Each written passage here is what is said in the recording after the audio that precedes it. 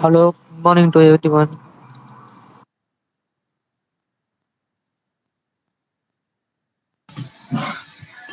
Morning, Gokul.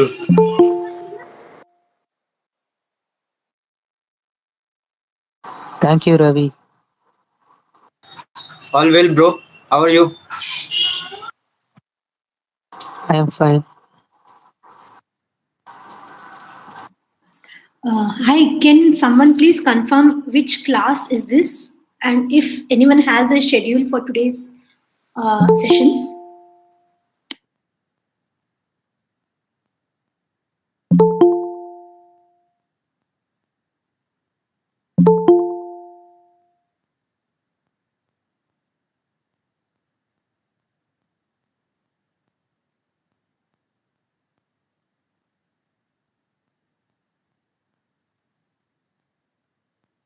Actually, none of us are aware, so I don't know. Maybe accounting, as that happens first most of the time.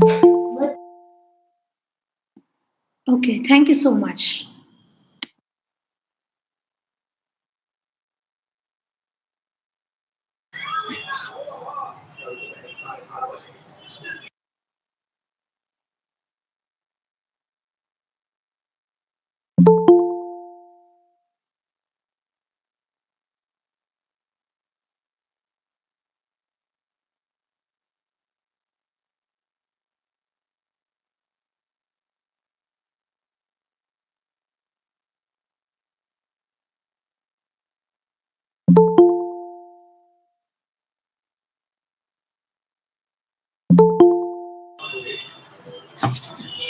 So, Pranav,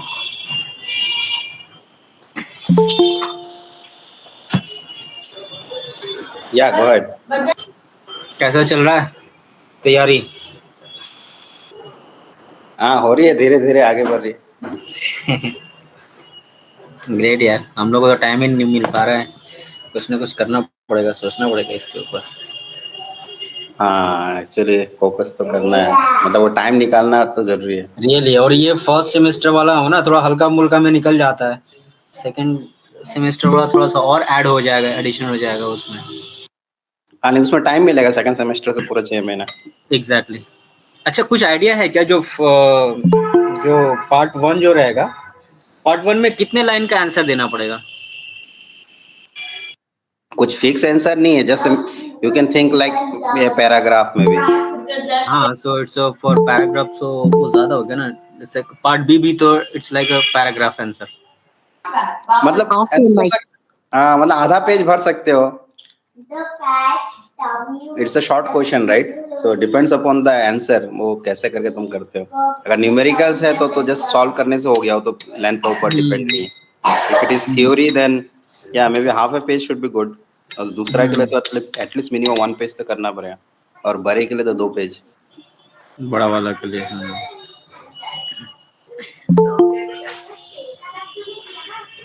ये open नहीं हुआ ना अभी portal fees के लिए, exam fees? हाँ, नहीं हुआ, शायद लेट ही होगा, मंडे को होगा कि नहीं पता नहीं. डेट कंफर्म, कोई चेंजेस नहीं हो रहा उसमें?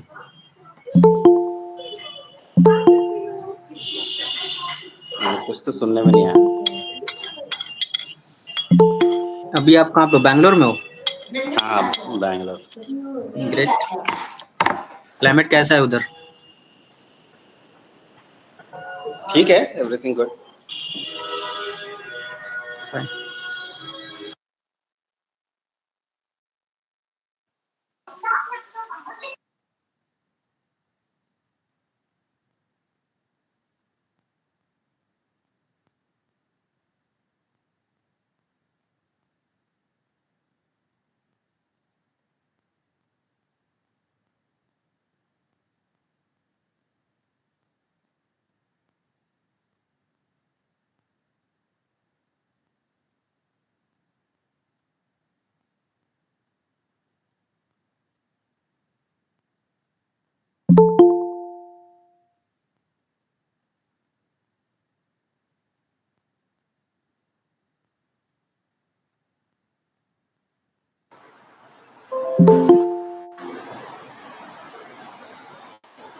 Good morning, all of you.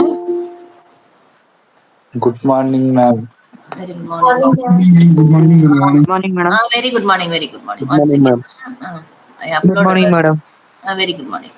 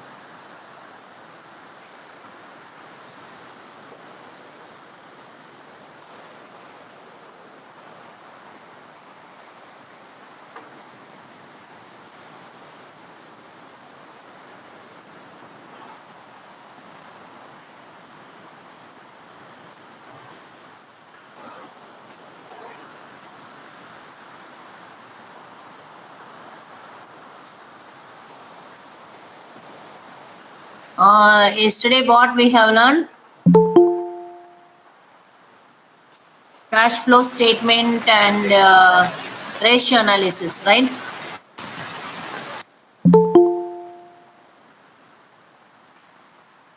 Do you have any doubt in that? Hello, can you hear me? Yes, madam. Can hear you. Do you have any doubt in yesterday's class? Cash flow statement and ratio analysis.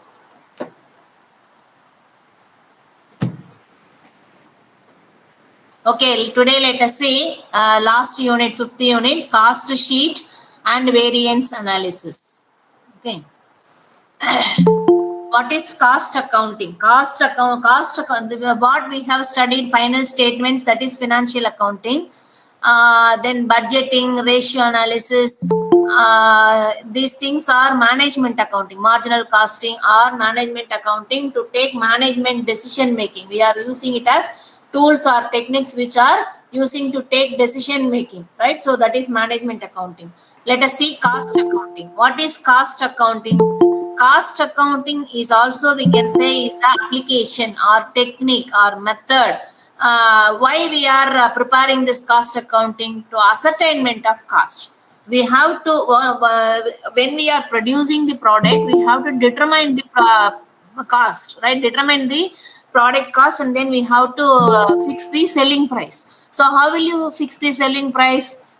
So what are all the expenditure you have incurred to produce the product plus some percentage of profit you will add, then you have to determine what is the selling price, right? So for that we need to have accounting for measuring the cost. What is the cost incurred to produce the product? Per unit cost you have to ascertain, right? So for ascertainment of cost, we need to have account of what is the expenses we have incurred to produce the product. That is called cost accounting.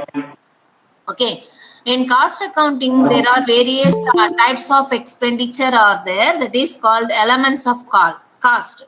Elements of cost, that is classification of various types of cost. So what are all the costs are there? Generally, when you are producing any type of product, there will be 3 types of expenditure.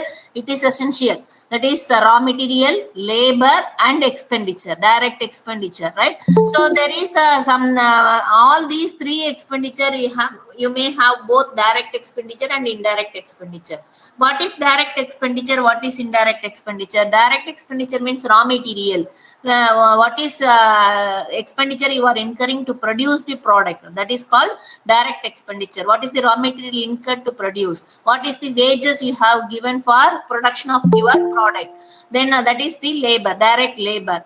Direct overheads, what are all the expenditure you are incurring for producing the product? That is direct overheads. What are all the indirect overheads? That is in factory expenditure, factory rent, then factory supervisor salary, All these things comes under indirect, that is production overheads or factory cost. We used to say it is a factory cost or production overheads.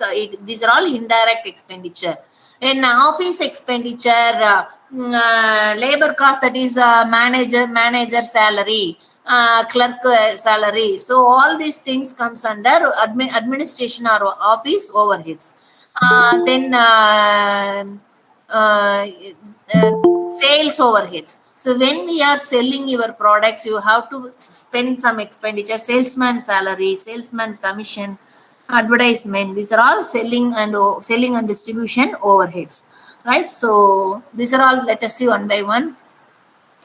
I already explained you direct expenditure, which are directly incurred to produce the product. So if you are having manufacturing of furniture, wood is the raw material, right? If you are having textile industry, that cloth is the raw material. So that is the direct material, right? So in the direct labor, what is the direct expenditure you are incurring? All these things I have explained already. See here, this is the cost sheet. Cost sheet specimen. We need to ascertain the cost incurred per unit. Per unit, how to calculate?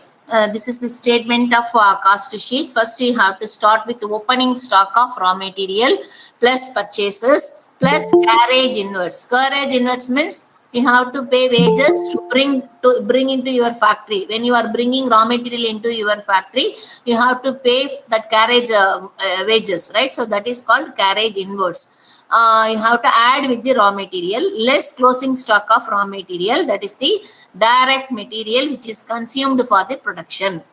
Direct material consumed for the production. How will you calculate?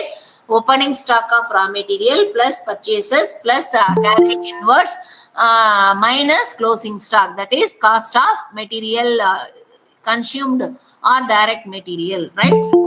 If you add this direct material, direct labor and direct expenditure, these three costs are called as prime cost. What is this? What is prime cost? Direct material, direct labor and direct expenditure, that is called prime cost. Prime cost plus factory or factory overheads or works cost are called as works cost. Or the factory overheads, if you are adding with the prime cost, that is called works cost. Works cost plus office or administration expenditure overheads are called cost of production.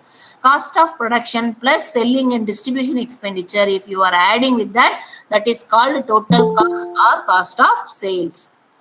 Total cost or cost of sales. You have to, this is the, you have to find out what is the selling price per unit, then add some profit, that is sales, right? So what are all expenditure which are excluded in this statement? The financial nature of expenditure, cash discount, interest paid, preliminary expenses written off, goodwill written off, provision for taxation, provision for bad debts, transfer to reserves, donations, income tax paid, dividend paid, profit or loss on sale of fixed assets, damages, anything. So any other financial nature, non-cash item and all these financial nature, you have to exclude it. Okay, from this cost sheet. Cost sheet, you have to take only what are all the expenditure incurred to produce the product. Okay. Let us see this problem, you will understand. Prepare a cost sheet of the following data relating to the manufacturing of jeans. This is the problem will be given in your examination point of view. You have to prepare this statement, right? So see here, number of jeans manufactured during the month. Cost sheet you can prepare weekly ones or monthly ones, 3 months ones, 6 months ones or yearly ones, whatever it is, according to the company's preference. No, there is no rigid rule for at the end of the financial year only you have to prepare like that. No, nothing like that, right? So here 1 month expenditure what you have incurred, you have to calculate, right? So number of jeans produced 1 month, 1000 units. Okay, direct material consumed is 20,000 rupees. Direct labor, these are all the expenditures are given, right? Let us prepare cost sheet for the year. For the month of what is the year given, you have to write. Inner column, outer column, right? 1000 units per unit you have to calculate, right? Per 1000 units you are What is the expenditure you are incurring for 1000 units? What is per unit cost, right? So direct material 20,000 is given for 1000 units. So the 20,000 plus labor 8,000, 28,000 is the prime cost. So 28,000 divided by 1000 units, so per unit cost is 28 rupees. Works are factory overheads. Works are factory overheads. What are all the expenditures are there? Direct labor, the supervision expenditure in factory, indirect labor, supervision cost, and then factory premises rent, factory lighting, oil and oil for machinery, then depreciation of machinery. Depreciation of machinery, even though it is a non-cash expenditure, you have to take into this cost sheet. Why? Because we are treating this as a expenditure. We are using that machinery, so that will be that also to be treated as expenditure. So you have to take it into this factory expenditure. So overheads, if you are adding with the prime cost, that is called works cost. Works cost plus office and administration. What are all the office and expenditure? Office overhead, office salary, and miscellaneous office expenditure. These three things. If you are adding office and administration expenditure, if you are adding with the works cost, that is called cost of production. Cost of production plus selling and distribution overheads, if you are adding, that is called total cost or cost of sales. Total cost or cost of sales. Cost of sales plus what is the information is given? Profit margin 20% on the total cost. Total cost of goods. Total cost of goods, that is 51,300 into 20%, that is 10,260. So what is the sales? You have to find out what is the sales is 61,560. So per unit cost is 61 rupee 56 paise. So this is the cost sheet you have to prepare, right? See this problem. In this problem, opening stock of material, not only opening stock of material and closing stock of material, work in progress opening stock and closing stock, finished goods opening stock and closing stock are given. So where you have to adjust all these things, I will tell you. First, opening stock of raw material, you have to take it first, add purchases, and expenses on purchases are given. See here, direct expenses on purchases at the time of purchases, that is carriage inward. At the time of purchases of raw material, what is the expenses you have incurred, that you have to add it in the purchases. So opening stock of raw material plus purchases plus expenses on purchases minus closing stock of raw material, right? So that is called materials consumed. So materials consumed plus direct wages. If you are adding direct wages, that is called prime cost, right? So here the direct overhead is not given.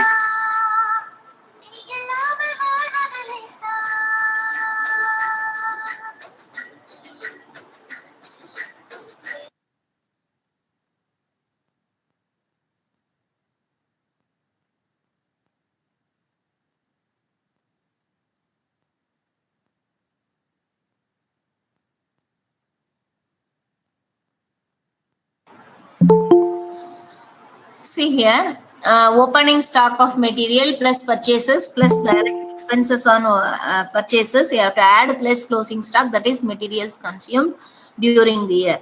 Direct wages, if you are adding, that is prime cost. Prime cost plus factory overheads. So when we are adding the factory overheads, we have to take work in progress. What is work in progress? In factory, some goods, some percentages only may be finished. 100% may not be finished.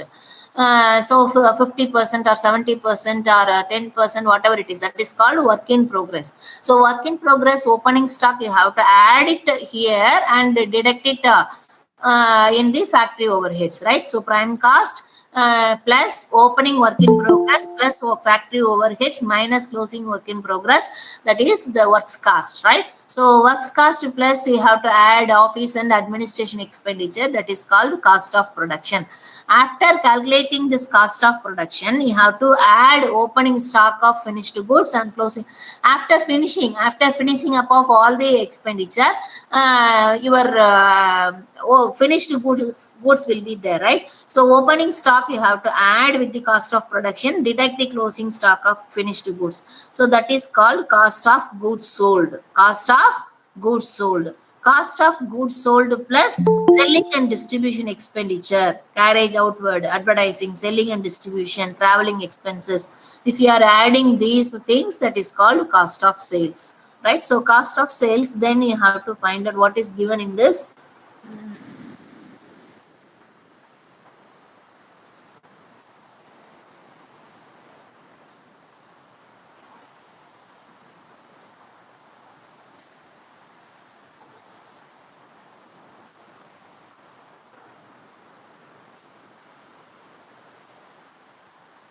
Sales given in your problem, right? Sales are given 2 lakhs. So sales given, so you need to find out only profit. Okay. So one question here. Yes. Yeah, so here it didn't mention it is for a month or something. So are we assuming it's only for September month and that's why the stock on the 30th September or whatever Yes, the 1 dates? month. For 1 month, what are the details are given, according to that you have to prepare. Yeah. What I'm saying, like, anything related to 30th September, you are keeping it the less, right? So you're reducing that from all the That is amount. closing stock.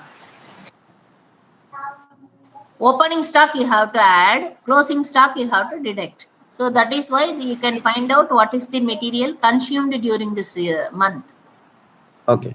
So we have to assume it's 1 month only. Yeah. Yes, 1 month.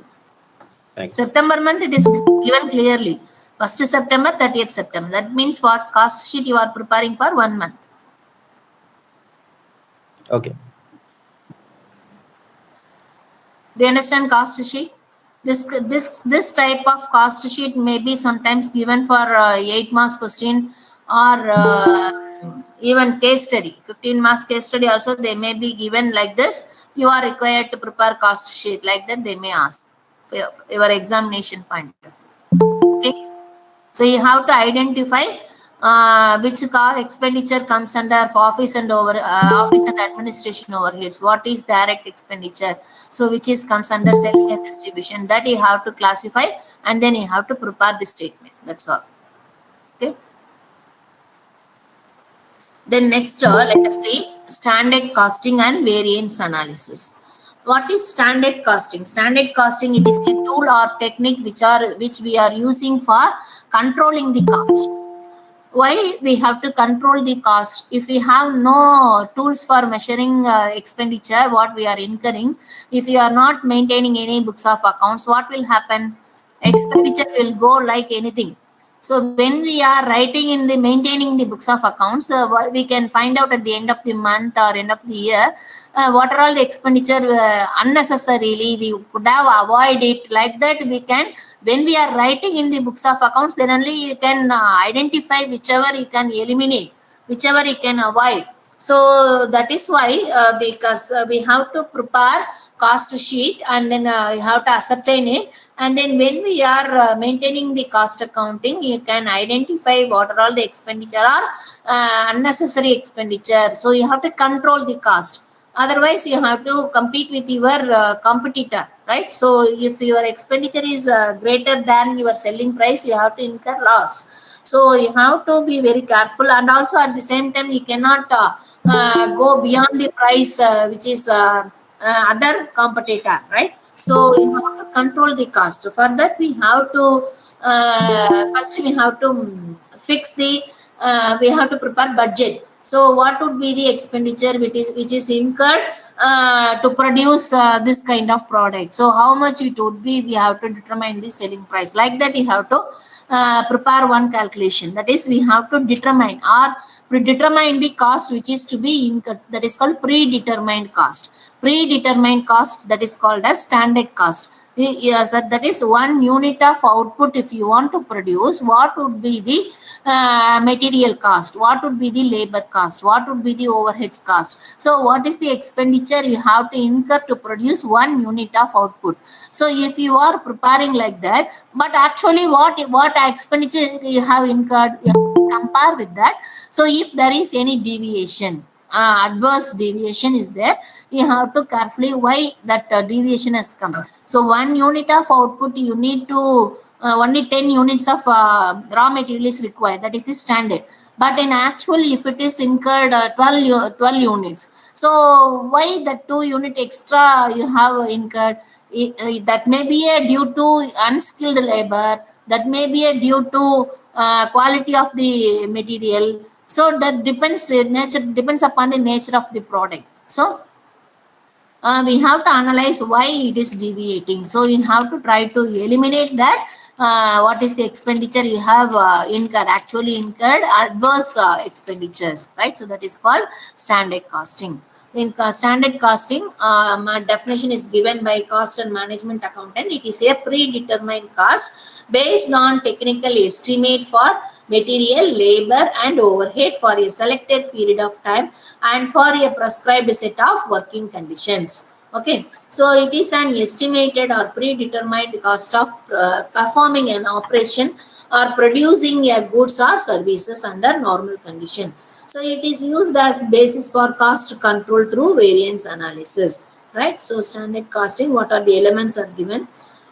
We have to prepare what are all the variance analysis. Variance means what? The difference between the standard costing and actual costing. That is the variances. That variances under each element of cost. So each element means what are all the element of cost? Material, labor and overheads, right? So you have to find out. So what are the types of variance analysis are there? That is material variance, labor variance, variable overhead variance, fixed overhead variance, sales variance. These are all the various types of variances. As per your syllabus, you have only material variances and labor variances. You have to, in the examination point of view, they will ask you questions. Your syllabus covered only material and labor.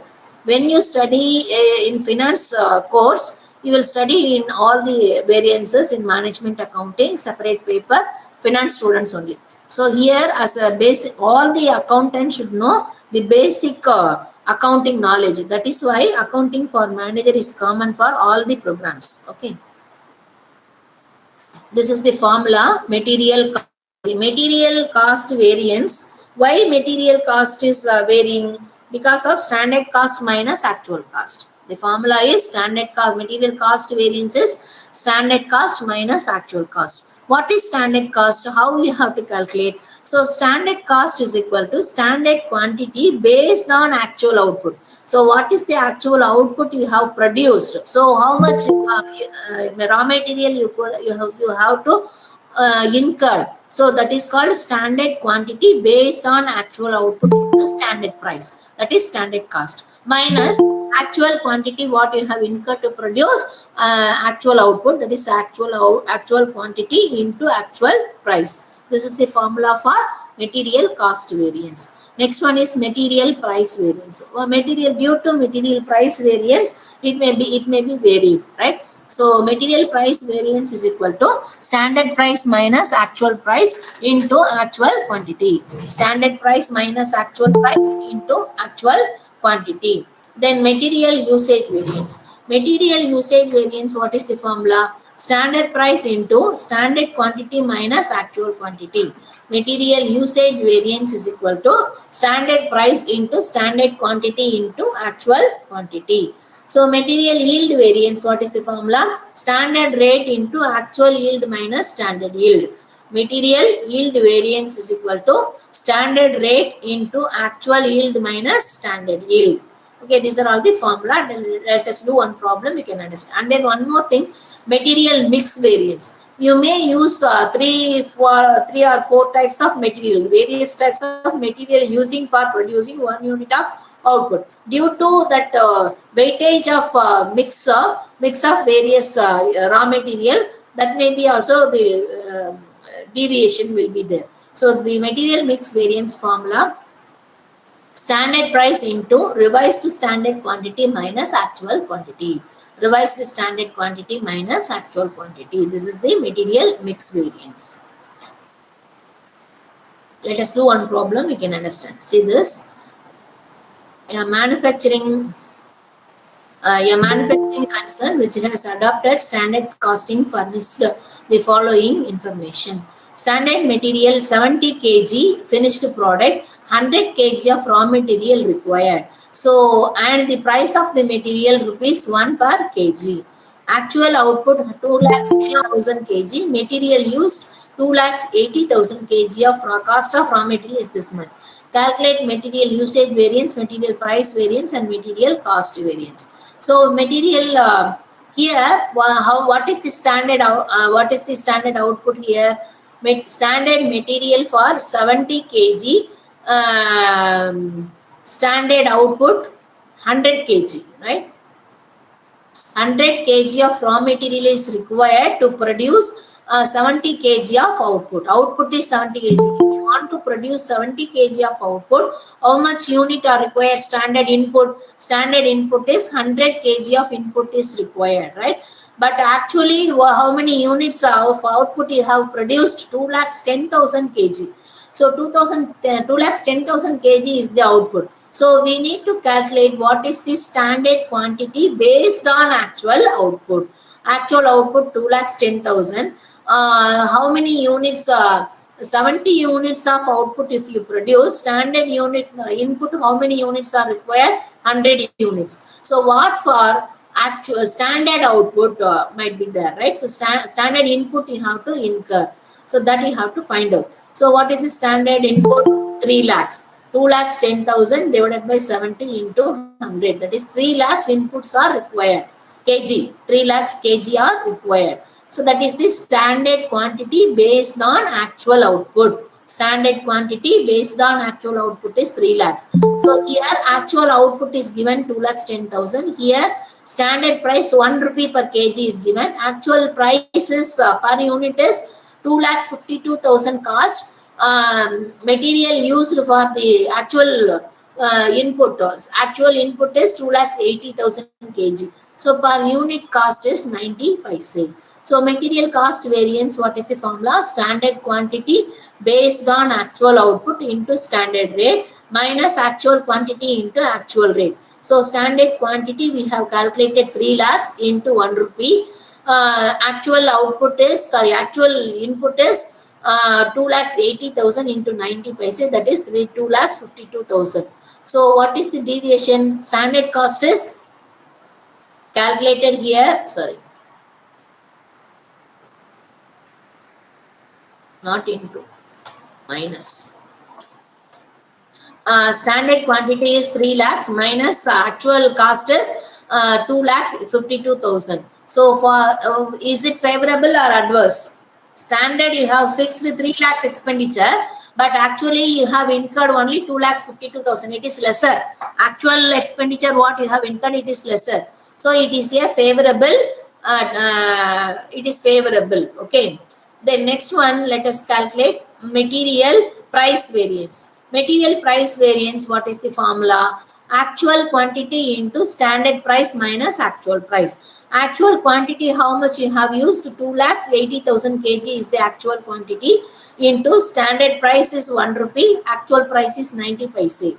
So what is the your standard price is greater than your actual price. So it is favorable. So 28,000 rupees is favorable, right? Next, material usage variance. Material usage variance, what is the formula? Standard rate into standard quantity based on actual output minus actual quantity. Right? Standard rate is 1 rupee into standard quantity based on actual output, that is 3 lakhs minus standard actual output is 2,80,000. So what is your material usage variance? Material usage variance is 20,000 favorable, right? Why? Because you have fixed this, your standard is 3 lakhs, 3 lakhs units, but actually you have used only 2,80,000, so favorable. So you can verify material cost variance is due to price variance and usage variance. So material cost variance is 48,000 favorable is equal to price variance is 28,000 favorable plus usage variance is 20,000 favorable. If you add these two, will be equal to this cost variance is equivalent to your price variance and usage variance. Do you understand this?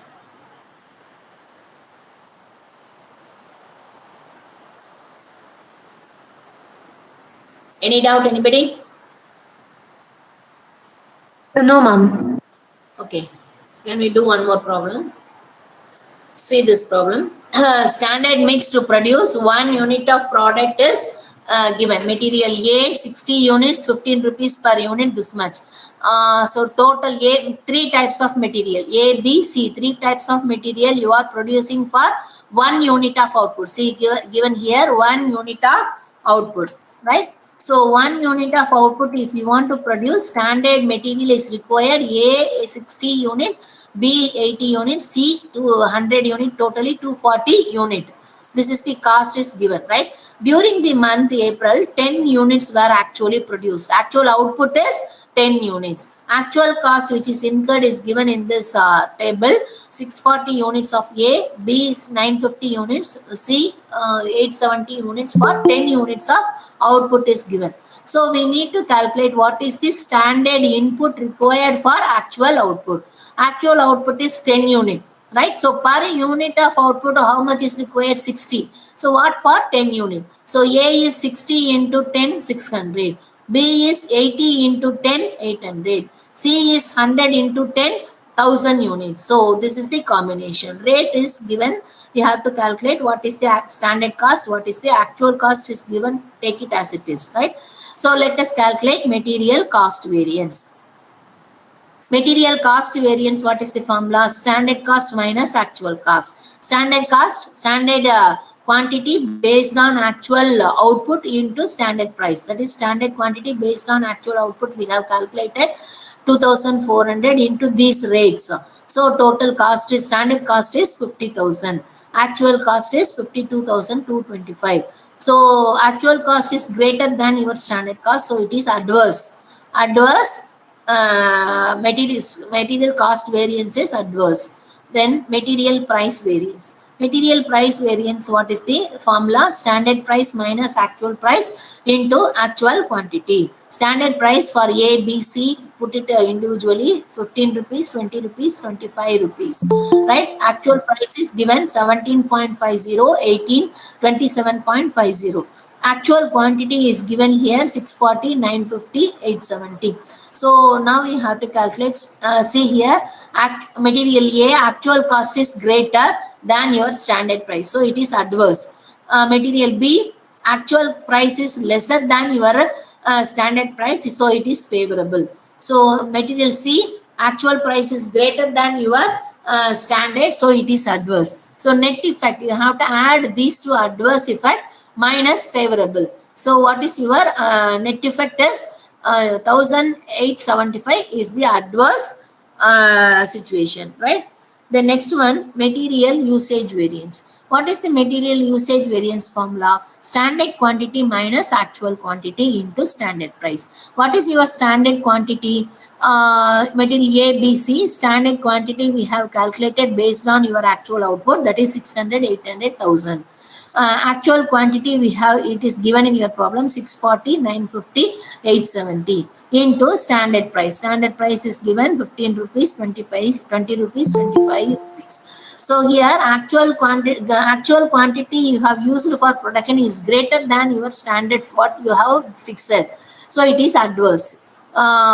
B, it is greater than B also greater than your standard, so it is adverse. C, it is actual quantity is lesser, utilized lesser than your standard, so it is favorable. So what is the net effect? If you add these two minus this favorable, that is adverse, 350 adverse, that is the material usage variance. So verify, you can verify material cost variance is 2225 adverse.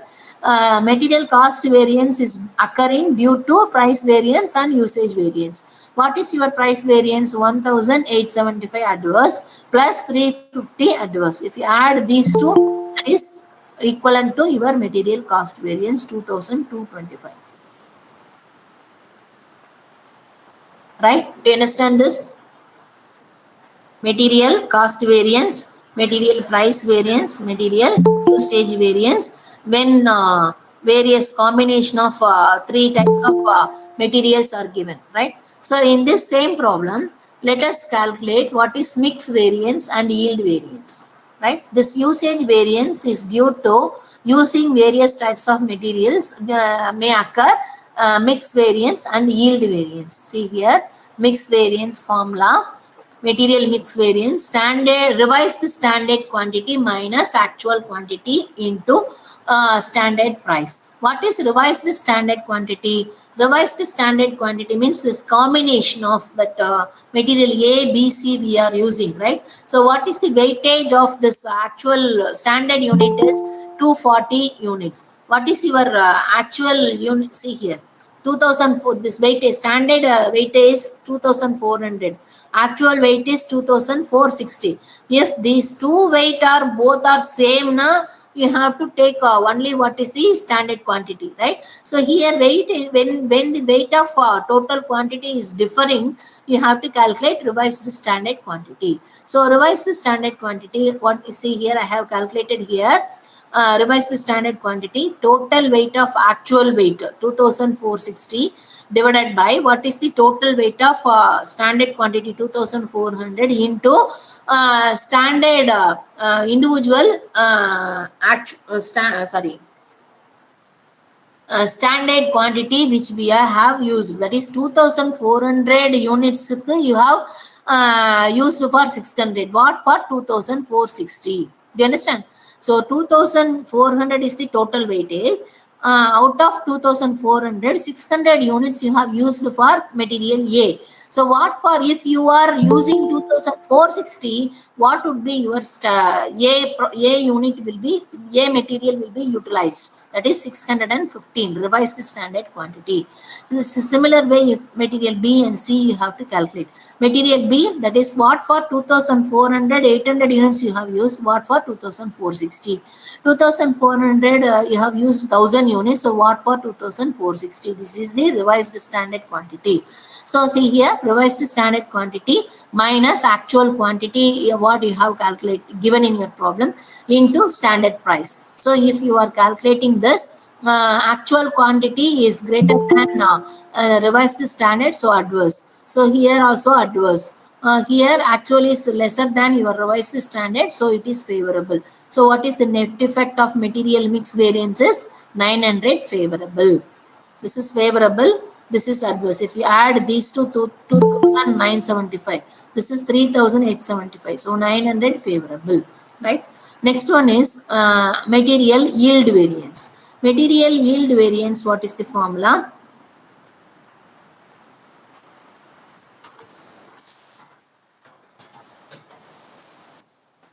Material yield variance.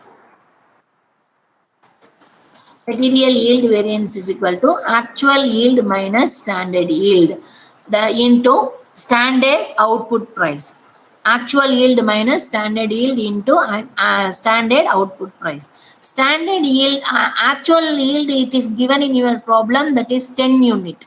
Actual yield is given in your problem 10 unit. 10 unit, it is the weightage is given 10 unit. This is the expenditure you have incurred. That is the actual output. So at standard yield, how will you calculate? Standard yield you have to calculate for what is the material used actually. So what is the material you have used for 1 unit of actual material 2460. Total raw material you have used 2460. For 1 unit of output, how much unit are required? For required 240 units only are required. So 1 unit of actual total material 2460 divided by 240 unit for producing 1 unit of output. So standard yield will be 10.25 units. Standard yield 10.25 units. So now you apply this formula. Actual yield is 10 unit minus standard yield is 10.25 unit into standard output price. Output price, how will you calculate? Output means 1 unit of output. 1 unit of output. 1 unit of output standard cost which is to be incurred 5,000 rupees. Right. So 5,000 is the standard output price.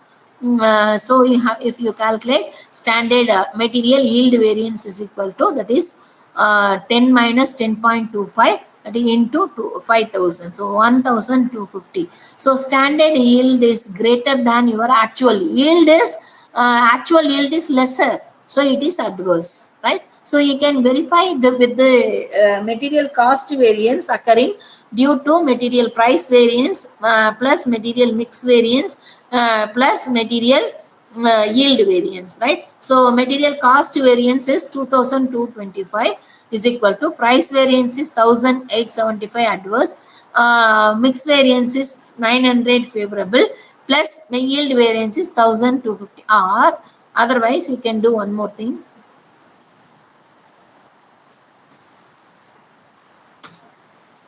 Material usage variance is equal to material mix variance plus material yield variance. So usage variance is how much?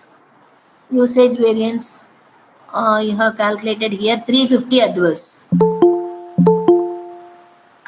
350 adverse is equal to material mix variance is 900 favorable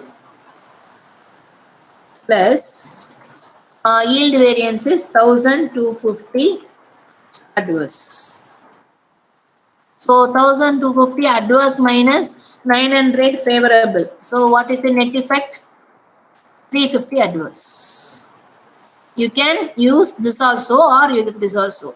Material cost variance is due to material price variance and material usage variance. Material usage variance is due to material mix variance and yield variance. So material usage variance is equal to material mix plus material yield variance. That's all.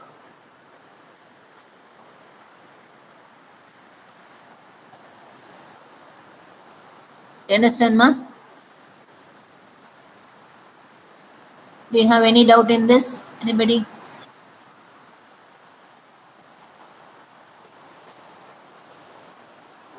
Ma'am, how to find adverse and favorable, ma'am? That is, you have to see the actual cost is if it is greater than your standard, that is adverse, no? Actual cost, what you are incurring, you are comparing with your standard. So actual cost, if it is greater, it is adverse. Actual cost, what you are incurring, that is lesser than your standard, it is a favorable. Actual price, if it is lesser than your standard, that is favorable. Actual price, if it is greater than your standard price, so it is adverse. Right? Okay, ma'am. You have to think of logically. Yeah, one question. So this verification is a required step or just only for our purpose? No, verification is not required. It is for your purpose. Whether you have done correct or not. You can verify by yourself. Sure. It is not required. It is not a part of answer. It is for your convenience. You can verify your answer is correct or not. Okay. Can we go next one?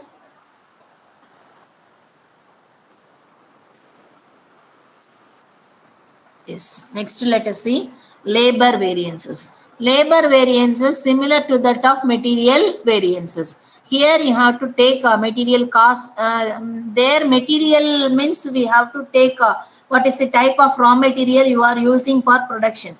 Here type of labor. Type of labor, maybe one type of labor or skilled labor. We can classify into three: skilled labor, semi-skilled labor, unskilled labor, like that. So you can divide. So their rate material price per unit or kg per unit. Here rate per hour. So material labor variances you have to calculate same formula only. Here you have to, instead of unit price, you have to take rate per hour. Their material unit price, instead of unit price, here you have to take hours, number of labor hours. Okay. So material cost variance, same thing, standard cost minus actual cost. Standard cost, how you have to calculate standard hours based on actual output. Standard hour, how many hours you are producing for unit of 1 unit of output, actual output, that you have to calculate. Standard rate into standard hour based on actual output minus actual rate into actual hour, right? That is the standard labor cost variance. Labor the material price variance, there we have calculated. Here you have to calculate labor rate variance. Labor rate variance means actual hour actual hour used for producing the product into standard rate minus actual rate. Labor efficiency variance. Efficiency variance you have to take their usage variance. Material usage variance, here we have to call it as efficiency variance. That is standard rate into standard hour minus effective actual hour. What is effective actual hour? Actual hour may be 10 hour or 50 hour, whatever it is, but sometimes power cut down, machinery repairs, due to that some idle hours will be there. So what is the actual effective hour you have used for production, that you have to take. For calculation of idle time, idle hour, you have to take another one more additional formula, that is labor idle time variance. Labor idle time variance formula is idle hours into standard rate. Idle hours into standard rate, that is the idle time variance, right? Then their material mix variance, here labor mix variance.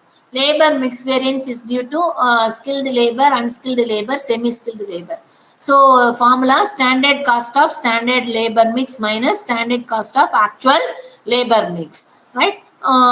When you have that number of labors, the weightage is differ, you have to calculate revised standard hour minus actual hour into standard rate. Yield variance, labor yield variance, that is standard labor cost per unit of output into standard output for actual hour minus actual output. Similar to that material variance, here you have to take hour and rate. Okay, let's see this problem. Type of worker AB, rate is given, this is the standard, rupees 120 per unit. 1 unit of output, if you want to produce, labor wages you have to give 120 rupees. Material labor A, this much hours are required to produce 1 unit of output. So total actual hours of output, actual units output is given 100 units. Actual hours are given A 3200, B 1900 hours. Rate is given per hour. So this is the actual cost. You are required to calculate material cost variance, labor rate variance, material efficiency variance, labor efficiency, labor mix variance. So we have to calculate what is the standard hour based on actual output. Actual output is 100. For one output, if you are producing, 30 hours are required. What for 100? So 30 into 100, A is 3000 hours. 20 into 100, that is 2000 hours. Standard hours based on actual output. Okay, so 5000 hours totally. Amount is this much actual. So what is this labor cost variance? Standard cost minus actual cost. Standard cost, we have calculated here 12,000 minus actual cost 12,400. So the actual cost is greater than your standard cost. So it is adverse, right? The next one, labor rate variance. Formula, standard rate minus actual rate into actual hour. So standard rate is A is given here 2 rupees, 3 rupees. Actual rate is given 1 rupee 50 paise, 4 rupees. So into actual hour. Actual hour is given 3200, 1900. So you have to calculate. For A is rate is actual rate is lesser, so it is favorable. B, actual rate is greater, so it is adverse. Net effect you have to take 300 adverse. Labor efficiency variance. Efficiency variance formula, standard hour into actual hour into standard rate. So actual effective hour you have to take, right? So see here 3200 hour it is given. A 3200, 1900. In this problem there is no idle time is given. Suppose actual this is the 3000 out of 3200, 10 hours are idle, machine shut down. Like that, if it is given, you have to take only 3100 hours. That idle hours you have to separately calculate, right? So in this problem the idle hours are not given, so you have to take actual hours what is worked. So what A actual hour what you have used, it is greater so than the standard hour, so it is adverse. B, it is actual hour you have lesser number of hours you have used, so it is favorable. Net effect is 100. Next one, labor mix variance. Labor mix variance, what is the formula? Revised standard hour minus actual hour into standard rate. Revised standard hour means what? This is the total actual combination is 5,000 hours, standard hour. Actual hour combination is 5,100. For 5,000 hour, 3,000 hour you are using. What for? 5,100. That is the revised standard hour. So that is 3,000. See, I have calculated here. For 5,000 hour, it is 3,000. What for 5,100? 5,000 hour, 2,000 you are using. So what for 5,100 hours? So the revised standard into actual hour into standard rate. That is the material mix variance. So net effect is 140 favorable. Right? Yield variance I have calculated here. Yield variance formula, standard rate per unit of output into standard yield based on actual input minus actual output. So standard yield, that is I have calculated standard yield based on actual output, that is 102. Actual output it is given 100 units. So here 102 units, how you have calculated? Actual hours, number of hours is 5,100. So 5,100 divided by, for 1 unit of output, how many hours are required? 50 hours. So 5,100 divided by 50. So how many hours? Standard yield 5,100 divided by 50. So 102 unit. That is the standard yield. 202 minus 100. A standard rate per unit of output. Per unit is 120. So if you are calculating, labor yield variance is 240 adverse.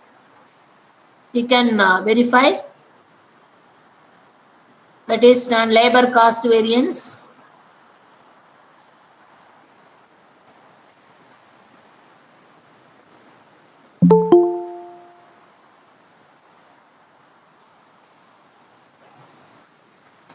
Do you understand this? Labor rate variance, cost variance, efficiency variance, mix variance, yield variance. They did not ask you, even though I have prepared it here for your purpose.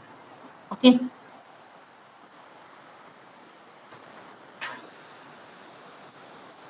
That's all with regards to I have completed a whole unit, whole syllabus.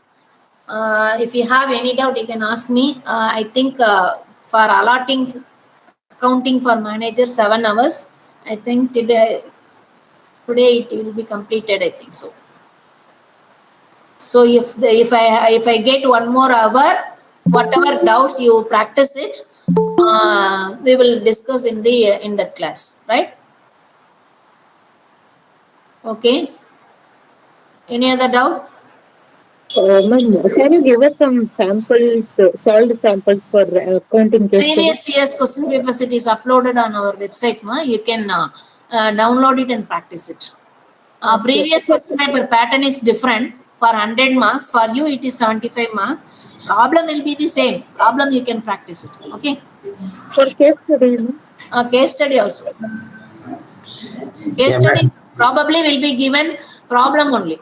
Like final accounts, final statements, to prepare trading profit and loss account and balance sheet, or sometimes they may ask you managerial decision making, key factor or limiting factor, or accepting the export order or not, like that. Or sometimes cost sheet they may ask, sometimes fund flow statement or cash flow statement they may ask, sometimes ratio analysis, that equations will be given, you are required to prepare balance sheet, that kind of problem also may be given.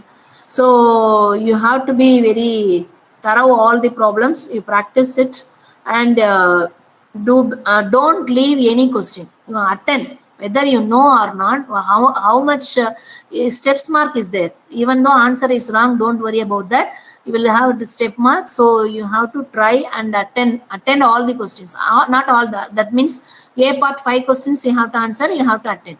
B part 5 questions you have to answer, attend. C part only 1, don't quit it. You have to attend, because suppose for getting pass mark, we need to put some more marks. If you don't attend, it is difficult for us to put the marks. right? You please attend all the questions. Okay, I leave other faculties waiting. All the best. Okay. Just one last one. The PPTs, could you share for all the? It is Yes, already uploaded I'm on supposed to ask the website. same. Uploaded on website. You can download it. Okay. Bye. This one is not uploaded, I think. Yeah, uploaded. You can download it. You see in our website. Excuse me, ma'am. Oh, yeah. Good morning, ma'am. Good morning, all of you. Good morning, madam. Just I'm sharing my screen. Good morning, ma'am.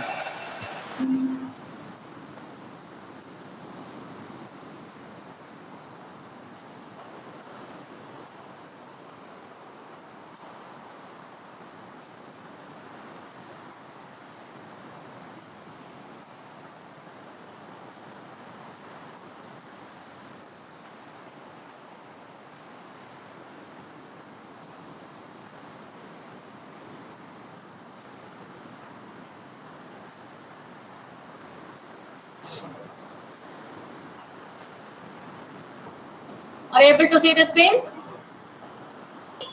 No, ma'am. Yes, ma'am. No, ma'am. No, ma'am. No. No, ma'am.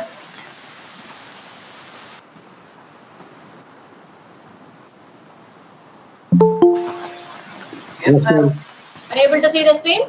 Yes, ma'am. Yes, ma'am. Yes. Yes, ma'am. Shall we start our class? Yeah.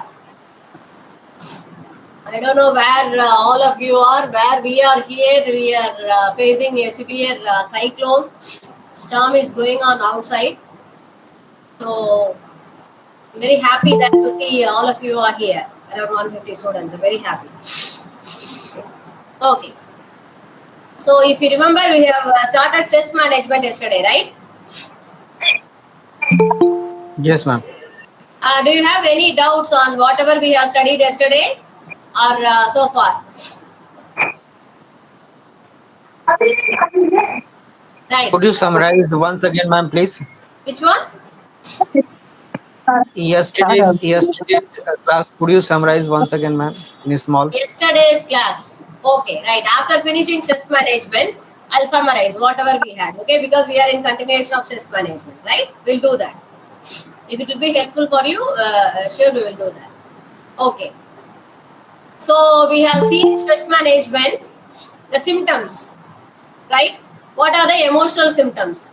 And I told you that you cannot have an exhaustive list of that because there are so many symptoms which is very unique. Every individual has their own way of experiencing the stress, right?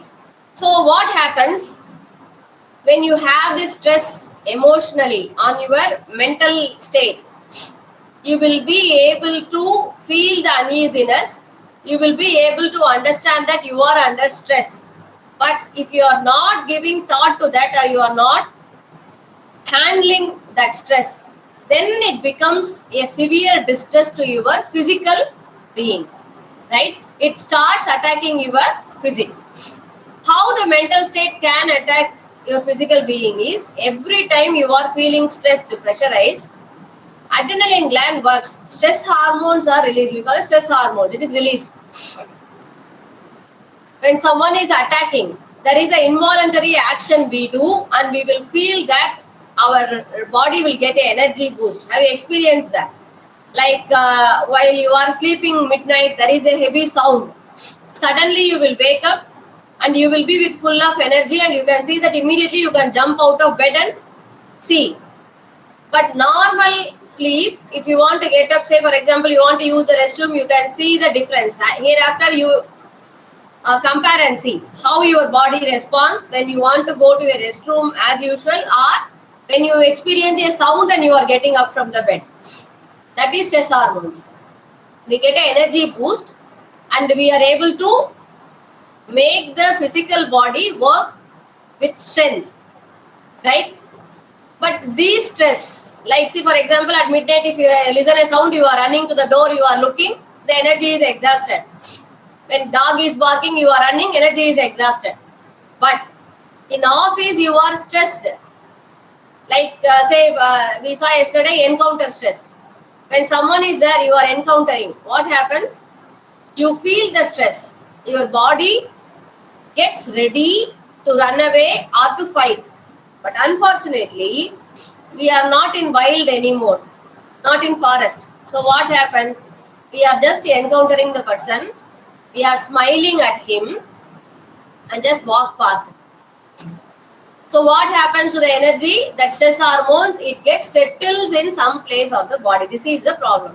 When you are continuously having stress and the hormones residues are into your body, some of the organ absorbs and any organ can get damaged or repaired by the stress. That is why you cannot pinpoint what the stress can cause to anyone. Some people can get headache, some people can get eye pain, some can get shoulder pain, some can get neck pain. Anything can happen because of stress. A common physical symptom is hypertension. You get hypertension, which is the first step for blood pressure. So once you get the hypertension, then blood pressure, then blood clots, then heart attack, cardiac arrest is a common root cause of stress. You can see that this is a common phenomenon in a workplace where you see that even 40s, 50s, a very young person can get cardiac arrest. We'll be wondering, he's a fit person, he's a young one, how he got cardiac arrest? He would have not handled the hypertension caused due to stress, right? So this is how stress can attack your body. So you have to be careful when you feel emotionally stressed. That time itself you should nip the bud. You should start handling when it is in your mental state itself. Don't let the stress enter your body. Okay, right. This is for you as a teacher. I would like to share this to you. Okay, now how this affects the performance? It affects the body. We know it affects the mental state. You are not calm, cool, all those things. Okay. It's very easy to understand, right? When you are not okay, you will not be able to concentrate on your work. Stress affects the productivity, right? So how it affects the productivity? You need stress to do some work, because if you don't have that at all, you don't have a level of anxiety. We have seen this arc in the anxiety level also. Same thing. Stress and anxiety are like sisters. It is interrelated. Actually, anxiety is a symptom of stress. Okay. But it is a very common one that everyone has that anxiety. Palpitation anxiety is a common for all the human beings. Okay. Right. So what happens when you have a balanceable, when you can have a stress which can be handled, your productivity goes high, because you get that hormones, you get that energy, and you are running, you are motivated by inner self, and you run towards the goal, right? But you have had reached the destination, still you are made to run. Imagine like in a race course, a person runs for 100 meters, he will run with Josh. Once he hits the 100 meters lane, he cannot stop. You are saying go for next 100, next 100, next 100. Can he keep up the same speed? No. This is what happens when you are continuously stressed. When you reach one destination, you should take your time, get settled down, calm down, get ready, and then start working again. But unfortunately, this is not happening in the workplace, right? So what happens?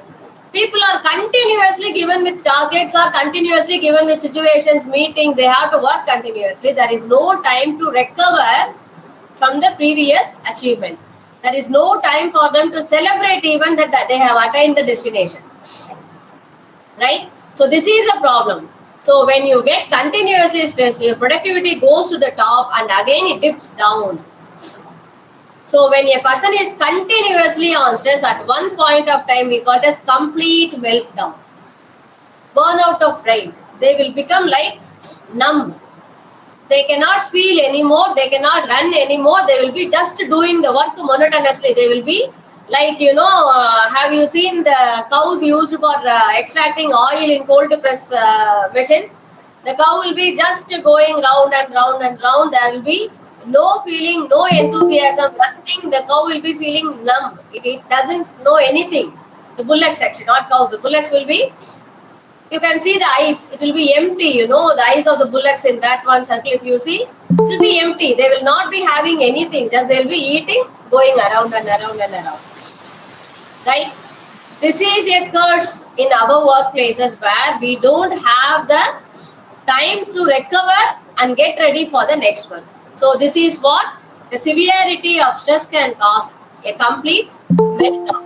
They can have a burnout, and this leads, actually this is not only bad for the employees, this is bad for the organization also, because when a person is meltdown, the attrition rate will go high. That is why you can see that. Have you ever wondered how the software companies can take up every campus interview I have seen, they will come and take 2,000 students every year. Where is the space to accommodate all of them in the companies? 2,000 from one college every year means how many percent they are taking? Have you ever wondered where is the place? That means the attrition rate is that much. Every year 2,000 people are going out of the organization. Why they are going out of the organization? Burnout and other stress reasons, right? So why I am emphasizing, why I am stressing this one is, this is a very common thing which many people doesn't give importance to. As management students, now you understand your stress and also your colleague stress, peer stress, your subordinate stress, your superior stress, also in your family. Look into the people, whether they are stressed out or not. Stress is becoming a very common disease now. Even though it is only a mental state, it is converted into disease, and people are getting a lot of complaints because of the stress when it is poorly handled. But stress can be handled, okay? Right, let's see how it is done. How stress can be handled. When it is individual, you want to handle yourself. Very simple, you know, it is very easy when it is in the lower level. When the stress is lower level, it is very easy. But you have to identify the stressor. You should know why I am getting stressed. What is the cause? What is the seed that is making me stressed? That we call as stressor, right? So you have to identify and track the stressors. Like say for example, sometimes you may get stressed because of loud sounds. Yeah, go away from that place. Simple. Identify the stressor. If it is possible, avoid it. Right? Track the stressors. But this is not always possible, right? Say for example, in your marriage, I don't like the loud sound. You can get away from that. You need not attend. You can attend the reception instead, but receptions also they blare with the bigger sounds. Avoid going, possible. But how can you avoid something in your office? You are forced to. What you can do by that time? Develop healthy responses. Face it, right? For example, the encounter stress which we were discussing, that you are stressed out by looking one person, it is not the person's fault. Are you able to understand? He is just walking in the corridor. It is your reaction. You are getting stressed out by looking at him. Track the stressor. He is the stressor now, right? Track him. By this time, if he goes, avoid. If it is not possible, you have to sit in front of him in the meeting. Develop healthy response. It is a practice. You have to cultivate the habit of how to handle your stress, right? So you have to find out some tips and tricks how to handle the response, because it comes from you. That you can have the control over with. Establish boundaries, right? So this is also from your side. You have to do this. I don't want to get stressed, so I have to do this, right? I know a student who got stressed by looking at horror movies. But she liked horror movies. She will go, she will see that, and because of fear, next 5-6 days she will be stressed out. Establish boundaries. Don't go with friends to horror movies. If they call you for horror movies, have the boundaries. Say that I will not come. Very simple. We get my point, but we don't do that. That is the paradox of this one. Relaxing techniques. It is a very, simple way of handling stress. You need not do anything, very simple. What we do all these years, breathing. but concentrate on the breathing. Why? It is very logic. Some people will say, why breathing will relax? Yes, how it is logical. When you are shallow breathing, the air will not reach the lungs. Shallow breathing, you are removing it from here. When you are focusing on your breath and holding the breath slowly, you are inhaling and exhaling, the amount of oxygen you are giving to your body increases. The amount of oxygen you are giving to your brain increases. Right? So when oxygen is given in abundance to the body easily calms down. Now imagine, just think what happens when you are in panic and anxiety. You will be breathing heavily. Have you noticed? Have you seen anyone in panic? What they will be doing? Breathing heavily, right? Why is that? You need more oxygen when you are working. Simple. So do that. When you inhale and exhale, slowly you get the oxygen, brain calms down. This is relaxing technique. Simple. If you cannot focus on your breath, listen to music. Music should not be blaring. Music should be soothing with same set of tal, a rhythm. What happens when you listen to some rhythm? Your heart, pace and the breathing comes to the rhythm. You calm down. So don't get blaring fast beat songs. That will make you more panic. So when you do that, when you get into a rhythm, like lullaby, you know how you sleep when your mother sings lullaby, same thing. Because it has a rhythm. Slowly it is swinging, going and automatically the oscillation will give you the relax. Same thing. Listen to these kind of musics or just pranayam. Pranayam is a very good technique to calm yourself down in any situation. Even when you are entering into the exam hall, you feel panic, stressed out.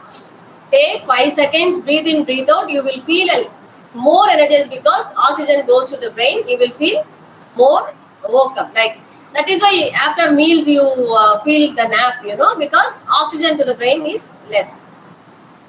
Communicate with superiors. It is in the workplace. Whatever is causing you stress, you are not able to handle. Speak out openly. Stand up for you. Most of us doesn't do that.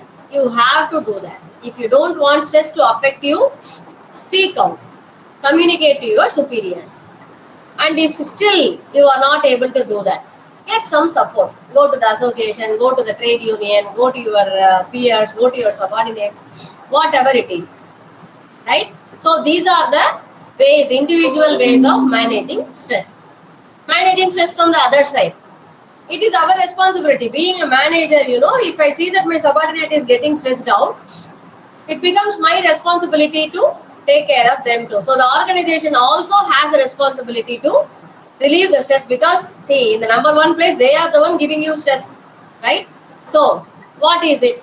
Providing understandable job responsibility. As we have seen, most of the workplace stress comes from role ambiguities. The role is not defined, you are getting confused and that results in stress. So, relieve that. Provide a proper responsibility and job design.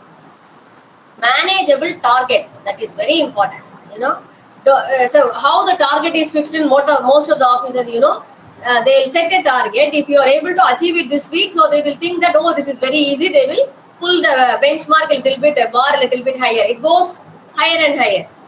It is okay for TQM purpose and all, but when it becomes impossible targets, that will create stress. So have consideration towards when you are fixing the targets and achievables. Then breaks between exhaustive work. This is very important. When you are continuously doing, you have to look away, get away from that place, have fresh smell, see something else, come back. So breaks are important. Job rotation, high and low stress jobs, because there are jobs where you get more stress and less stress. So rotate the people. Don't keep one person just because he is doing very good on the high stress level, and just because one person is not competent enough, put it in the low stress job. Rotate them, train them, and so this will give the recovery period for them that we have discussed now. Proper training and support so that they will be able to achieve the targets. Happy, healthy, harmonious workplace. I know this sounds very fantastical, ideal, but it is possible in some workplaces where you can have a harmonious and happy people together. providing job security and growth opportunity. That is another one thing, because the stress comes out when you are not feeling safety and security. So give them job security. So these are the things you can do from the organizational side. Okay. So what a manager can do. Apart from that, I have seen in many organizations, they send for paid vacations, they give feast or do the birthday parties of the employees, give them some tickets to go to some movies. Like that, there are some organizations which do this kind of stress relieving in many places. Okay, what a manager can do, apart from organization, how to handle the stress. Listen to the feelings of the subordinate. If you are not even resolving, many times just listening will remove the stress. Have you experienced that? You don't want the resolution. See, some person has abused you, your peer, someone has talked rubbish about you. You don't want to take this, but you just want to put it into the manager's ears. Many times they will just brush off, go, they will not listen.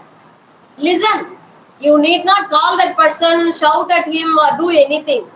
Just listen to the feelings of the subordinate who got abused, victimized, and just pacify them.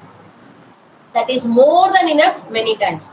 Because in this fast-paced world, what happens, people don't have time for other people. The empathy level is coming down. So what happens? You don't have the time to give the ear to the other person and see what is his feelings. The people are not always down. Remember that. Okay, the people are not always stressed out and down. It is sometimes it happens. So when they are in the down phase, give your hand and pull them up. God knows when you will feel down and you will need their hand. Right? So listen to the feelings. Share own feelings of disappointment. Say, for example, when a subordinate is talking about the organization that I am not getting promotion, I am getting victimized here. Share if you have a disappointment, nothing wrong. Don't take the side. Say that, yes, I understand. I also have crossed that path. This also will relieve the stress. Share feelings of guilt. If you have done something, you are the reason for that person to get stressed out. Own the guilt. Take the responsibility. Don't always push it to the other person. Help them to own up their feelings. If they have done something wrong and they are getting stressed out, right? Help them to take the responsibility. Guide them how to come out of that. Help them to confront reality. Help them to assess, understand the damage, why they should not be frustrated, and develop alternative solutions to the problems. Give them other shifts. Make the targets a little bit easier. Right? Whichever is possible within the framework of the organization, try to do that. So this is what a manager can do. So this is about stress. Okay. So far what all we have seen, how a person, to summarize, as someone asked, how a person gets his personality and what are his values, how he develop his beliefs, and how the beliefs comes out as actions called attitudes. Why the personality is so important for a person, right? Because that is how the world is seeing him. How he is seeing him and how he wants others to see, how he thinks others is seeing, all these are the result of, or all these are the roots for cognitive dissonance. Because you feel something, believe something, you are doing something, right? Try to align all these things if you want to become a true self. How you can do that? Slice and see the layers. What are you? Who are you? What you are doing? And is your actions aligned with your beliefs? When you are able to ask these questions and answer honestly, you will, one day you will come to know who is the true self. Maybe these all things sound philosophical, but not. This is existence, survival. How you can survive without, what do you say, conflict between yourself. Because conflict with others can be easily resolved, you can get away from that. Or you can say some lies also, apologize without heart, you can do whatever you want dishonestly and come out of that when you have a conflict with third party. But when the conflict is within you, you cannot lie because you are lying. You cannot be dishonest because again, you cannot cheat you because again So The conflict within the self is very dangerous. Don't ever allow that. Right? Try to solve it as early as possible. So this is personality, and when the behavior in the workplace is not as per the expectation of others, stress comes out. What is stress? How to handle that? That we have seen. Right? So far, this is what we have seen in the OB lessons. Clear? Can we go to the next one? Any doubts in this?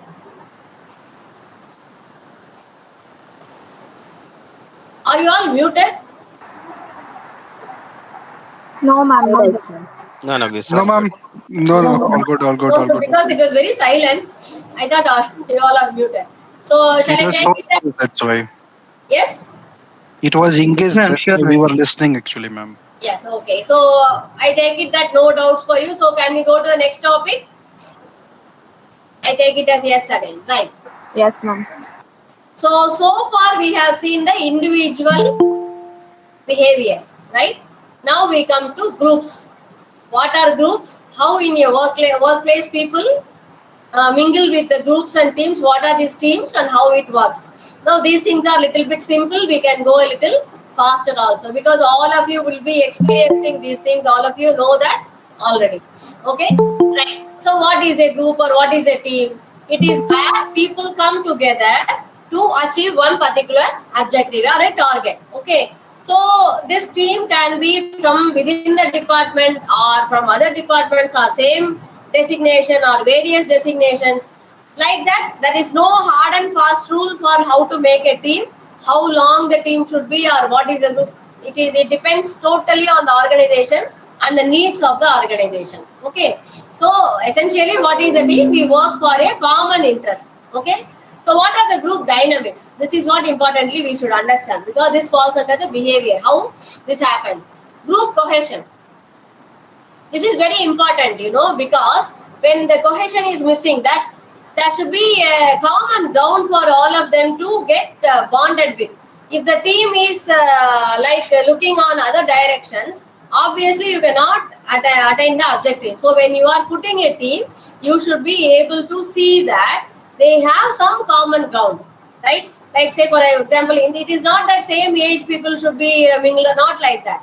It can be of anything, but try to find out some common ground where they all can gather in, right? That is group cohesion is very important dynamic. Second one is social loafing. It is like, this is in my experience so far as I have seen, inevitable. Social loafing happens in all the team. What is that? Like we call it as co-traders, Yes? Can you explain again the group cohesion? Group cohesion is the bonding between the people, right? If there is no group cohesion, if the people are not aligned toward, they are not bonded, you cannot expect the objective to be reached on time, because a group, a team needs more bonding. It's like a coordination, it's not like a department. What is the difference between being a department and a team? A department is a long-term segmentation, right? And there is no short-term objective, first of all, and they will have their own job description and design. They will have to work for a long time, and there will be a career mapping for that. But in case of team, all these are missing. A team or group is for short term. They are from various places. They have to attain one particular objective. When all these factors are included, you should have the bonding between the team members, because without the coordination, imagine like this. You have a chorus group for a song. The team should have a group cohesion, Otherwise, what? See, have you seen the chorus singing? If you watch them clearly, they will have eye contact. When they are going to start, they will have eye contact. When they have to stop, they will have eye contact. They will be actually speaking without words, just by a pat or just by staring, just by shrinking the eye. They have so many signals in the chorus that is why harmonious music comes out of the chorus. Okay, can you now see? That is what I'm talking. Group cohesion is very important. Unless in office, in workplace also, if the team is having that bonding, you cannot expect the objective to be achieved, right? The second dynamic is social loafing. As I told you, these people will get the name and credit, will get the award, but if you see the actual contribution, it will be very less. Right? So that is so social loafing. They will work, they will, like leeches, they will take up the work of others and enrich themselves. So this is a common ground for conflict in any team, social loafing. So how you can handle that? You can identify the loafers, social loafers or code riders, and try to assign individual jobs where accountability and responsibility for individual jobs in the team can be identified. This is one way of avoiding the social loafing. Next one is loss of individuality. What is the other complaint often comes in these groups is loss of individuality. Just because they have to be in the team, they have to listen to others. So what happens when a star acts exactly like social loafing? A star performer also will get the hit. They will be doing much of the planning. They will be doing a lot of work. The contribution will be very high. But unfortunately, what happens? The name goes to the team. So the loss of individuality is the next problem in a group. So how the groups are formed? What is the life cycle of team or groups? This is it. First thing is forming. Right? So everyone gather together. They try to introduce themselves, but they try to protect their place. Right? They will have a little bit of inhibition. They don't want to show their weakness to the other person. They will show a little bit of higher level of attitude, forming period. Then it's storming. Once they start stalking, they will, like storms, they will give all the inputs to show their upper hand. Brainstorming, like they will say that I will do this, I will plan, I will take care, I will take the lead. Like that, there will be so much of interactions. Like storming happens. Most of the time you see to gain the dominance. That is a very common phenomenon in the group, storming period. Then comes the norming period. That is a normalcy. Once you have blabbered everything, once you have poured down everything, all get settled. By this time, you will be able to assess other person. What is he? He is an empty vessel who is making much noise, or really he has stuff. So everyone will judge others, they will assess, weigh others, and a normalcy will come. So everyone will see that, okay, this person is capable of this, I am capable of this. So all of us gather together and do something, normalcy. Then comes the performing. Once they have planned and assigned the work, they will start execution. Performance period is there. Then adjourning. A best way to keep the group without conflict, adjourn immediately. Dismantle the group immediately. Once the work is over, again, take them out of that group, put them in their places in the departments. Right? Why? Because after performing, group conflict is inevitable again. You cannot avoid, because people will try to grab for the credit. So these things will happen. So this is if you want to have healthy teams in your organization, you should have a group life cycle like this. Right? So this is what we call as group life cycle or team life cycle. Okay, so this is all about groups. We come to leadership. Any doubts in this? Right. So a leadership, I think again, leadership also you would have studied in various places. I need not take much time on that. A leader is not essentially to be a manager. Right? All the leaders are good managers, but all the managers are not leaders. Right? Why? A leader has that particular, charisma. He can make the people follow him, not obey him. That is the difference. A manager has subordinates who will obey him out of fear of punishment or fear of getting fired. The respect is not earned. But a leader has that. A leader earns a respect and he has followers, not subordinates. Right? So that is why I said all the managers are not good leaders, but all the leaders can manage. So what makes the leader a better leader? He can guide the people's behavior in the organization. That is a very important thing. When the strike is going on in an organization, imagine like that. You cannot see a CEO or vice president or chairman raise a hand and people will calm down. The employees will calm down. But a union leader will come and raise his hand, they will calm down. right? That is the difference between. So the behavior of people can be better controlled, better modified by the leader, right? That is why we need leaders in the managerial position so that the organizational behavior can be well managed. Then the future of the organization can be managed by the leader, and they are the enablers of change. When we are studying change and development, I'll explain this in a bigger way, in a descriptive way. But actually, when change happens in the organization, what happens? Resistance will be there. Nobody likes change. So when you are talking about some change, what happens? People will immediately resist that. So leaders can pave the way. When you have a leader in the organization, a change is very easily infused into the organization. So then he motivates people and he can empower the people and promotes the novel ideas and changes in the existing organization. So these are the what the leader can do. What are the leadership styles? I think this also you have many times you have studied about. So 4 kind of leaders we say in the grid. We say it is a grid. So one who is authoritative. So he will not be a very supporting person, but he can get the productivity higher. A participative leader is one who brings in a lot of empathy to the organization, who calls all the people to his decision making, participative. But you cannot expect the productive to go high. Delegative leadership is where he don't take up anything and he gives all the decision making or all the things to other person. So where the productivity will be very low. Then transactional leadership is where you can see the person who is encouraging the transformation is transformation leadership, and transaction is where you can have the relationship between the employee and the employer, right? So these leadership styles are as usual, which we have studied already. This is what I was talking about, leadership grid.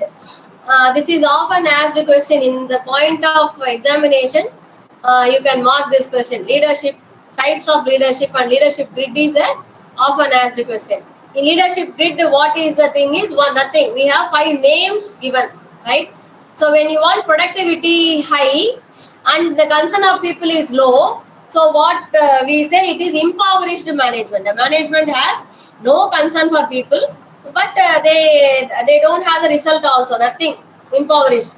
And produce or perishes, you don't have empathy for people, zero concern for people, but you are aiming high productivity. So what happens? It is produce or perish. Sometimes you can achieve the productivity, sometimes it will lead to strike. People doesn't like when there is no concern for them. Do you like that in an organization?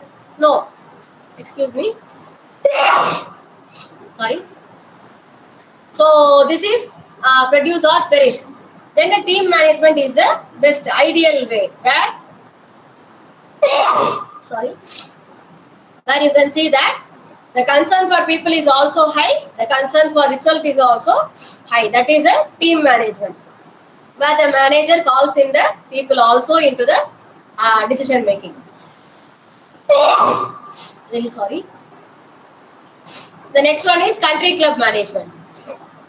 Country club is where it is like a country club, as per the name suggests. The people can walk in anytime they want. The people can do the work anytime they want. There is no question asked. So what happens?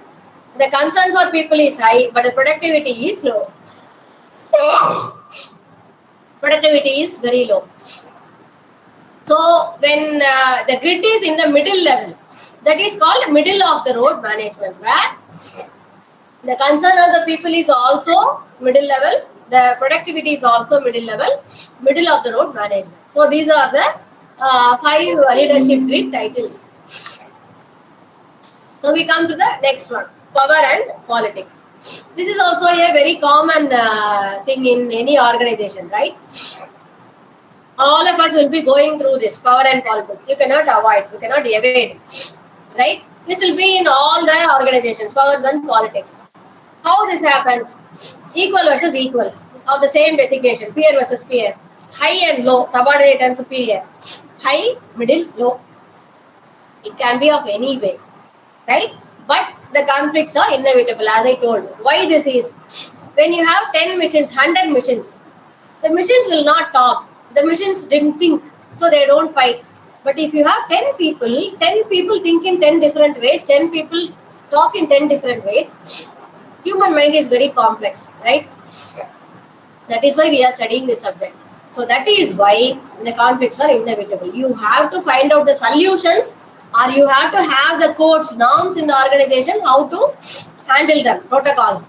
Otherwise, it is not possible that you cannot have, as I told you, a harmonious workplace is only fantastical idea. It is very rare, right? Because even though you recruit, you conduct a MTBA test, or you conduct a psychometric test and find out good people and put them in the organization, it is impossible. Why?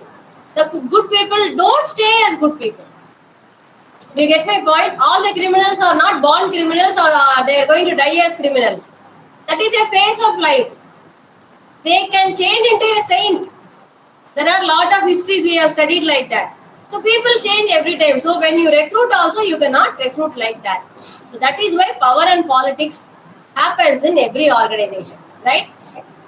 But we can control it. How we can control it? Definition and demarcation. This is your boundary. You be there. Don't come to other person's boundary and fight. That is why nations also fight. The struggle comes, the war comes, right? So have a proper definition and demarcation. Then coordination. We are dependent. There is no country or no one called as independent. Right? Most of us are dependent. We need something from other persons. So believe that, make them understand that coordination is must in organization. Integration. So if you have people work together, integrated, the work is getting integrated, that is, this idea has to go to the next department, that product has to come to this department. Integrate the flow, give training on how to avoid the conflicts and how to behave in the places. Creating common interest, have a common club, or make them go to a, say, vacation, have team group activities, games, right? So create common interest between the people so they bond. Changing the leadership style. If you think that the conflicts are more, maybe the leadership is not right. So change that. Changing, cultural interventions. See, like Ayuda Puja is one of such a best example, you know. All the people will come together, clean up. Every year we see that happening. So that like cultural, like that, anything can be done. Culturally, make the people get that common ground and work together. Improving communication. This is one important point all of you should follow, because in many organizations the communication is like a time bomb, you know. It is like a mine. It will be everywhere in the organization. You touch that, it will blast. Communication, lack of communication is a bomb. So try to improve the communication. When people openly talk out, many of the problems will be solved. Power strategies. Have strategies to avoid. An organization should have strategies how to avoid this power and politics. Okay. So with that, we have completed the any doubts in this one? I'll give you some few minutes for clarifying the doubts till I open up the next PowerPoint. Okay. If you have any doubts, you can ask. Ma'am, for exam point of view, if we were not able to, remember such points, so shall we proceed with the writing in line and understanding that, okay, this is the thing that you explain in such a way that, you know, you are taking out the point and you are explaining. So can we, excuse me, can we write in lines instead of giving the point? Because I may not remember those points. So that's why. Since I don't get what you are asking, you want what is that you want? Suppose it's a dynamic, right? In dynamic, we have to write suppose 2 points, and then we can explain the things. But certain times it happens that the points doesn't come to our mind. So that point of time we can write in a free flow lines, and then we can give the answer like that. You are asking how to write the exam. Yes, kind of. Yes?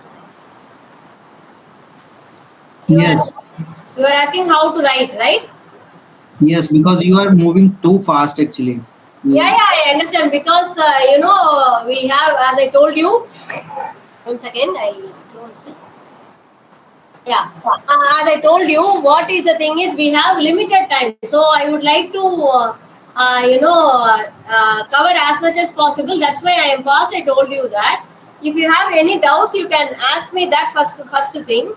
And as far as how to write, you have A part, B part, and C part. Okay. So A part you can write a little bit smaller, like half or 3/4 of page is okay. Okay. And if you have B part, you can write at least 2 pages. And case study you can write as per your wish. Okay, this is how we expect. So as per the marks. So as you are asking, if you are not able to write point by point, you can give descriptive answers. But remember, as you are management students, how you write the answers is very important. Like, for descriptive answers, you should write in detail. But small answers, you should be able to write in a concise manner also. Okay? Ma'am, I have a two question. One is how we can define the dynamic group in short. That is in your study material. You have to read the study material. If you see the study material, it is given in elaborate way how to write that. But ma'am, you should also convey some points, na, ki these are the main points, major points you have to write these on the. Yes, you can see that we have only one more hour. Okay, now I have 10 minutes and 1 hour. Within 1 hour, 10 minutes, I have to complete 2 units.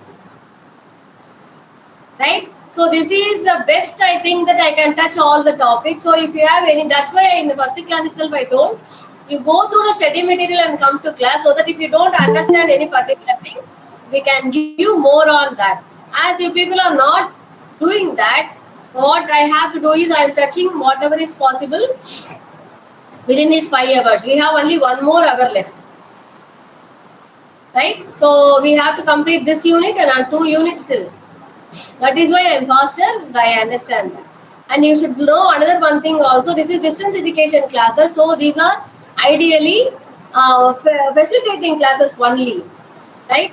This cannot be like a classroom, because as I told you, this subject takes 32 hours in regular classrooms. 32 hours of time. Right? Madam, good morning, madam. Yes.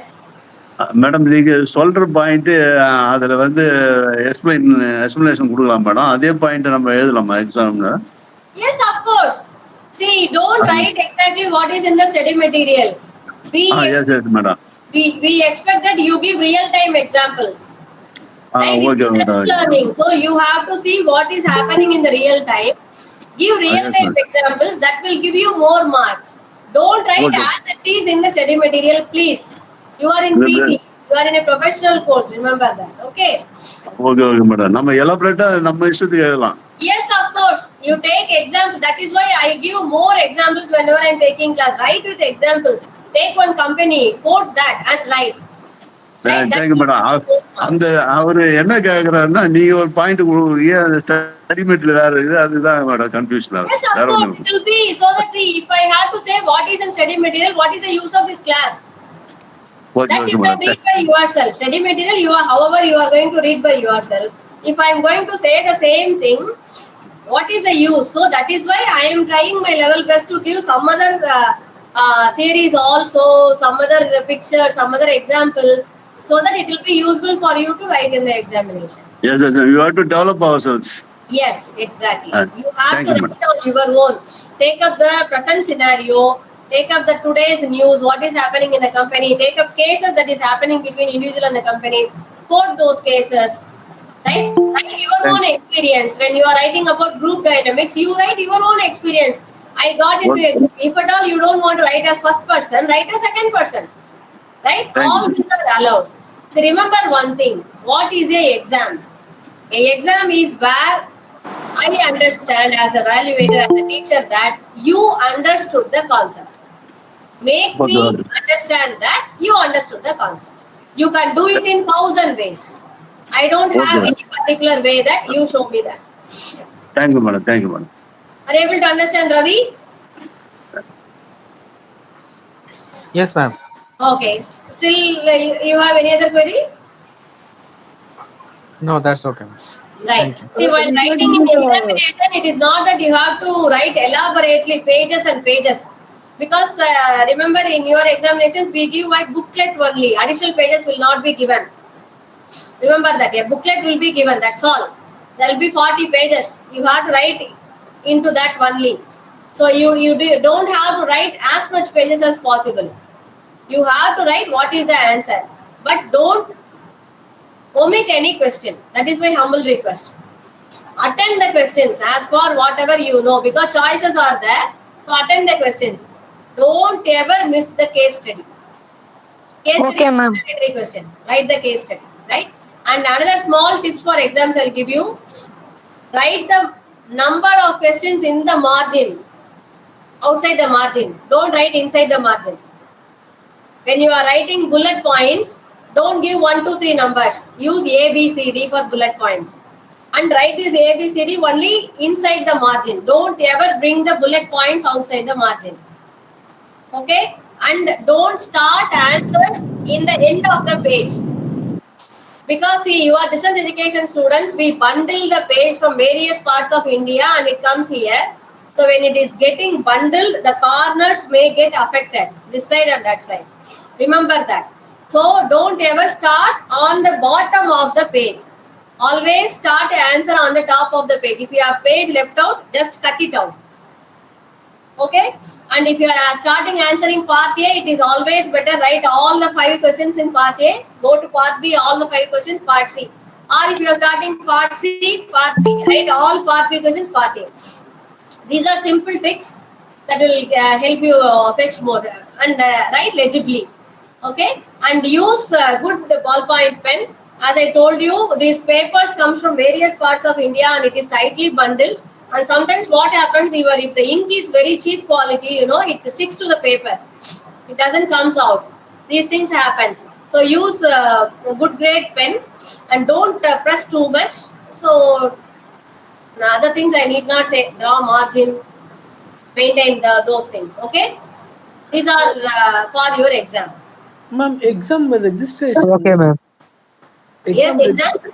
Exam registration is It it will open tomorrow, I think so. Today or tomorrow it will open. Okay. we can register in the our dashboard. Dashboard, in your dashboard, yes. You have to register through your dashboard. Ma'am, one more doubt about exam. Exam centerலாம் எப்ப ma'am ஆன்லைன்ல வரும்? எந்தெந்த சென்டர்ல When apply you are பண்ணணும்? applying your examinations, you have to select your exam center. Okay, when you are applying for exam, you have to select your exam center.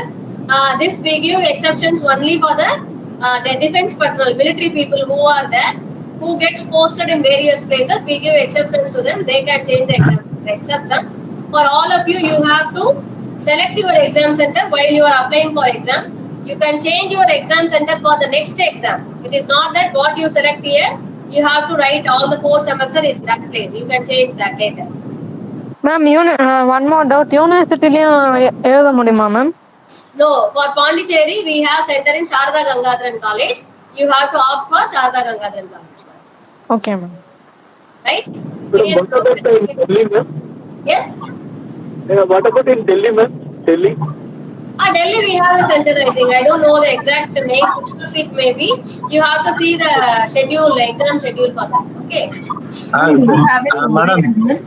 Yes, Ashra? How about in Kerala? Yeah, Kerala also we have centers. Kerala also we have centers. Ma'am, in The Mumbai? exam centers are Even available. Cochin also, Cochin. Yes, yes. Ma'am, I'm not Mumbai? very sure about because Yes, you have in Mumbai. Listen. These are under controller of examination wing, right? It's a confidential section and they give you the centers. DDE doesn't give you the exam centers. So that ma'am one more doubt இப்ப exam centre போடும்போது கூட ஏதாவது extra fees கட்டணுமாங்க ma'am? exam center no fees. Ma'am, do we Fees have is only center for your papers. What paper you are writing and your mark sheet. That is the exam fees. Ma'am, do we have center in Mumbai? Yes, I think so. Navi Mumbai. Ma'am, all written answer sheet will go to Pondicherry University to follow. Yes, of course. That is why I am saying all the papers will come to here to us. So that is why I told you the tips, because you don't Imagine that. So it will be tied and it will be traveling through various. So it will be in hot sun. So what happens? The ink gets melt down and sticks to the paper. That's why I told you use good quality ink so that it not melt down. Okay. Thank you. Okay. Ma'am. Yes, Pachayappan. Yeah, it's a multiple choice questions or how's the format, madam? Something elaborative you said. Elaborative. It's not multiple choice. Internal exam is only multiple choice. This is for 75 marks. All are descriptive answers. All are descriptive answers. Okay.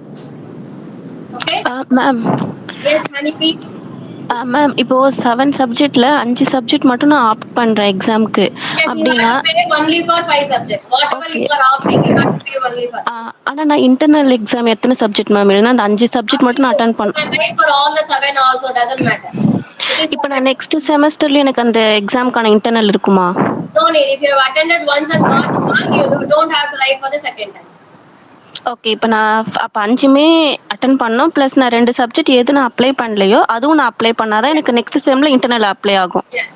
Okay, இப்போ mark ஷீட்ல வந்து எனக்கு அது ஆப்சென்ட்னு வருமா இல்லை நான் அப்ளைவே பண்ணாதனாலும் வருமா ma'am? Internal mark will not be given. For in mark sheet also, I think only 5 subjects is given. I'm not very sure whether you will be shown as absent or not. I'll check it with the exam section.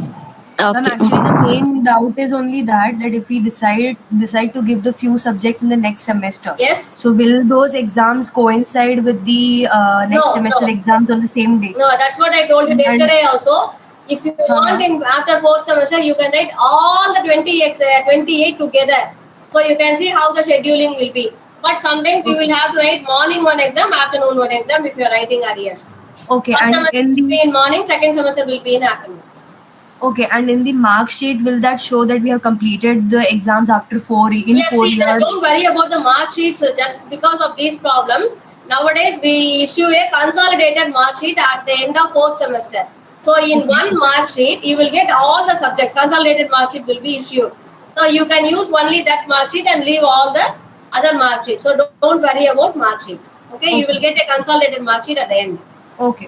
When will be taken? We are running out of time. I thought I'll start the exam. Okay, this is also important. Okay, ask. When will internals will be taken? Internals for your batch, we will be conducting after externals because we are running out of time. From second semester onwards, it will be before externals. Okay. They will intimate us, right? Yeah, we will intimate. All these things will be circulated in the website. So make it a habit that I know all of you are in social media. You are often going to your Instagram, other things. Follow DDE Instagram also. Follow DDE Twitter also. Follow DDE website also. So you make a habit. So all the notifications will be given in all these channels. Okay. And best thing is at least weekly once open the website and see the circulars and flash news. So DDE website is the authenticated best way to know the notifications. Because we send you emails also. Out of my experience, I am saying many times emails are missed. It goes to spam or you miss the email. I don't know how. Many people complain about that. So better go to the website and see the topic. Excuse me, ma'am. Yes, Shija. Ma'am, one doubt is that usually. Yes, Shija. One time danungala internal. Yes, ma'am. Usually. I think others can mute. Shija, you tell me the doubt. Madam, here internals வந்து one time appearance multiple times பண்ணலாமா madam அது internals? One time. If you once appear, that's all. That's why there is no pass mark, minimum pass mark. Only one time you can appear for internal. Excuse me, ma'am. Yes, Shija. Ma'am, usually in the universities, we will conduct the internal examination first and then it will be followed by the external examination. Yes. So a student will be knowing, suppose in the syllabus I had gone through the information brochure and everything. So it is written that we have to score 50% of marks to get pass. Yes. So the internal is when we are conducting the internal after the external. Yes. So we have, suppose this paper is out of 75 means I have to focus the complete pass mark in the external, because suppose I have to score even out of 50 in 75 because I got your point. That's why I told you just now. For this semester only, you will be writing in the internals after externals because of UGC's notification of postponing the admission time. We had the admissions till October. That is why your PCP is conducted in November and your exams will immediately start in December. So there is no time for internals. Because that I understood, ma'am. For this semester, we are conducting in the month of January. Yes, ma'am. That I understood. But the main problem is that as a student, I have to focus for 50 marks by 75. Yeah, you kindly write this as an email to the Directorate and Control of Examination, right? That's what I can do. I have told you the status. You can write this email and I understood, ma'am. I understood. Thank you. Ma'am இன்னொரு doubt நம்மளுக்கு study material வந்து 5 subject book தான் கொடுத்துருக்காங்க. ஆனா exam மட்டும் 7 subject இருக்கு. இப்போ ஏன் டவுட் என்னன்னா பிசினஸ் என்விரான்மெண்ட் அண்ட் லான்றது ஒரே புக்ல வந்திருக்கு. அது தனித்தனி சப்ஜெக்டா எழுதுவாங்களா ma'am? How no? You have got all the 7 books. Aishwarya, which batch you belong to? June batch only ma'am. இந்த பேட்ச் தான். How you got 5 books? You will be getting 7 books actually. I got only 5 books, ma'am. Okay, you immediately write to the DDU. You send an email to us. They will rectify that immediately. Okay, ma'am. Okay. Madam, I have a doubt that how to write the case study. Can you give an example for that? Yeah, I told you I will teach you once, but I don't know when we will be having the time. I don't know. Okay, let me see. If you have the case study here itself, shall I teach a case study instead of this subject? Because it is of 20 marks, so I am a bit confused at how to write them. Okay, so next class, in the last class, I will certainly take it. Okay. Sure. Next Yeah. Thank class, you. certainly I will tell you. You remind me in the first thing. When we start the class itself, you remind me. We will see the case study and then we will go to the class. Okay? Because it's very important. I should not forget that. Okay. Okay. Shall we go to the class now? 5 minutes. I think I can take. Oh, already it is 12:05. I'm very sorry. I don't know. Maybe the next person is waiting. So we will see the 4th and 5th unit together in the next hour if possible. Let me try to have one more hour if possible. Okay, so in that we will try to complete and I will give you one case study also. So next Saturday we will meet with all these things, right? Can I take okay, we'll wind up the class. I'll take the leave, okay?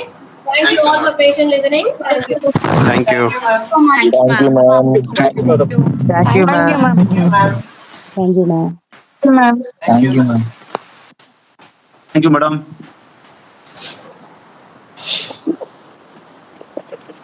Guys, எல்லாருக்கும் எத்தனை book வந்தது? 5 7 5 7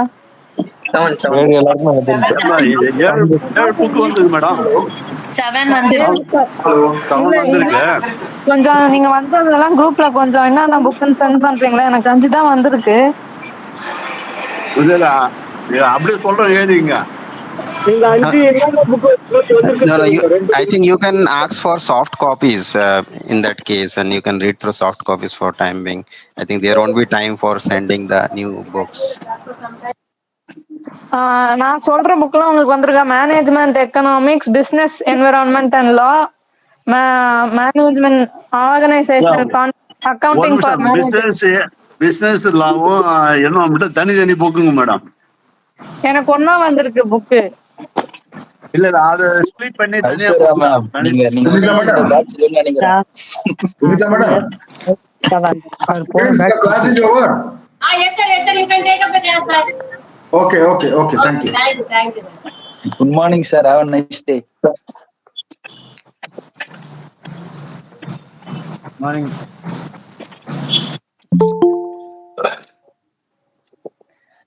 எம்பிஜே சொல்லுங்க, என்ன சொன்னீங்க?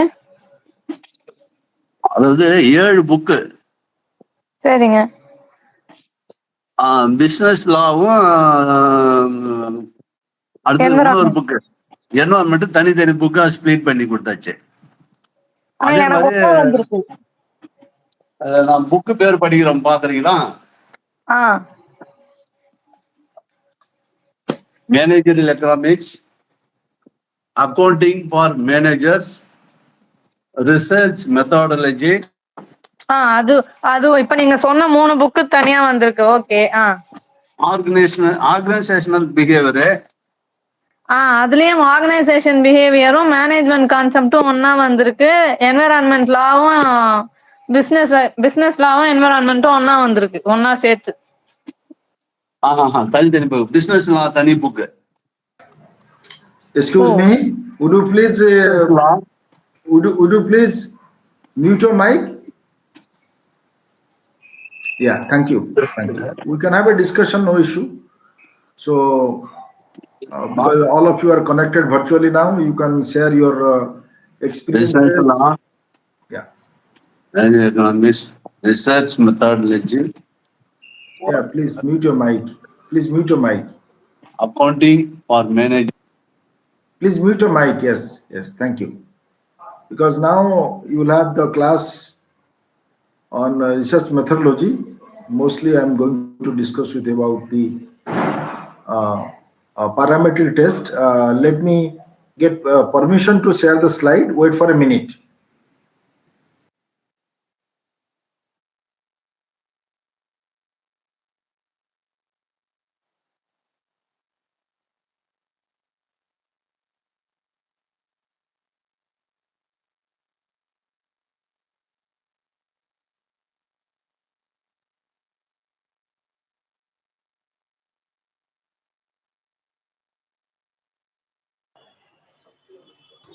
So till I get the permission to share the slides, let me speak to you about the parametric test. Yesterday, just a minute.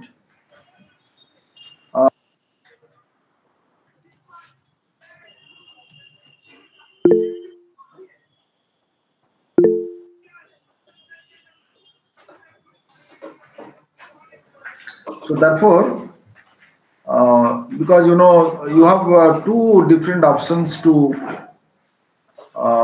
get your hypothesis tested by using parametric tools, test tools, or non-parametric test tools.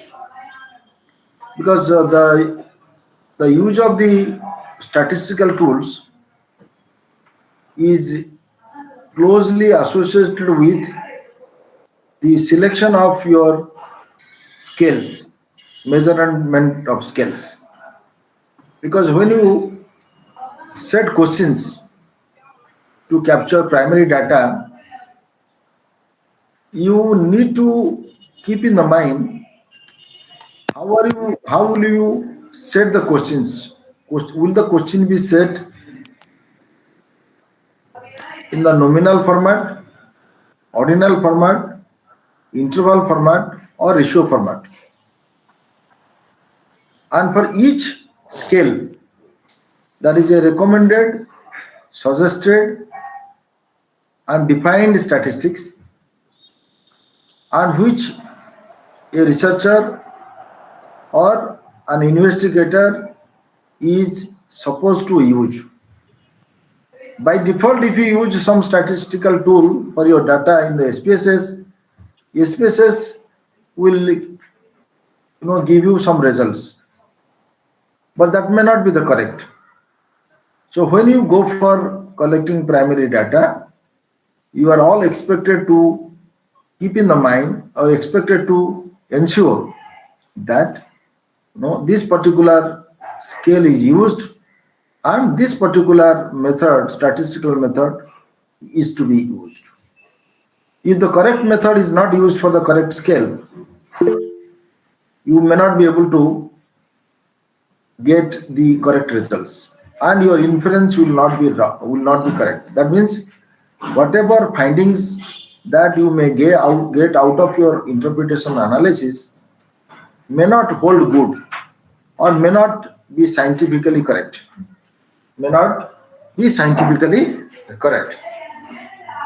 So therefore, we want the statistical tool to be used for nominal, ordinal, interval ratio, because when you get a free time, I have a slide I can share with you. Now it is yet to be disabled. Let me disconnect from you and let me get connected again.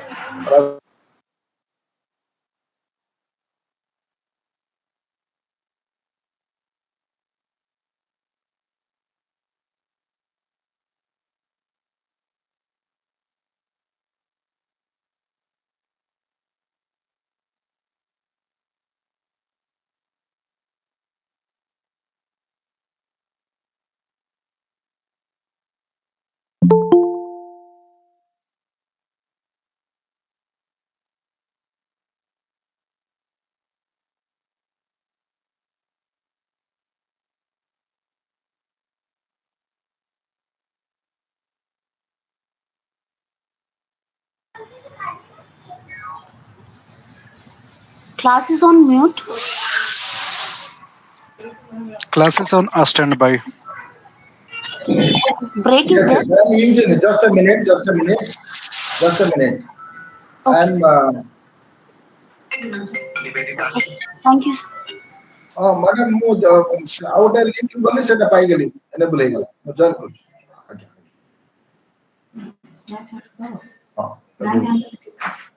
So, students, please wait.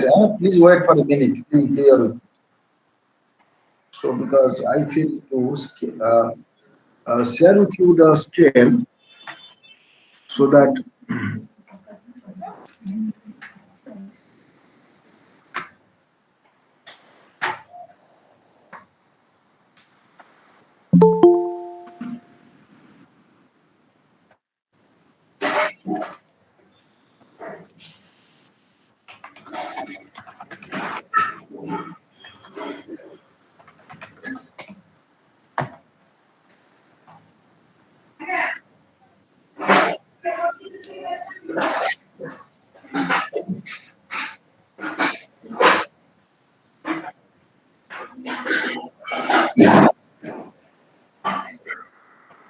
just a minute.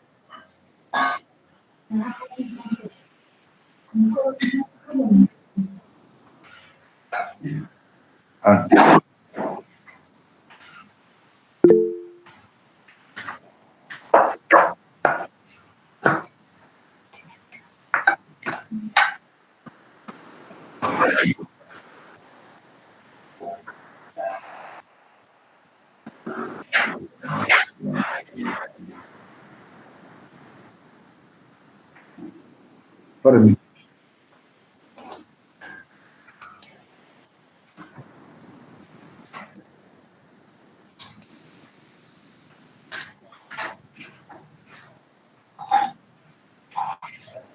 Are you able to see the scales? Are you able to see the scales? Yes, sir. Yeah. Because I thought of because fundamentally all of you, I expect all of you to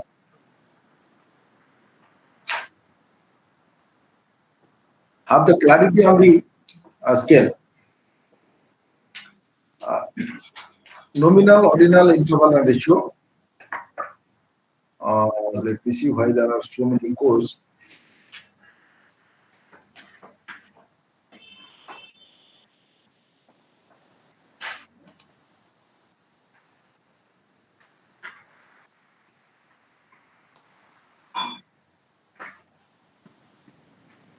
Okay. So,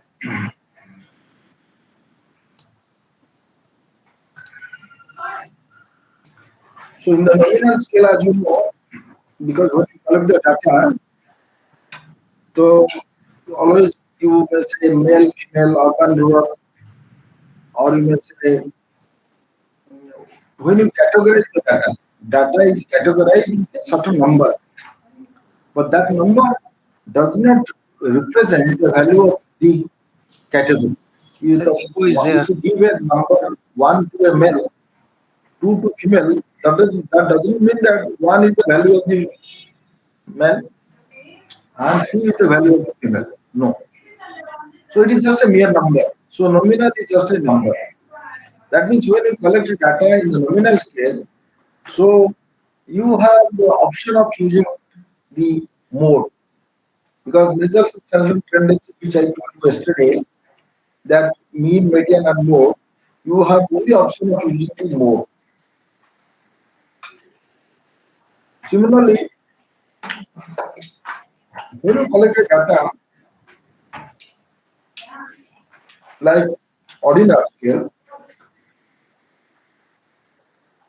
in the data, for example, if you ask a respondent a question, so how do you experience the use of washing machine?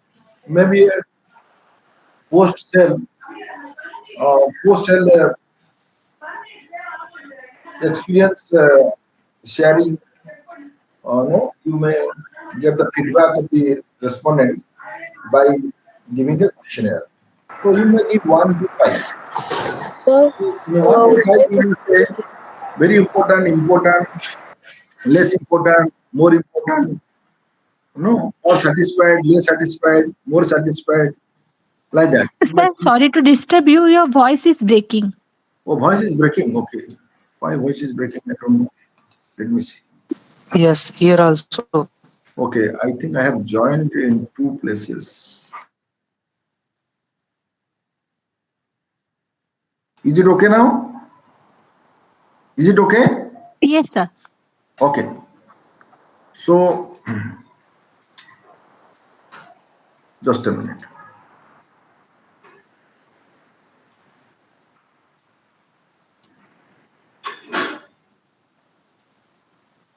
No, this just.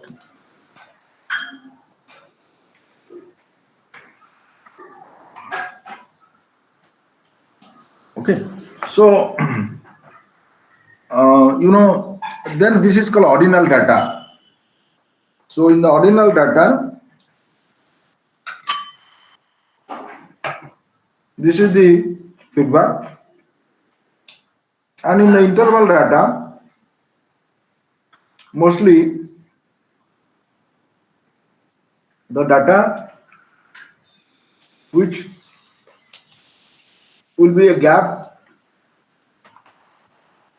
you may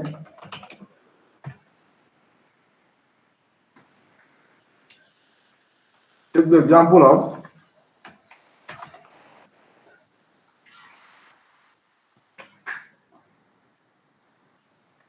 because in the interval data, mostly,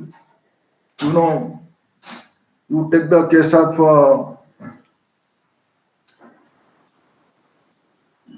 temperature,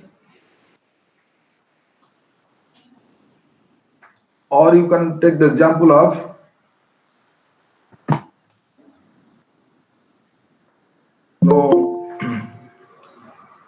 you take the example of 0 to minus 15, 0 to 15, 15 to 30, there is an interval. When there is an interval, you can take the case of age. You can give the example of age is the best example of interval. And in the interval data, you can use mode, median, mean, range, and standard deviation. Yesterday, I sufficiently explained you the meaning of the mode, median, and the standard deviation and the dispersion. Similarly, actually, anything which starts with 0, we call it a ratio. Because dear students, if your questions will fall under any of the category, so you are prescribed to use the statistical tool like mode for nominal, mode median range for ordinal, mode median mean for interval, and range of standard deviation you can also use. For regio, mode median mean, range, standard deviation, coefficient of variation you can also use. So why I showed this scale to you, even you can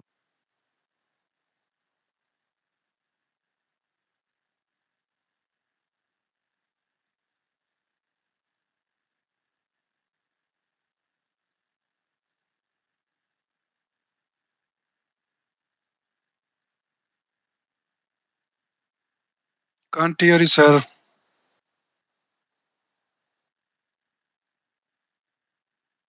there is a small issue, so internet issue, just a minute.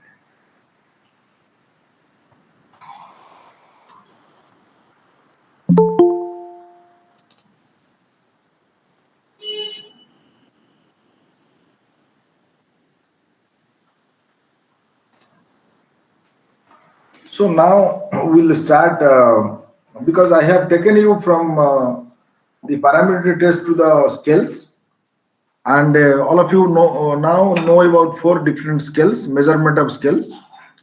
So, because why it is called a scale? If somebody will ask you a question, you can measure the opinion or responses or perception or level of satisfaction or experience by using different scales. So, because these are all virtual things. So, you may only measure when you have a right scale. And these scales have been developed by the statistician researchers by making too much of research studies and comprehensive research studies. So when you go for, because yesterday I discussed about the parametric test, non-parametric test, we have the data is not distribution free. So there are certain recommended tests. One such test is called T-test, student T-test, that is otherwise called the student T-test. And this student T-test is used either for one we call the Levin's LEVINS, Levin's independent sample T-test, or pair sample T-test, or the pair sample T-test. So in the pair sample T-test, generally what happens, let me tell you the Levin's independent sample T-test. And before we go for T-test, you are all expected to find because T-test is only used to find the significant difference of means between the two groups. So you cannot compare difference of opinions among the 3 different groups. You can only use 2 different groups, either male, female, urban, rural, first-time visitor, repeat visitors, first-time buyers, repeat buyers. For example, if you want to make a survey of a dental clinic, am I right? So you may classify them between different categories logically and as for the literature also. So you can use. Second thing is, if you can classify them into 2 categories. Accordingly, you may do the analysis. That means if you take the example of 200 respondents, you may divide them into 2 groups, first group and second group, and the responses will be divided into 2 parts. If you take one particular question, that is called the ordinal scale. Ordinal scale is like Likert scale. So in the Likert scale, if you compare, so the male and female will be divided into 2 groups. They may not be equal, they may be unequal. There may be 110 male, 180 female. That is not the case, but there will be a comparison between the 2. What are the merits? It reduces the possibility of guessing the correct answer. It covers greater amount of contents than matching types test. What are the disadvantages, demerits? It is only appropriate for questions that can be answered by short responses.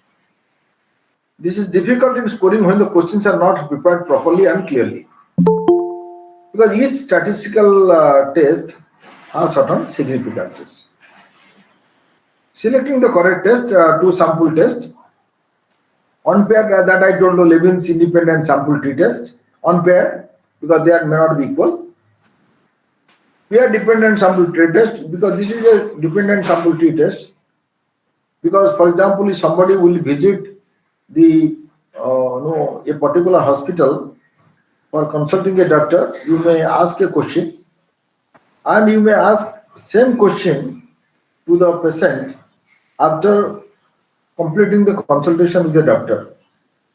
The primary objective of using the pair sample t-test, dependent sample t-test, is just to compare the perception and experience of a particular patient or a group of patients or sample patients.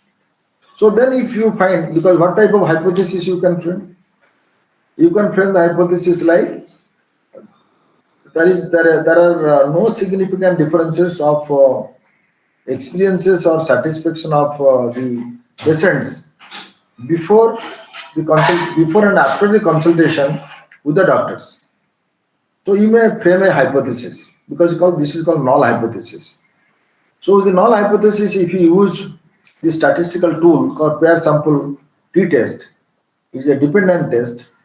So there you can get some results. If the significance level is less than 5% or 0.5%, as you call the significance level in a normal distribution curve,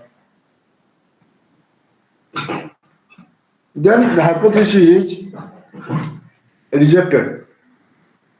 If the hypothesis is rejected, then what is the conclusion? That will be null hypothesis.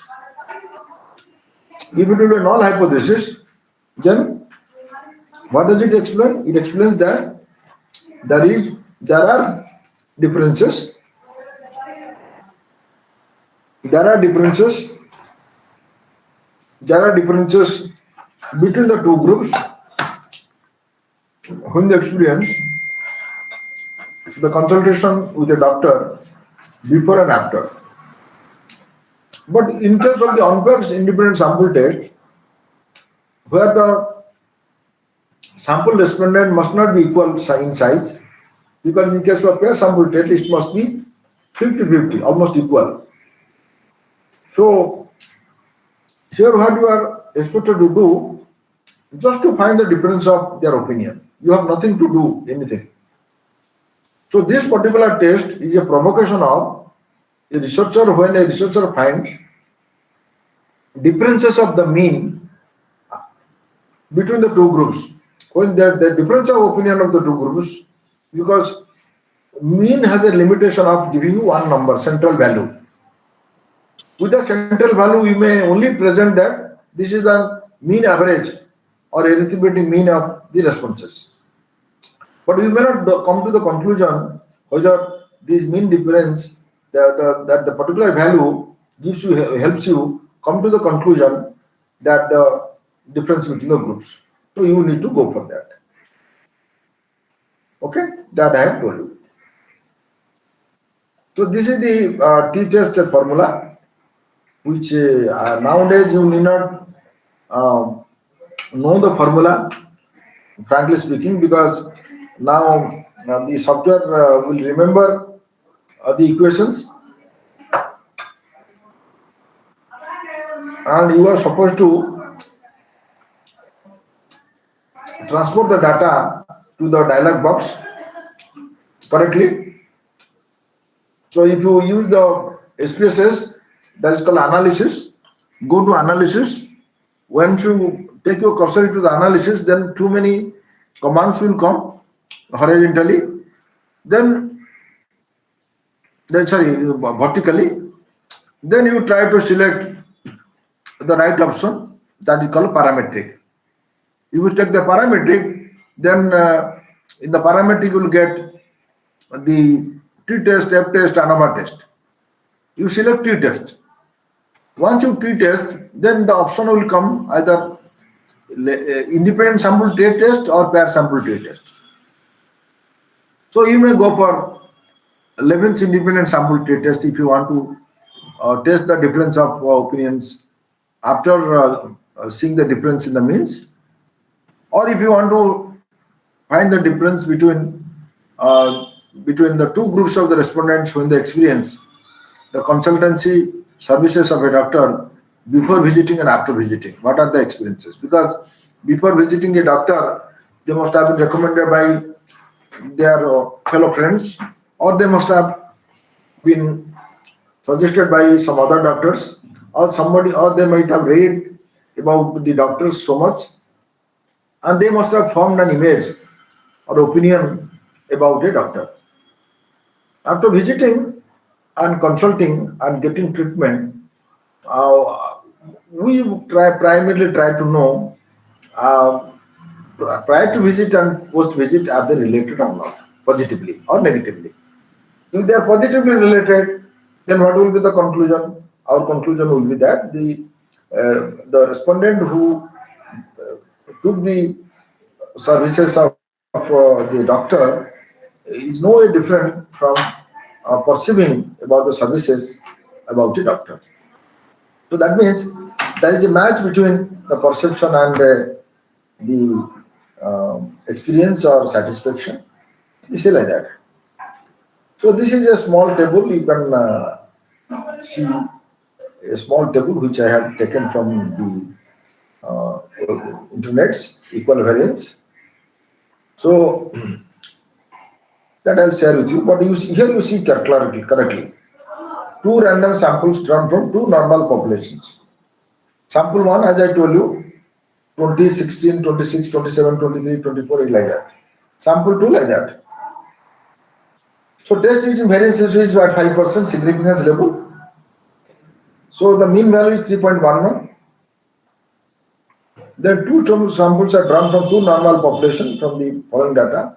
Then you can use the Levin's independent sample tree test. So we'll go for, these are the some of the A1 and A2 sample size A1 sample 2 size in sample size 10 and 12, because in statistics we want minimum 20 number. So sample mean is 15 and 14. Some squares of deviation, that means standard deviation is 9108. So if you take 98, 94, 97, 98, the critical value of Fisher statistics is 5.05. So then we'll go for analysis of variance test. This is called analysis of variance. Because analysis of variance, which is a test, generally if you read about analysis of variance, then because Professor R.A. Fisher, who evolved this method of analysis of variance, that is in short, we call it ANOVA, because the whole objective of using this ANOVA is to find the significance of variance among the three, more than two groups of the respondent. So it was he who developed this particular parametric test tool. Usefulness in practical field. The ANOVA technique is important in the context of all those situations where we want to compare more than two populations, such as in comparing the yield crop, because this is a statistics primarily was used in agricultural science. Most of the statistical tools, ANOVA, t-test, they are all used initially in the agricultural science. In comparing the yield of crop from several varieties of seeds. Or you can use, for example, when R.A. Fisher developed this particular test tool, so he took the example of three different fields, equal in size, and they used all equal manures, equal quality of seeds, equal quantity of water, in the same weather, and same cultivation quality, same soil quality, etc., etc. But our question is that, do they yield the same quantity of crops, or do they yield different quantities of crops? That is the objective. So before getting a crops, so we may go for, because hypothesis is always about the prediction of the relationship, prediction of the results. Because with the sample population, we may predict, for example, before the harvesting of the crops of the three fields, so R.A. Fisher must have taken three samples from the three fields and try to compare all the three fields would yield equal products or crops or not. In such circumstances, one generally does not want to consider all possible combinations of two populations at a time. This would also consume a lot of time and money. So therefore, one quite often utilizes the ANOVA technique. It investigates the difference among the means of all population simultaneously. That is the objective of ANOVA. You can also read about it. So we call one-way ANOVA. So one-way ANOVA, we call a single factor. Under the one-way ANOVA, we may take one factor among the three groups. but that is called MANOVA, 2A ANOVA and MANOVA, which when if you want to learn more, you may go for 2A ANOVA and MANOVA. So when it considers one factor, then observe that the reason for the said factor to be important. So because this is like t-test, where when you find the difference of means and standard deviation of among the three groups on a particular factor, we try to know that the difference of mean or difference of standard deviation are significant or not.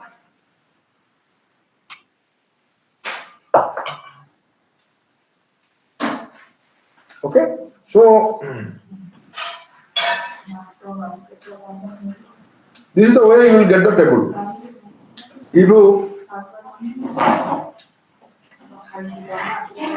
put the data in a spaces like analyze, parametric, then the right side will become t-test, ANOVA, F-test, then you go for ANOVA, one-way ANOVA, and MANOVA is also there. In the one-way ANOVA, you can put this data in the dialog box. So you take the three groups in one dialog box, that's called independent, and dependent you take the factor or the observation items. Then you just simply, there are certain commands to be given, because when you go for ANOVA, you are essentially required to get the mean and standard deviation score. If you don't get the mean and standard deviation scores, because the ANOVA table follows the mean and standard deviation scores. So when you get the value of the mean and standard deviation, so of let us say 200 respondents, so because 200 respondents, you may not get the 200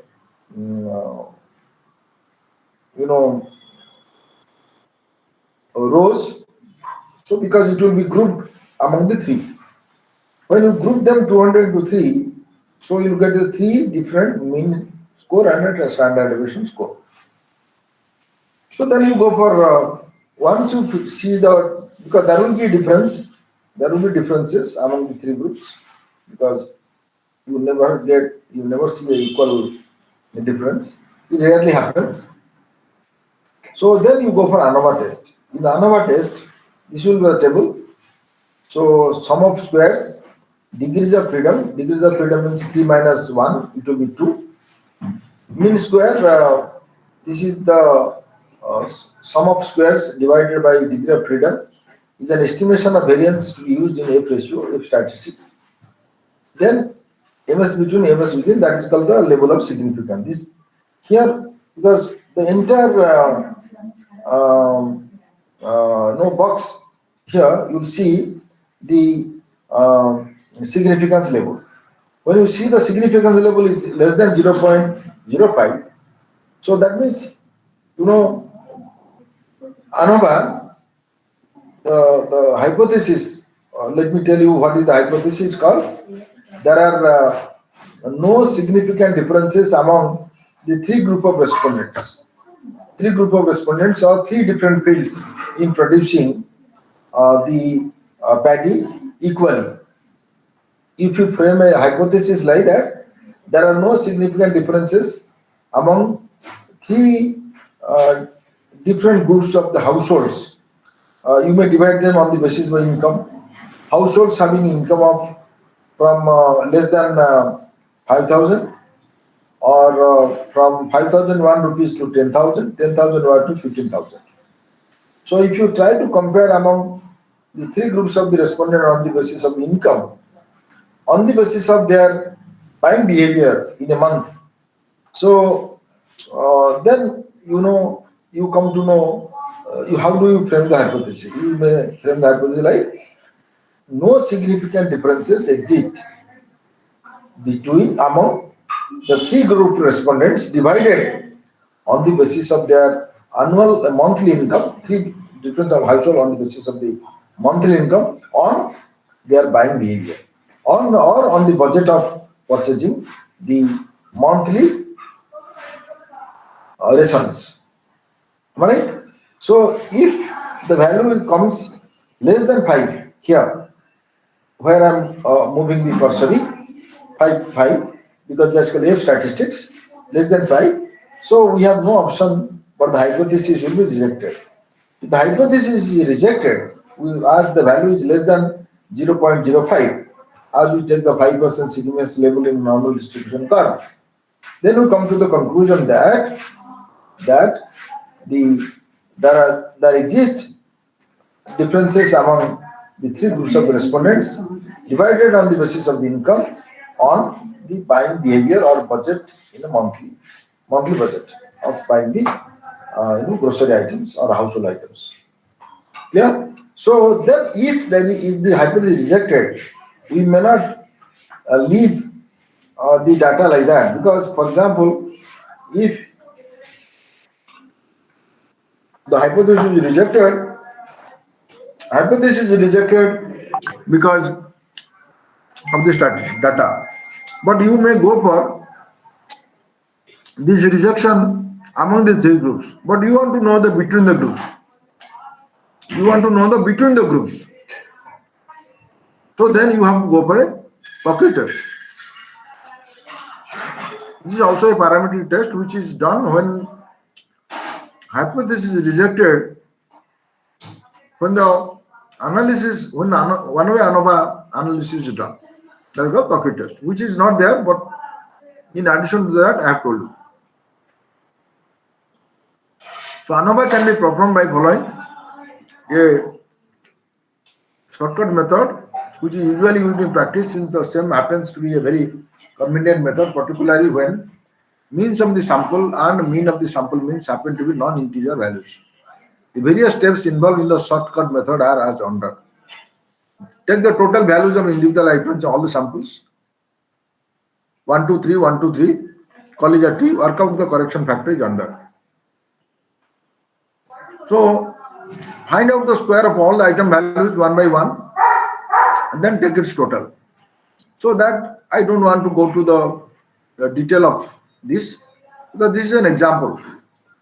For example, set up an analysis variance table for the following per acre production data for 3 varieties of wheat, each grown on 4 plots, and state if the variety differences are significant or not. I have given the example. A, B, C, 3 plots, and you have 1, 2, 3, 4 plots. Okay. So these are the sum of the per acre productions. So if you take this data, so x1 is 6 plus 7 plus 3 plus 8 divided by 4, and the means first 6 by 4. Then mean of the sample means 6 by 4 divided by 3 is equal to 5. That is the average mean of total average mean is 5. Now we work out SS between and sum of the square and sum of the square within the samples. This is the formula SS sum of square between. Now this is the formula of sum of square within. Then you can get 8 and 24. Yeah. Then sum of total variance. This is the formula. Then you can get 32. So alternatively, then you can get 24, 32. Sure, let me tell you. This is the table you have plot. Sum of square is 8 and 24. Total is 32. Degree of freedom will be 2. Within sample is 12 by 3, 9. And sum of square is 4 and 7. So F ratio is 4.0, and the 5% limit is 4.26. That means it comes under within 5. 4.26 means it is 4%, 4.26%. That means it comes within 5%. So the above table shows that the calculated value is 1.5 F ratio, which is less than the table value of 4.26. This is a table value. At 5% level, degree of freedom 2. Hence, there could have arranged due to chance. This analysis supports the null hypothesis of no difference sample means. It depends on support or reject, because if you frame the hypothesis of difference exists, we may therefore conclude that the difference in wheat output due to variety is insignificant, just a matter of chance. This is the way you have to draw the conclusions. So then you can go for two-way ANOVA.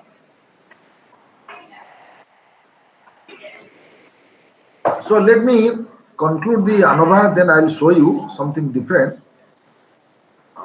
Just a minute. Another statistical tool. Just a minute.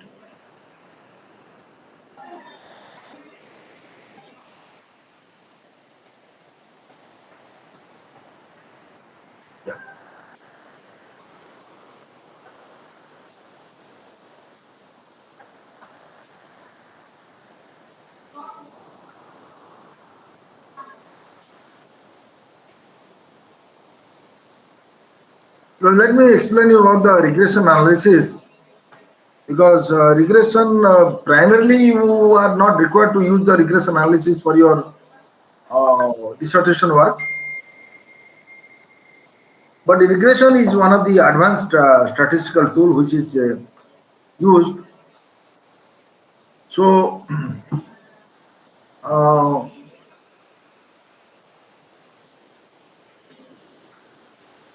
statistical tool. So because generally you have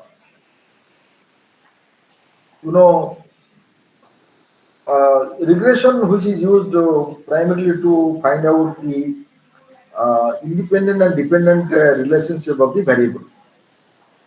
So why? Because the hypothesis is framed that x is independent of y regardless of their relationship. For example, you may say that first time visitor is independent of the second repeat visitors in terms of purchasing monthly grocery items from the shopping mall or monthly shopping. The first time visitor or first time buyer is independent of the second repeat visitor. That means both are independent when they decide to go for monthly shopping. So therefore, we want to know how the because you take the example of the rainfall and the crop. So crop is dependent on the rainfall. Crop is dependent on the rainfall. So then you may say, because crop is independent of the rainfall. No crop, any paddy or wheat, they depend on the rainfall or the water supply. But we may say it is independent of the rainfall, whether rainfall is regular or irregular, the production may not get affected. If you take the hypothesis like that, you may say, no, because you see the monthly shopping depends on the income of the family or income of the individual. That means your shopping depends on your income. You must frame a hypothesis that monthly shopping is independent of the monthly income when buying monthly shopping decision is taken. Or you must say there are no variations between independent and dependent variables while taking a decisions for purchasing groceries in a month. You may change the hypothesis in a different way. So therefore, define problem or question, because that I'm not going to tell you. So because you say linear regression and non-linear regression, linearity, the y variable is linearly related to the value of the x variable because they go unidirectionally. There are residual dependent for each value of y. So normality, all those things. Okay, develop a statistical model that can predict the value of the dependent variable based on the value of the independent variable. We call the explanatory variable. Develop a statistical model, because when you use the regression, you always keep in the mind that there must be a model to be fit. There must be a model to be fit. There must be prediction. When a statistical model is developed, that can predict the values of a dependent variable based upon the values of the independent variables. So simple regression, a statistical model that utilizes one quantitative independent variable x to predict the quantitative variable dependent variable y. It's called simple regression. You can use multiple regressions because sometimes your shopping is depending on the income. So there will be many other independent variables. So because income or something depends on your mood, something depends on your time. There will be many independent variables, but there will be one dependent variable. A statistical model that utilizes one quantitative independent variable to predict the quantitative dependent variables. Multiple regression is a statistical model that utilizes two or more qualitative dependent variables predict a quantitative dependent variable, or at least two or more quantitative explanatory variables, because that is a acceptable rule. Because hypothesis, which I have already told you, sometimes you may say there is a positive relationship, linear relationship between independent and dependent variable. You may say there is a positive linear relationship between the income and buying behavior of the buyers in the urban areas for meeting their monthly needs, physiological needs. Sometimes we are actually the hypothesis always framed negatively. When the hypothesis is framed negatively, always you better to frame no negative relationship exists or no relationship between x and y. So like that you can frame. So multiple regression models, because you see linear, non-linear, because if you go to linear, then you say linear dummy variable interaction. Non-linear, you may say polynomial, square root, log, reciprocal, exponential. Because as it is in the syllabus which I am trying to present you, but at the same time let me present you because something is about to be no, just a minute. Something is about the factors analysis.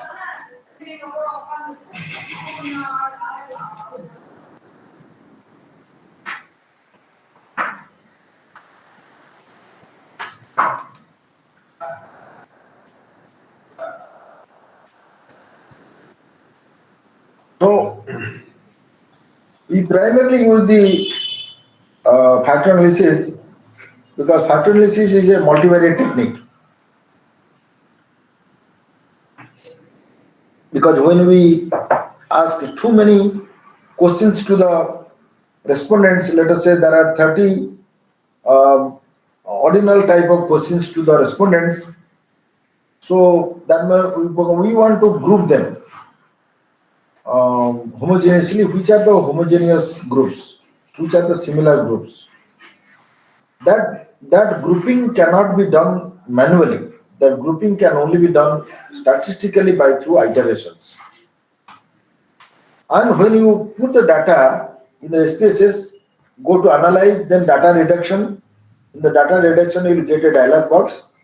So in the dialog box, you can give the variance matrix, you may give factor loading, you may give principal component analysis, and you can give the that is called the descriptive statistics, mean, standard deviation. That automatically come. When you go by factor analysis, this is an analysis, nothing but to do, reduce the data into manageable factors. But you can use it for your dissertation work. Factor analysis, if you, for example, if you collect more than no, let us say 200 samples, that must be a minimum 200 sample size. That must be minimum 20 items, 20 statements to be collected in the 5-point scale or 7.9-point scale or staple scale. So if you get 20, generally 20 multiplied by 10, because 10 is always given 10 is to 1. So that is why we must say come to 200 respondents. So you administer 200 questions. sorry, 200 questions with 20, 200 questionnaires with 20 questions, and you use the fact analysis. Fact analysis is nothing but called scale development and data reduction. The evaluation of a psychometric quality of measure, the assessment of dimensionality of set of variables. Alright.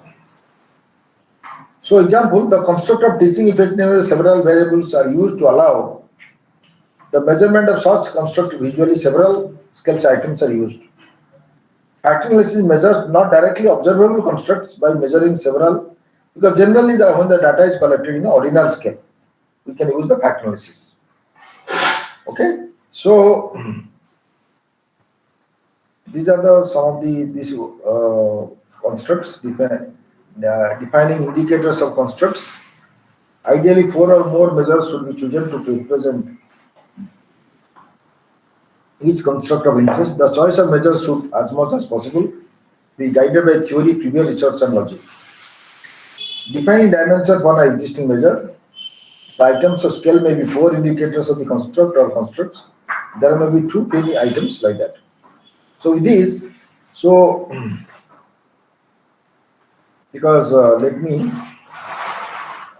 stop sharing so that what I have explained you today about the parameter test, I have presented you about the different scales and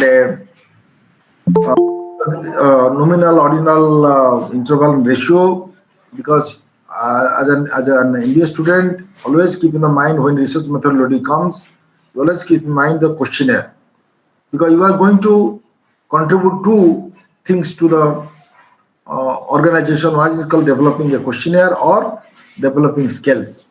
Second is research findings and suggestions. All other things you are not going to create, because statistical methods which are prescribed by statistician you are going to use, and you are going to do interpretations, standard interpretations, and because only thing you have to interfere is you need to select the sample respondents. You have to use sampling method, probability sampling method, non-probability sampling method, simple random sampling method, systematic random sampling method, multi-stage sampling methods, cluster sampling methods. So if you go to sampling methods of non-probability category, we call the purposive sampling method, judgmental sampling method, convenience sampling methods, snowballing sampling method, quota sampling methods. All right. So mostly, if you find the difference between probability and non-probability, because mostly you can collect the data either from the probability or non-probability, but you may use the statistical tool on the basis of the scale, not on the basis of the sample or sampling methods. Sampling method is used just to take the representation of the respondents from the population, either by using your own wisdom, that is called convenience, or you can use the scientific methods like simple random sampling, cluster samplings, systematic sampling, multi-stage sampling. So there you can use the statistical tool. When the population is fixed and the deviation is known, it's not a floating population. So you are recommended to use the probability sampling methods. When the population is mobile, you may go for you may use the significance test to arrive at the sample size because which is determined by using the power sample formula. So therefore, the next class will discuss how will you write a report, what will be the body, what will be the contents in the report, what is the structure of the report, how are you going to present the report. So that will meet on 9th, I think. We'll meet the 9th in the last class. So we'll meet and discuss about how are you going to write the report. Thank you.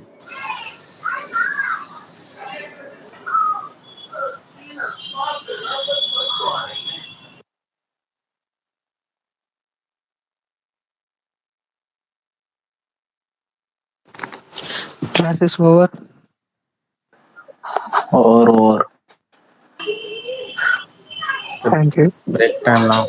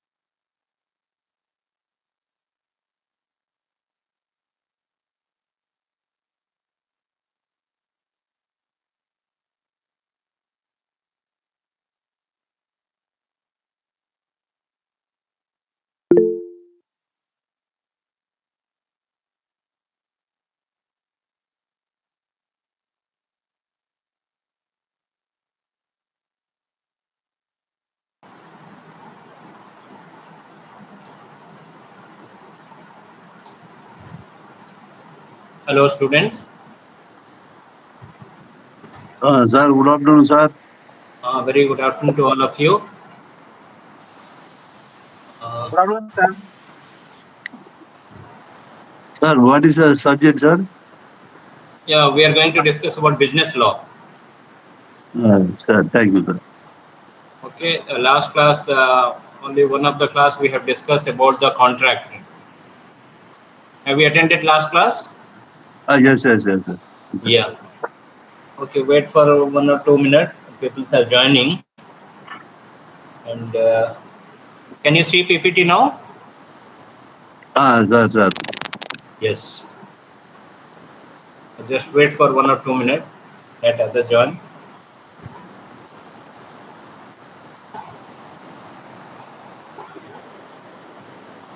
Have you gone through the study material?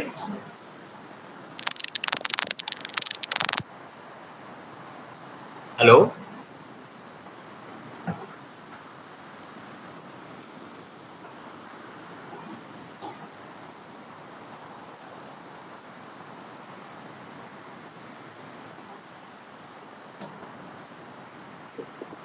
Sir, we gone through the study material, sir, little bit. Okay. Still, Okay. Yeah, last class we have discussed about the contract. Do you understand what is contract? yes, sir. It is an agreement between the groups or persons. Yeah, Agreement between two parties. yeah, it is an agreement which is enforceable by law. Yes. That will be called as contract. Enforceable by law means which is by law which is permissible. And what is agreement, sir? Sorry? Yeah, What there is has to be agreement. agreement and contract? Two is a different thing or same thing? What is that? Agreement and contract, it is a two different things. Contract is agreement is a part of contract. Okay. Contract is an all contract. All contracts can be an agreement, but all agreement cannot be a contract, because there can be the agreement which is not enforceable by law.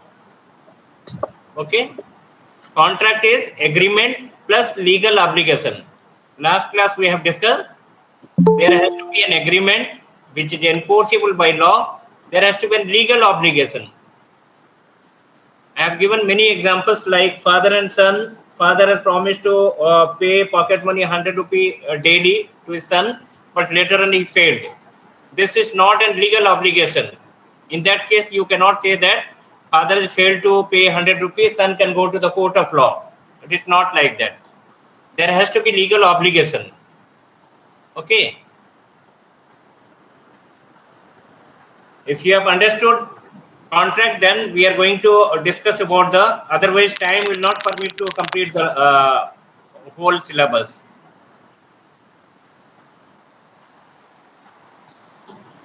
Just a minute.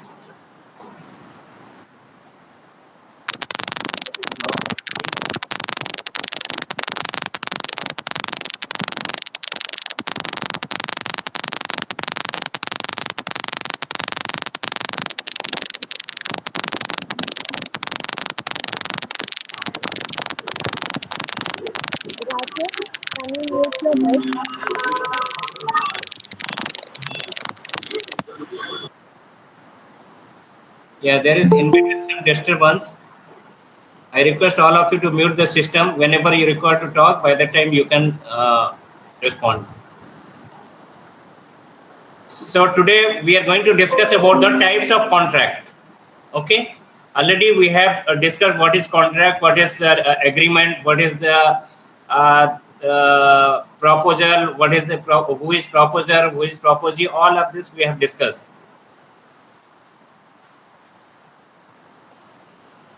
Finally, we have seen that there has to be an offer or proposal which is to be acceptance, that is to be accepted, and once offer is accepted, that can become a promise, and promise is becomes agreement. Both the party when promise, it becomes an agreement, and agreement which is enforceable by law, or there is a legal obligation, that can be a contract. And we have also discussed about the who are competent to contract. Like a minor cannot be, you cannot, like rules relating agreement with a minor. Agreement is void ab initio. With minor, you can not make a contract. Minors can be a promisee. A minor's agreement cannot be ratified. No compensation is paid by a minor. The rule of estoppel does not apply to a minor. These are the, you cannot make a contract with minor, you cannot make contract with a lunar person, you cannot make contract with a prisoner. Like this, these people are incompetent to contract. You cannot make contract with them. Now let us discuss about types of contract. There are various types of contract. One is called as valid contract. What is valid contract? It is an agreement which fulfills all the essential enforceability and can be enforced by either of the parties of the court of law. Can be called as valid contract. When all the components or essential components of a contract is completed, when an agreement which fulfills all the essential enforceability, all the legal formalities are completed, then it can be called as contract, and which can be enforced by either of the parties to the court of law. Any of the parties which for his grievances he can approach to the court of law. That is called as valid contract, where all the essential components are there. One is called as voidable contract. What is voidable contract? An agreement which is enforceable by law. An agreement enforceable by law is a contract, and at the option of one or more of the parties thereto, but not at the option of the others, is a voidable contract. For example, A at the point of pistol makes a B agrees to sell his bicycle for ₹500. Here B's consent is not free. That is called as voidable contract. What are the circumstances in which contract can be voidable? Like consent caused by fraud. By fraudulently, you have made the contract. Similarly, consent caused by coercion. By force, you have made him to accept the contract. By showing the gun, you can ask him to accept the contract. In that case, coercion, it could be voidable contract. Consent caused by misrepresentation. When you have misrepresented something. For example, you have mortgage your property or your property in the bank, and whereas with third person you have informed that there is no legal obligation, my property is free and I want to sell the property. When the person buys, then it can be called as voidable contract, because you have not given the proper information, you have misrepresented. Similarly, consent caused by undue influence. With undue influence, if you are making a contract, that can be called as voidable contract. Similarly, void contract. What is a void contract? A contract which ceases to be enforceable by law becomes void. When it ceases to be enforceable, it can be called as void contract. The circumstances in which a valid contract will transform into void contract. What are those circumstances when a valid contract can be converted into void contract? Like, for example, contingent contract. A contingent contract to do or not to do something on the happening of a uncertain future event becomes void. For example, if you ask that if you met with an accident, then I will pay you this much. So if you are not meeting with an accident, then he is not liable to pay. This is contingent contract on the happening of contract. If it is not happening, in such impossible thing, if you are making a contract, that can be called as void contract. Similarly, repudiation of a voidable contract. When a voidable contract is rescinded by the party at whose option it is voidable, the contract becomes void. Repudiation of voidable contract means, what is a voidable contract? Which is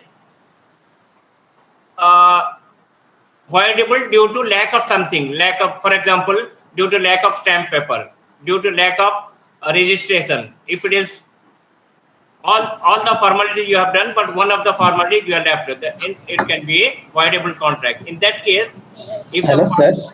yes, One doubt. yes, In the contingent contract, you can give an example that okay, if I met by accident, okay, it's not a contract, right? But the insurance companies, they work like that only, right? So it is is that an a exception? contract that can be. It is a contract, but contingent contract means it is on happening of things. If you are meeting an accident, then only the company will pay you. Otherwise, he is not liable to pay. Okay, you cannot go to the, if you are not meeting with an accident, and you cannot go to the court that the insurance company will pay me. Okay, it is on happening of thing, but on happening of such a thing which is impossible. Like if you ask that if sun rises from the west, then I will pay you 1,000 rupees. In that case, it's a void contract. It is not a contract, because impossible thing for that, for which you are making a contract. Is it clear? Got it. So you are saying insurance may not be a good fit for this, right? So maybe that example is different. Yeah, insurance is a contract, but it is a contingent contract on happening of things. What they do, they say that if your property is stolen, then only they will be giving you the compensation. If it is not being stolen, that in that case, they will not pay you compensation, right? That is called a contingent contract. It is a type of contract only, but on happening. Yeah, but main doubt confusion is that here it says that it becomes void if it is a contingent contract. But the void contract when it is on the impossibility. If you are making a thing which is impossible, sure, okay. In that case, it will be a void contract. Okay. Is it clear?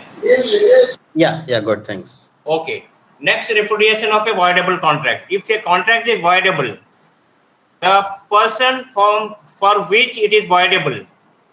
So suppose, for example, a person, he has to pay the stamp duty for the property, and he has not paid due to lack of stamp duty.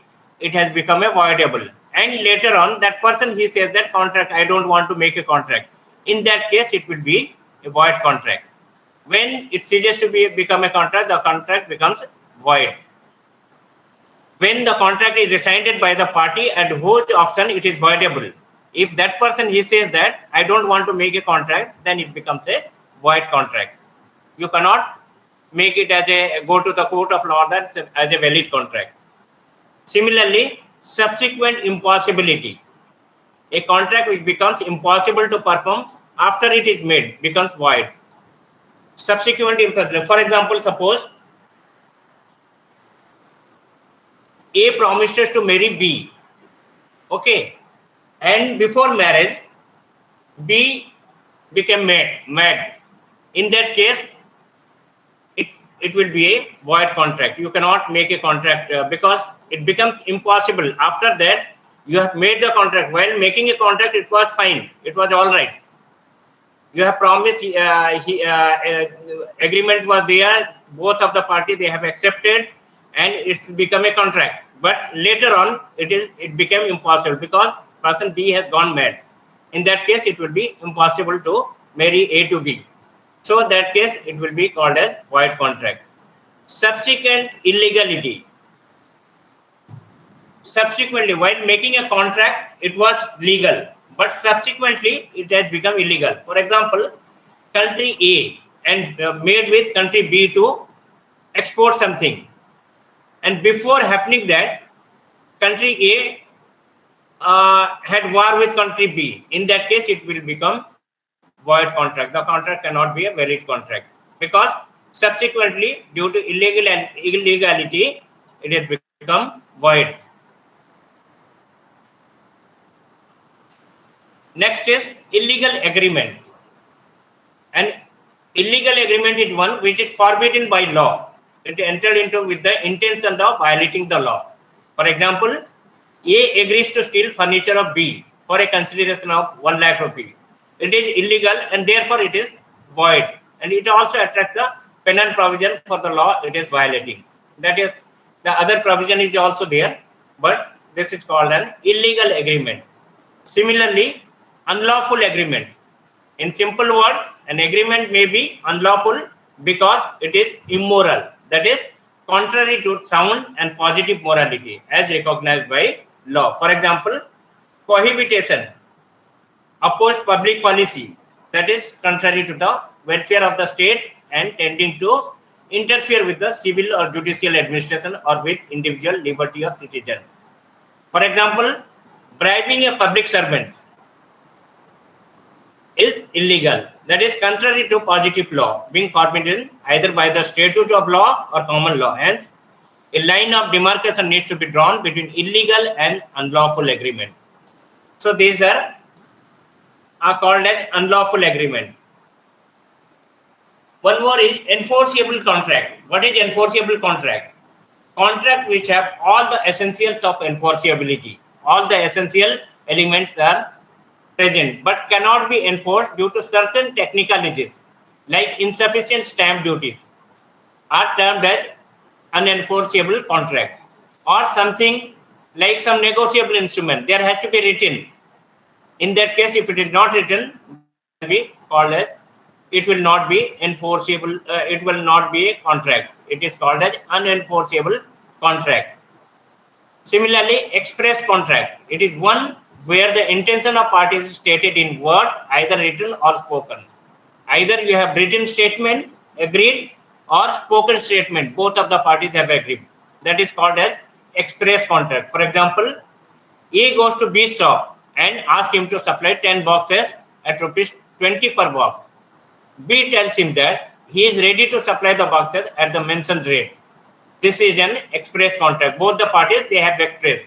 He asked for the goods, and the B party B, he has expressed his price. The same intention of the parties may be expressed in writing signed by the both the parties. It can be written, it can be verbal also. That is called as express contract. When both the parties express their willingness to agree upon certain terms and conditions, then it can be called as express contract. Similarly, implied contract. The evidence of an implied contract is to be deduced from the acts or conduct of the parties. No exchange of words, either written or spoken, takes place, but the manifestation of their intention is inferred from their respective acts or conduct. For example, if you are buying a ticket without telling anything, asking anybody anything, you just bought a ticket and entered into the box buses, and you have gone to your destination. This is called as implied contract. It is from your activities, it is understood that you have made a contract. So next is quasi-contract. These are those obligations which are imposed by the Contract Act and do not arise from the consequence between the parties. For example, A tradesman lifts goods at B's house by mistake. B treats the goods as his own. B is bound to pay A for them, the obligation imposed by law, because A has leaves goods at B's house by mistake. By mistake, he has left goods in B's house. But B treats the goods as his own. Otherwise, it will be waste. So he has taken care. For that, he has invested some money. And in this case, B is bound to pay A for them, the obligation imposed by the law.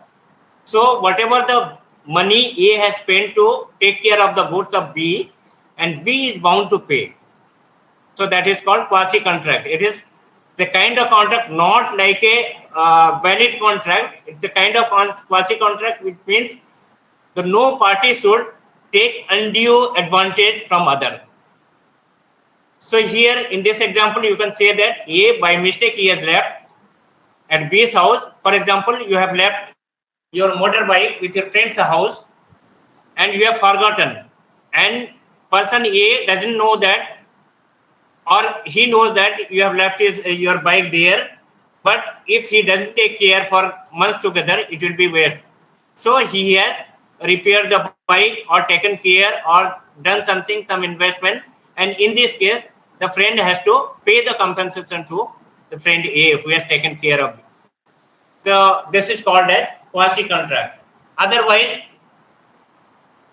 B will say that I have not asked you to take care of my property. In that case, I am not ready to pay the compensation. It cannot be, because person A, he, as as he is taking care of his own property, he has taken care for the property of B. If B wants to get back the property, then in that case, whatever the maintenance cost he has invested, he is supposed to pay. Next is execute a contract. It is word itself, you can understand that the contract, which is, it is one where both the parties to a contract have discharged their respective responsibilities by performing them. All the transaction of case sales are the examples of executed contract. Both the parties, they have completed their responsibility. It is called as executed contract. You are supposed to pay paid, and the other person supposed to get back you the goods. He has given the goods to you. So this is called as executed contract. Contract has been already executed from the both the parties. Now, executory contract. It is one where one or both the parties are yet to perform their respective promise. It is partly executed and partly executory. Now, the completely execution has not been taking place. One party might have completed his responsibility, but the other party has to be complete his responsibility. That is called an executory contract. Yet to some of the part of the contract yet to be executed. That is executory contract.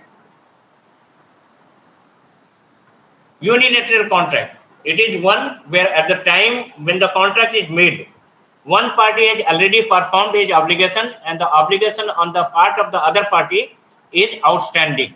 One party has completed, then other party's responsibility is still outstanding. For example, A goes to a bus stand ticket counter and buys a ticket for journey.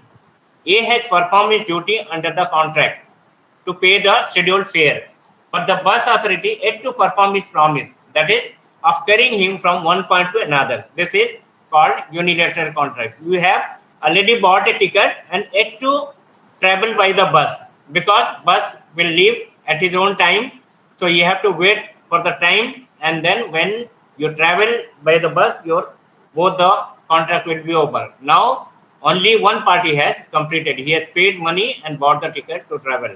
So this is called unilateral contract. Similarly, bilateral contract. As against unilateral contract, a bilateral contract is one where at the time of entering into the contract, both the parties to the contract are yet to perform their respective promises. Now, for example, over telephone, you have booked the ticket, book your seat. Now you have to pay, you have to go to the counter to pay for the bus fare, and other party, the bus has yet to take you to the destination. Both the parties have not performed their duty yet. So that is called as bilateral contract. Is it clear till now? Hello? Yes, sir. Yeah. Then we'll proceed further. So one question. So bilateral contract, is it not same as like agreement itself, because it's not done, right? So it's not completed. Yeah, agreement is a part of contract. You have done agreement, everything you have promised. For example, if you want to travel online, you have booked or over telephone, you have asked the person to book your seat, but you are yet to pay money for the seat, and you are yet to travel. Both the side, you have not completed your performance, even though you have agreed upon the point, but not yet completed. So both the parties have to complete their responsibility. And unilateral means one of the party has completed, one of the party yet to complete. Okay, then miss, why the term contract itself could mean that, no? So why a separate terminology for that, for not completed from both sides? See, this is just to understand you. What do you understand? If one party has completed, what it is called. So we have mentioned it as unilateral. In type of contract, you may not write this one. You may write valid contract, voidable contract, quasi contract, contingent contract. These are the kinds of contract. But these are the parts where you should understand what is unilateral. When one party is completed, when both the party yet to complete. So that is why we have included in this one. Okay. Okay. Yeah. Thanks. Right. What are the different modes of discharge of contract? How the contract will be? What are the different modes? You can see that by performance. Discharge by performance, when both the parties have completed their duties. That is called discharge of contract. Both the parties have completed their responsibility, or terms and condition is over, everything, all this has happened. On the performance, it can be called as discharge of contract. Now, on the consent of the both the parties, you want to stop the contract or completed the contract. Both the parties agreed upon the consent of the both the parties. It can be, contract can be discharged. Contract can be discharged by the impossibility. If impossibility, something has happened. Suppose you have made the contract, but due to some natural calamity, it could not be performed due to impossibility. So that means it is discharge of contract over. Your contract is over. You cannot say still there is a contract.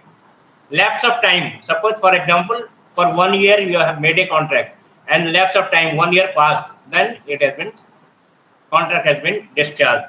By operation of law, if by law something is passed that it is to be completed or it is over, then in that case you can say that the contract has been discharged. Breach of contract. If the parties have done something wrong or he has not fulfilled his promise, in the case of breach of contract, you can go to the court of law for the compensation, and in that case the contract is discharged and you can claim for the your compensation. Similarly, material alteration. For example, you have the contract for 1 year and both the parties agreed upon to the point that you have to want to change it to the for the 2-year contract. So before completing the contract, you both of the parties, on the consent of the both the parties, if there is a material alteration, and can be called as discharge of contract, and again new contract will be implemented. So that will be 2 years contract, not 1 year contract, or 6-month contract. So if you are changed to 6-month contract, then it will be valid for the 6 months. The 1 year contract is, that is discharged, and now fresh contract will be applicable, that for 6 months. Okay, these are the various modes of discharge of contract. Next is remedies for breach of contract. If there is a breach of contract, what are the remedies? What remedies you can do? The parties to a lawful contract are bound to perform their respective obligation. Both the parties, they are bound to do whatever they are agreed upon. If they are not doing, any of the parties who is not performing his duty, then in that case it is called as breach of contract by that particular party. So in that case, you can go to the court of law, you can get the remedies. So when one of the parties repudiate the contract but refusing to perform this obligation, is said to have committed breach of contract. Any of the party who has agreed upon to the point and refusing to perform, then is called a breach of contract. In case of the breach, the aggrieved party is relieved from the performing its obligation and gets a right to proceed against the party of the at fault. If somebody has breached, the breach of contract has taken place, in that case, the other party to who is a sufferer, and he can say he is free from the contract. Now he can go to the court of law for the breach of contract, for the remedies. Clear? In case of breach of contract, the law provides remedies to the injured parties as follows. What is that? Cancellation of rescission, restitution, specific performance, injection, damages, quantum merit. These are the remedies. What is that? Cancellation or rescission of contract. Oh, this is wrong. This is remedies of breach of contract. This you can say, this is it is not cancellation. Remedies of breach of contract. What are the remedies of breach of contract? One is cancellation or concession of rescission of contract. Contract can be cancelled. Restitution, you can, like, for example, person A pays B to ₹1,000 in consideration of B is promising to marry C. A's daughter, she is dead at the time of promise. The agreement is void. In this case, you can go for the remedy of breach of contract. So C is dead, but A has made promise with B to marry her daughter C with B. In that case, you can say that he has done the breach of contract. So suit for specific performance. If any specific performance is not done by the party, the aggrieved party can go to the court of law for the suit of specific performance. Suit of injunction. Injunction in the sense the court has given something, passed some order. In that case, the other party is liable to get the compensation. Suit for damage. For damage, if the other party caused the damage, in that case, they can go for the suit for breach of contract. Similarly, suit for quantum of merit. So one party he is lacking for the some of the technical performance he has to do, but whereas he has failed for that to do that. In that case, the suit for quantum of merit, you can proceed. So this is all about unit 1. If there is no doubt, then we can proceed to unit 2, because we have only 4 to 5 classes. Now this is the second class, only 2 to 3 classes are left over, and lot of things are there like company law, Factories Act, then you have negotiable instrument act, partnership, many laws are there. So shall we proceed to unit 2? Hello? Yeah, sure, sir. Yeah. Unit 2, we are going to discuss about the partnership and what are the essential component of partnership act, what are the rights and duties of partners, what are the authority for a partner, whether minor can be a partner, then registration of a firm, distribution of a firm, sales of good, what is contract of sale, what are the essential contracts of sales of goods, what are the kinds of goods, etc.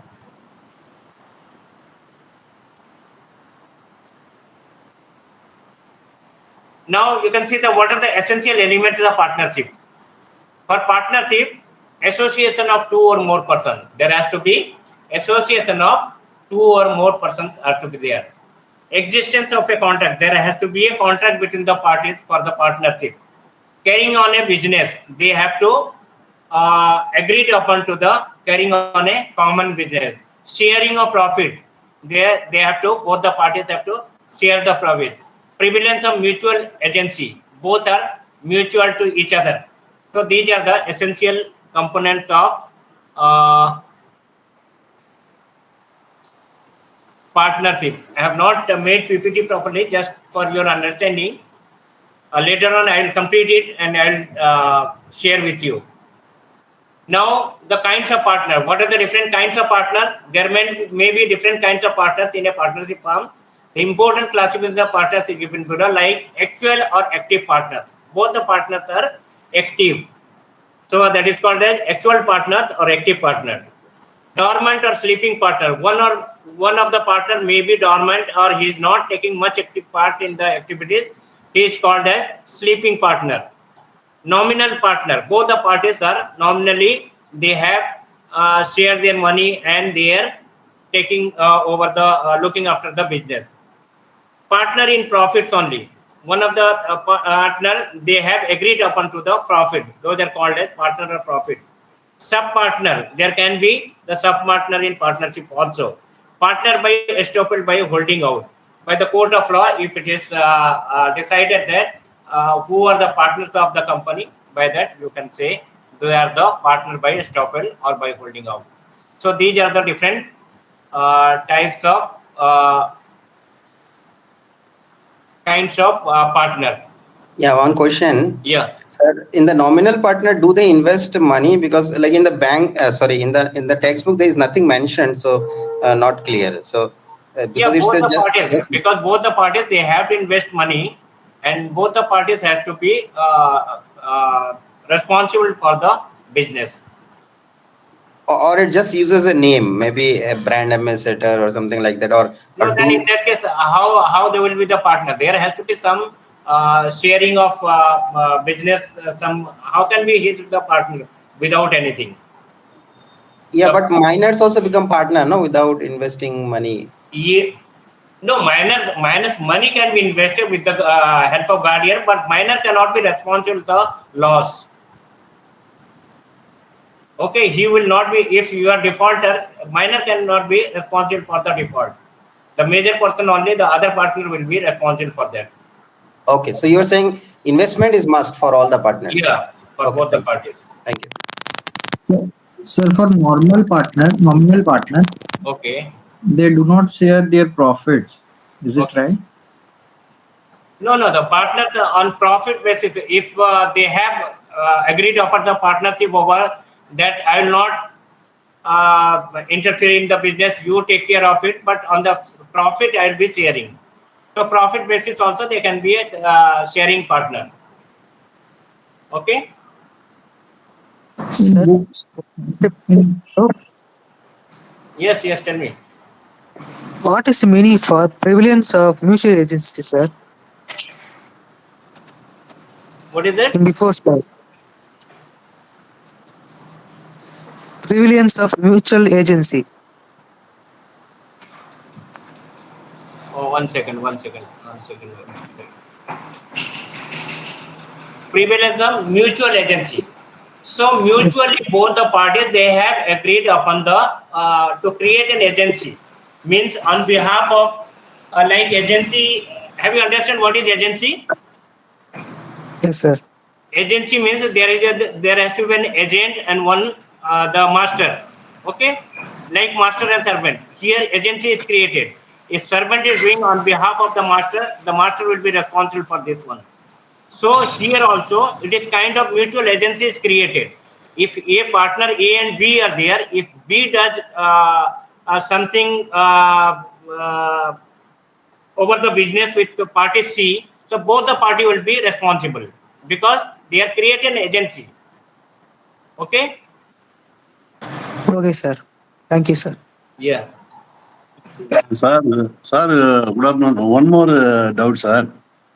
Okay. Mutual agency, both the party send their agency or the boss is somewhere else? No, both the parties. Both the Both the parties are parties responsible. send their agent. If they are doing any business with if they have, both the parties are agent to each other. Means here they have created agency. If party A does something, that means on behalf of A and B, for both he is working. If he is making contract with third party, that means both the parties are responsible for it. Only the party who is, suppose A and B are partner. A is making business with third party C, and in that case A is defaulter. You cannot say only A is responsible. In that case B is also responsible. That means A and B both are agent to each other. Okay. That boss giving power to the agency.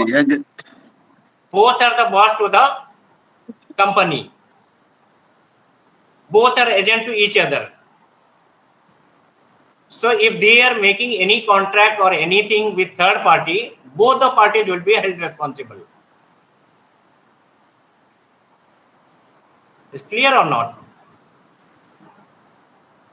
Hello?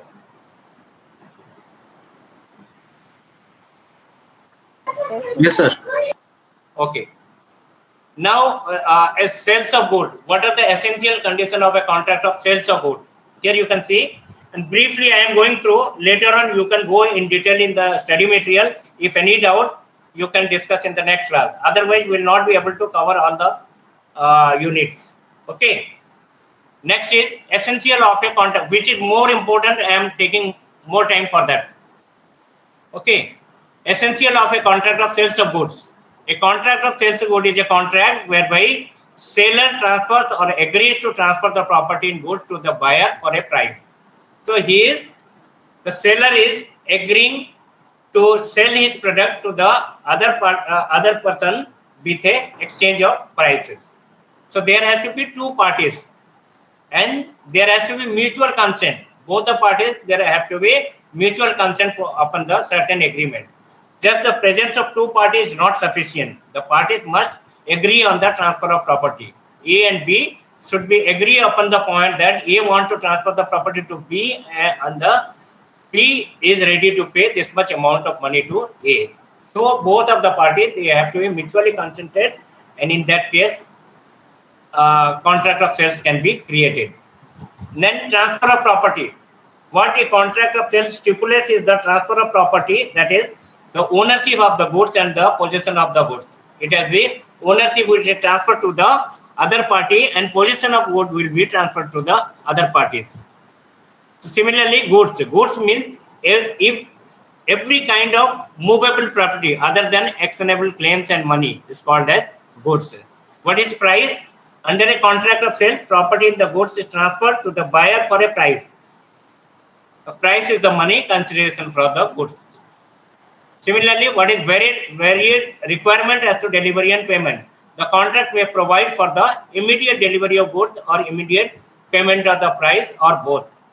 It can be based on the agreement. Requires no formalities, absolute or conditional. It can be absolute, it can be conditional also. And that basis, the sales of goods contract can be made. Now this is the small unit. Then we'll proceed to the unit number 3. Or anything more you want to discuss?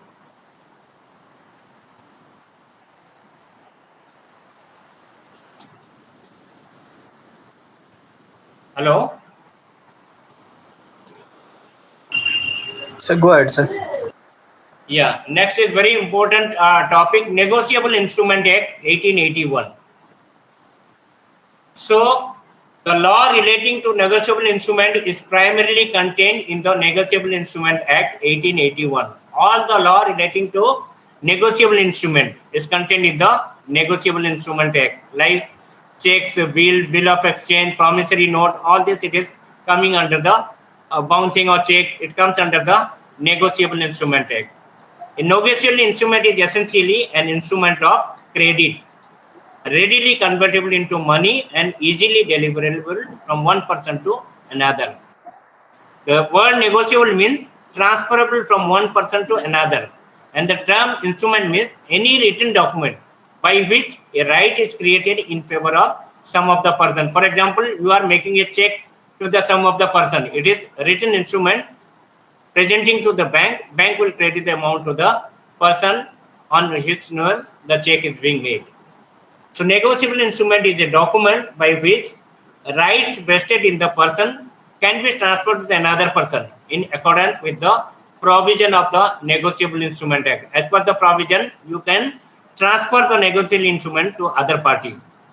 Similarly, the Negotiable Instrument Act does not affect the provision of section 31 and 32 of the Reserve Bank of India Act. There are some of the related to negotiable instruments, some of the act which is enacted by the Reserve Bank of India, which cannot be come into the effect in case of negotiable instrument. In that case, it will be governed by the Reserve Bank of India, like currency cases or something, in section 31 and 32. All this will be dealt by the Reserve Bank of India Act. The rest other negotiable comes under the Negotiable Instrument Act 1881. So what are the salient features of Negotiable Instrument Act? Salient features are negotiable instrument. What are the salient features? It will be freely transferable. It can be transferred from one person to another as per the act provided in the negotiable instrument. Defect-free title of the transferee. There has to be defect-free. There should not be any defect in the title. When you are making a check or promissory note, it should be defect-free. And recovering. The person can recover the amount which is entered in the Negotiable Instrument Act. Ceiling of transfer. There are the ceiling limit of the transfer of money as per the Act. Payable to order. By order, it has to be payable. When the check or promissory note presented to the person, he has to pay by the order to the holder. Similarly, payment and presumption, with the presumption of that person who is holding the check is the person to get the money. In that case, he has to be paid. So what are the kinds of negotiable instrument? Like bill of exchange, promissory note, check. These are the negotiable instrument.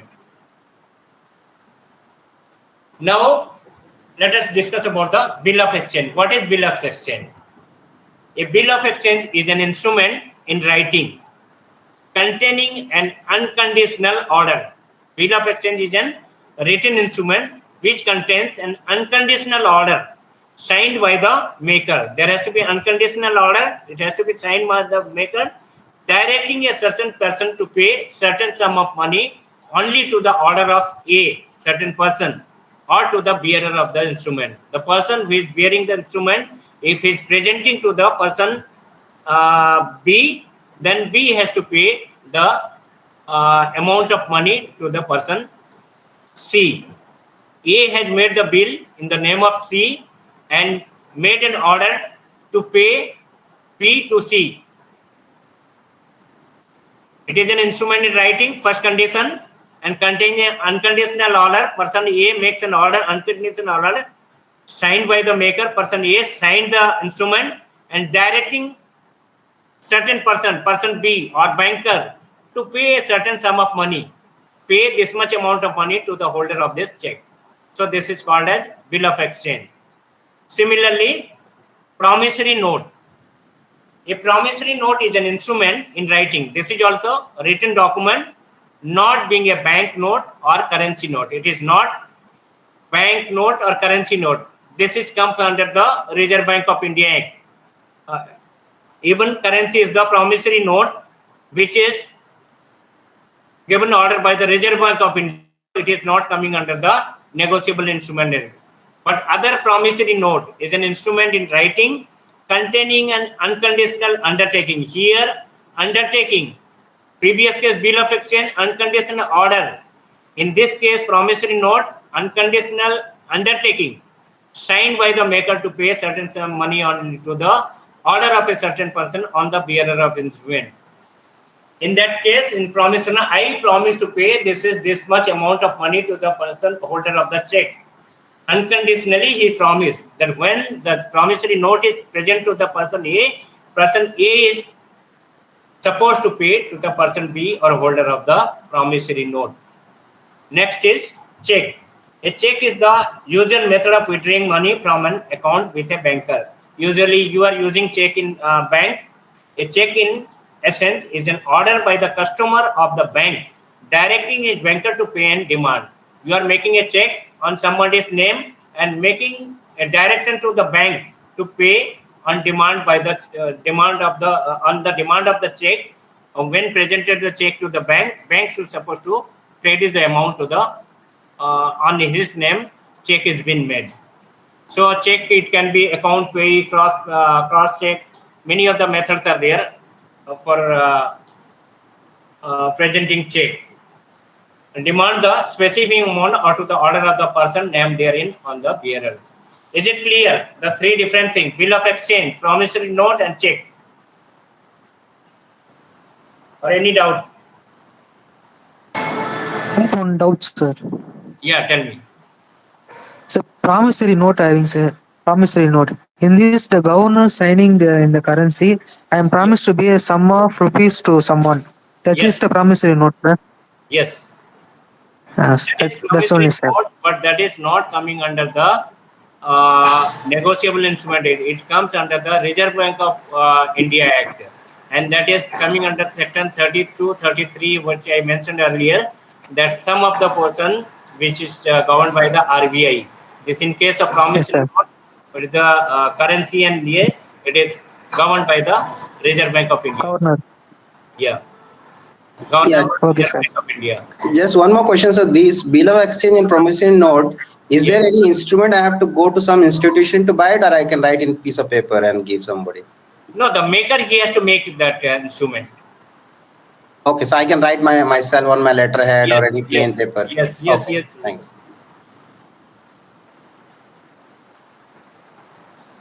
Now let us see the difference between promissory note and bill of exchange. Sometimes question comes, what are the difference between promissory note and bill of exchange? Here in case of promissory note, you can see that there are only two parties, the maker and the payee.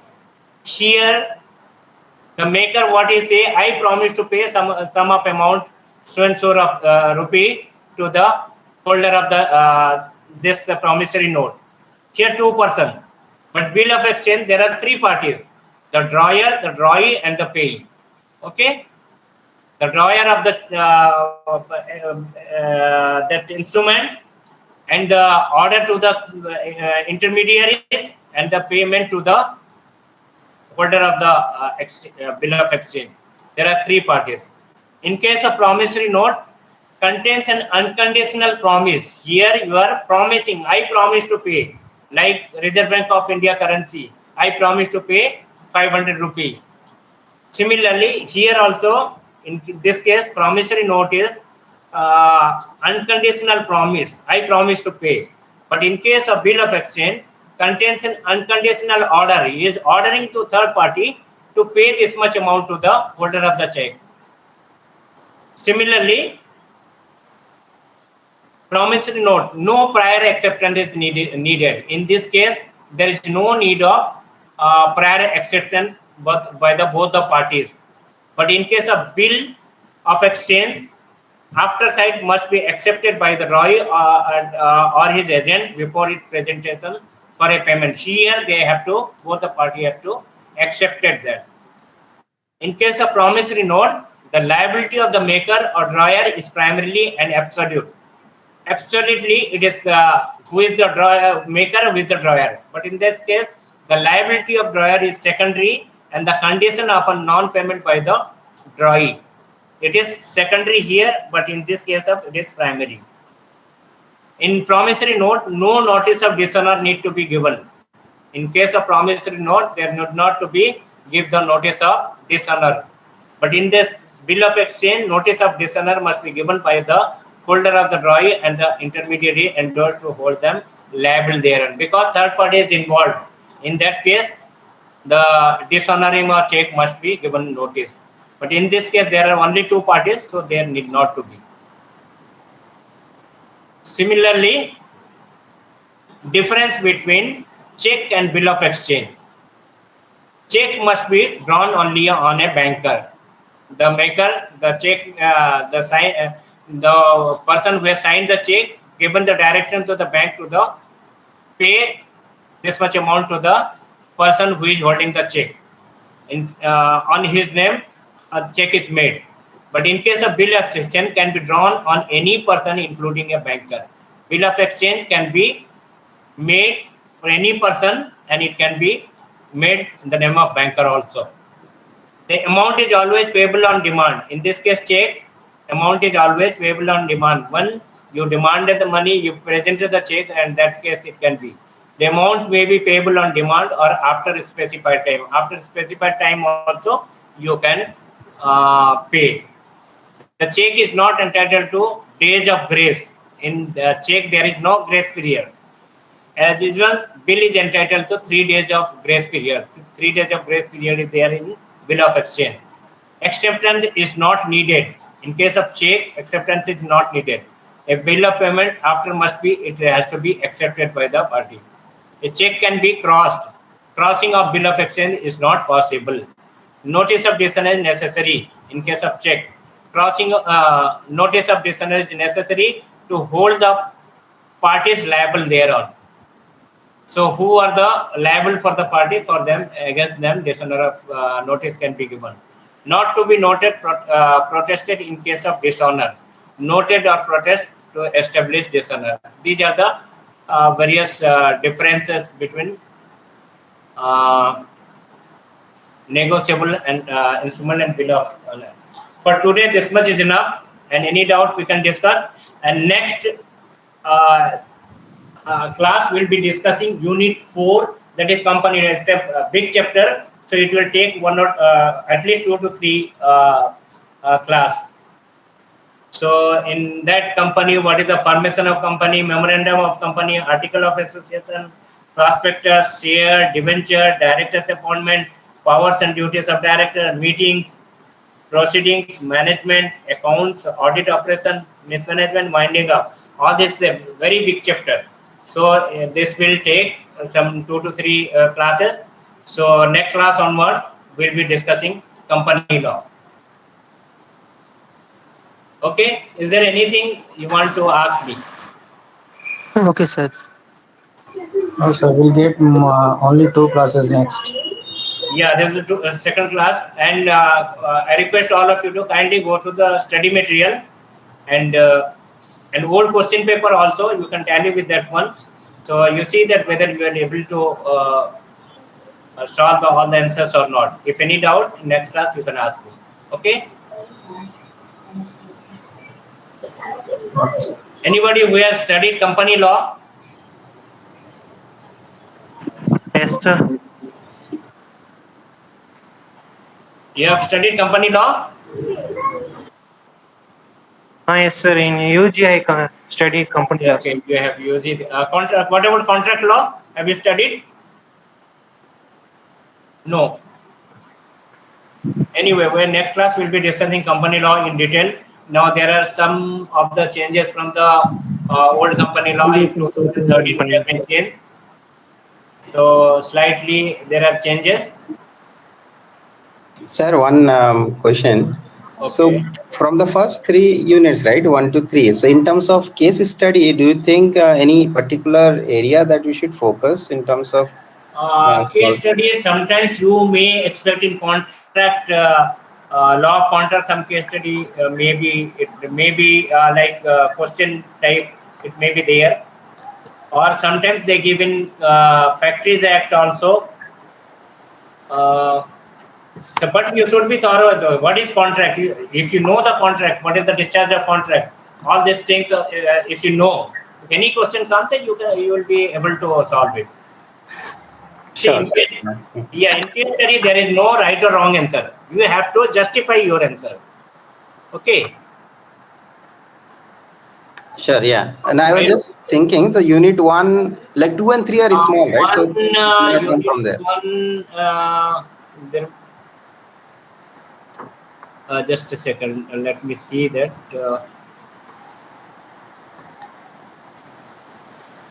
Yeah, it will be there in unit 1. It will be law contract we are talking, na? There may be question. So you have to understand what is the agreement. What is the, sometimes they will ask you in such a way that there is not an agreement. AB initio, it is not valid. In that case, it cannot be a contract. And company law also you may find some questions. And contract law, company law, and Factory Act. In 2 or 3, there may be some case study related to that. If time permits, we will discuss. Okay. Thank you. Otherwise, next class we will be discussing company law. And then we have left over with not only company law, industrial dispute act, factory act, so many are there.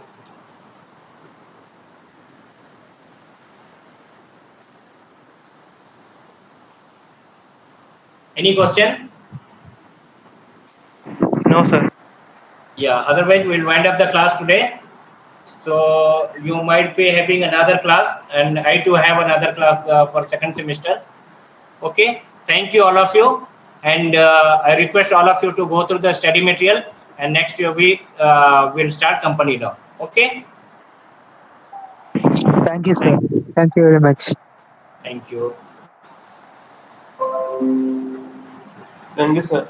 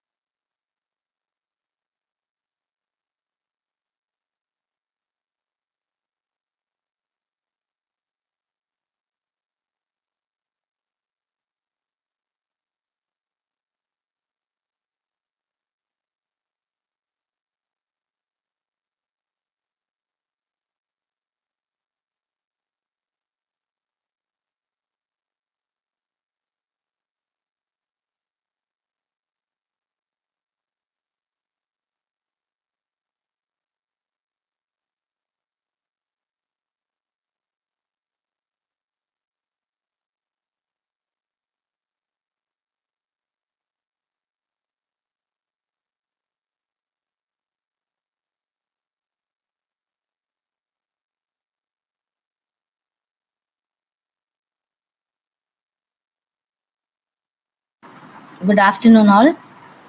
We'll start the class. Okay, ma'am. Yes, ma'am. What did we? Good afternoon, ma'am. Good afternoon. Good afternoon. I'm opening the PPT. I'm waiting. I'm not able to share until I get the request waiver.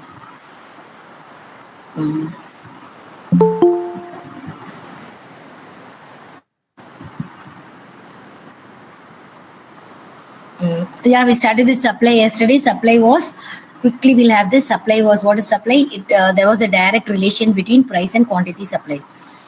And I think I gave you a simple definition for supply. Like supply was nothing but the different quantities of goods that the seller is willing and able to sell at a particular price. This is what the definition of supply is.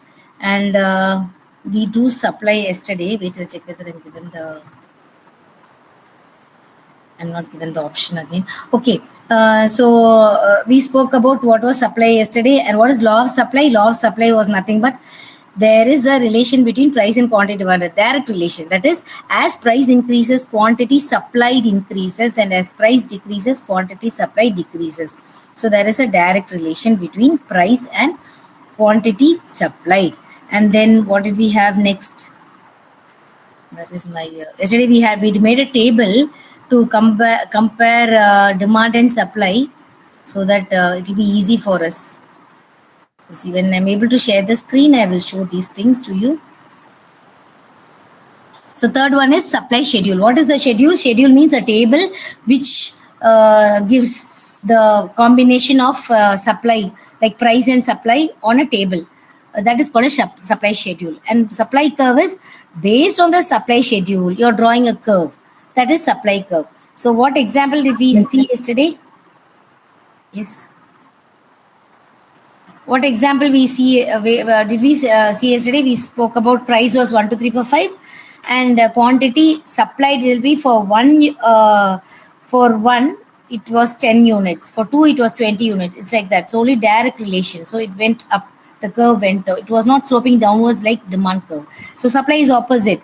And next one is, what do you think as a determinant of supply?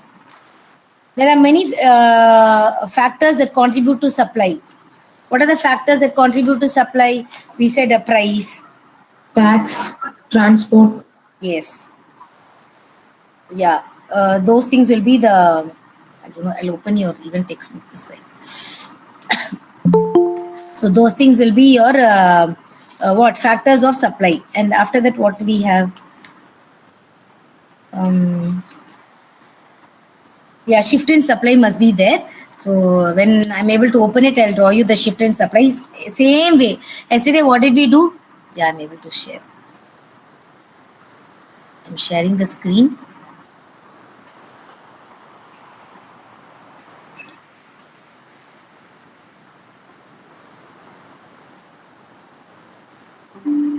Is the PPT visible? Ma'am. Yes, ma'am. Yes. Yeah, thank you. This is what we were seeing yesterday. The factors which, thank you. The supply, what is supply, law of supply, and how the supply curve will look. And this is elasticity of supply. So what I did is, if you have this, if they ask you to write a note on supply, whatever you did for demand, it will be the straight opposite. So this will be the side heading. You follow the side heading, it will be easy to get marks also. Side heading, with the wherever needed, you can draw the graph.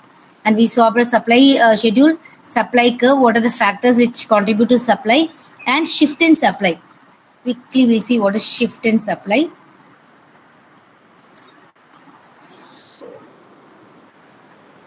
Okay, shift in supply was, shift in supply, what did I do? I closed it.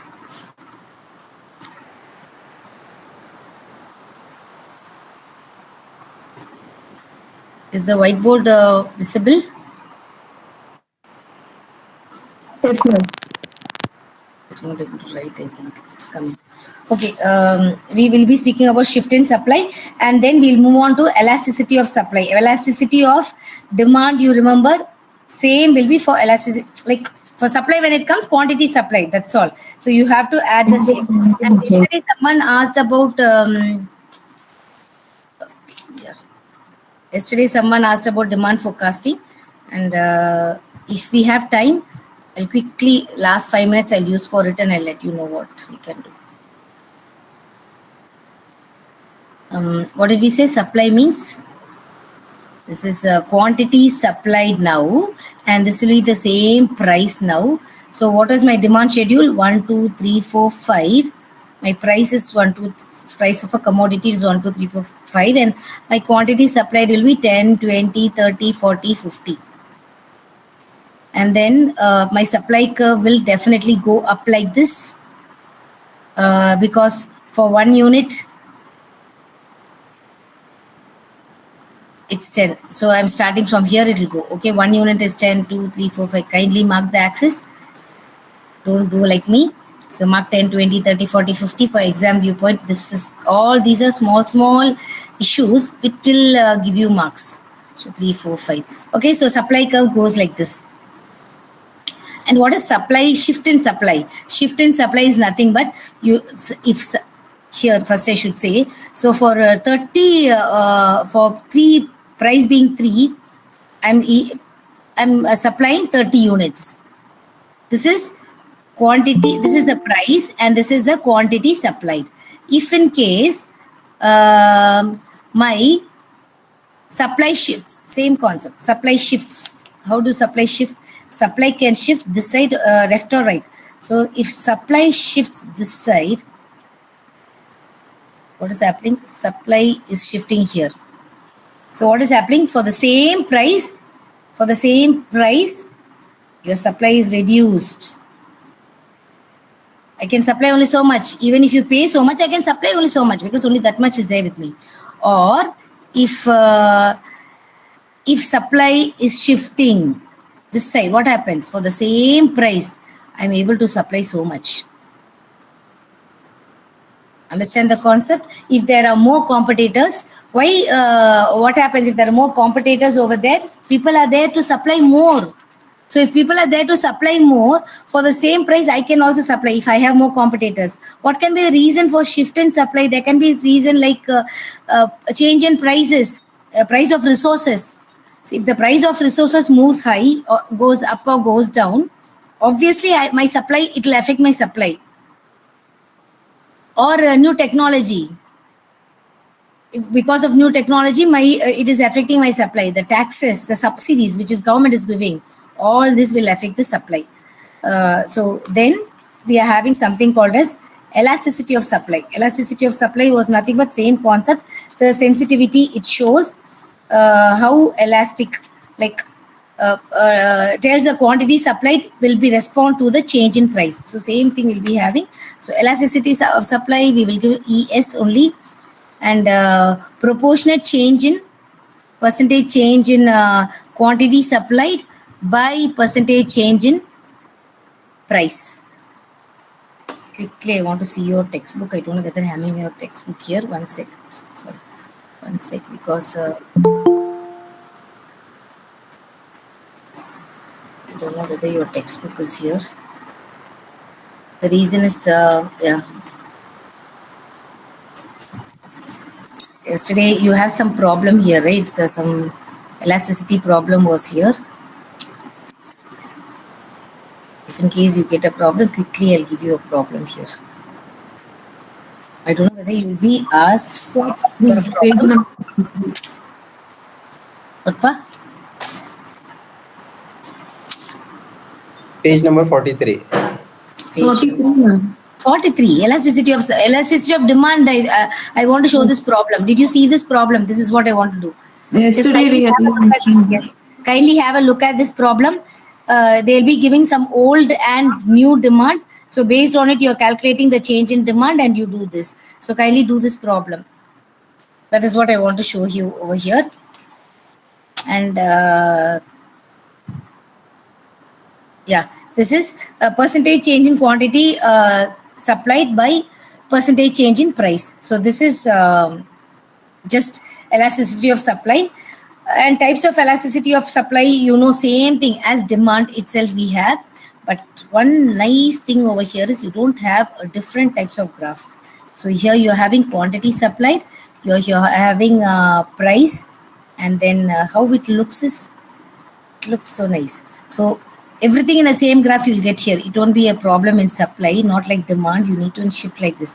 So here it will be, what is this called? You are going to give me the name, but I'll give you the value. Here elasticity of supply will be equal to 0. And here elasticity of supply will be equal to infinity. And here 45 degrees exactly. I'm putting everything together. You can draw separately and see if the supply is like this, what happens. Okay, because your supply comes like this, so elasticity of supply is 0. Yeah, perfectly inelastic. Yeah, very good. Yes. And then this is there, steeper, and here it is flatter. So this case, it is more than 1. Here it is equal to 1. Here it's less than 1. And here is equal to 0, equal to infinity. That's all. So this is and there are certain factors also for elasticity of supply.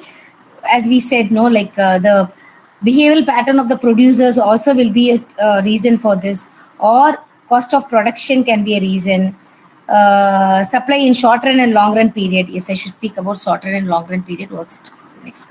We'll speak because we have very less time. So quickly I'm going through this. And then what else is left? So yeah, factors affecting supply.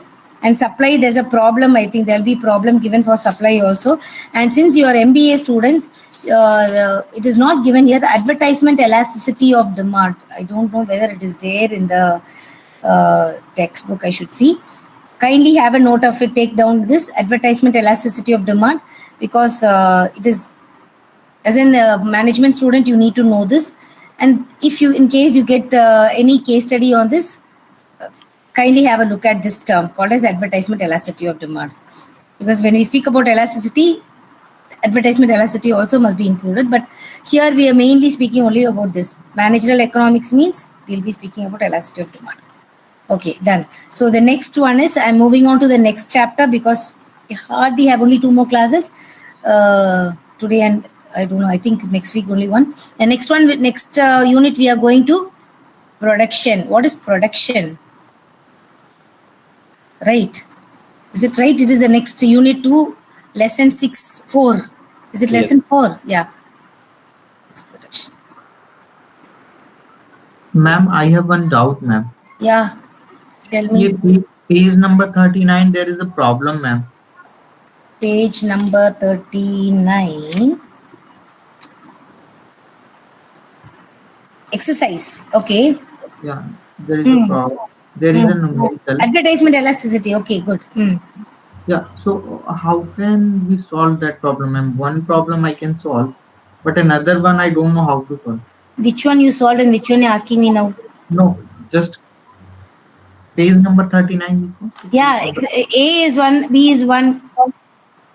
A, B, I already, no. In exercise, there is a numerical problem. B. Q equals to 1000 minus 3000. 3000 P plus 10 A.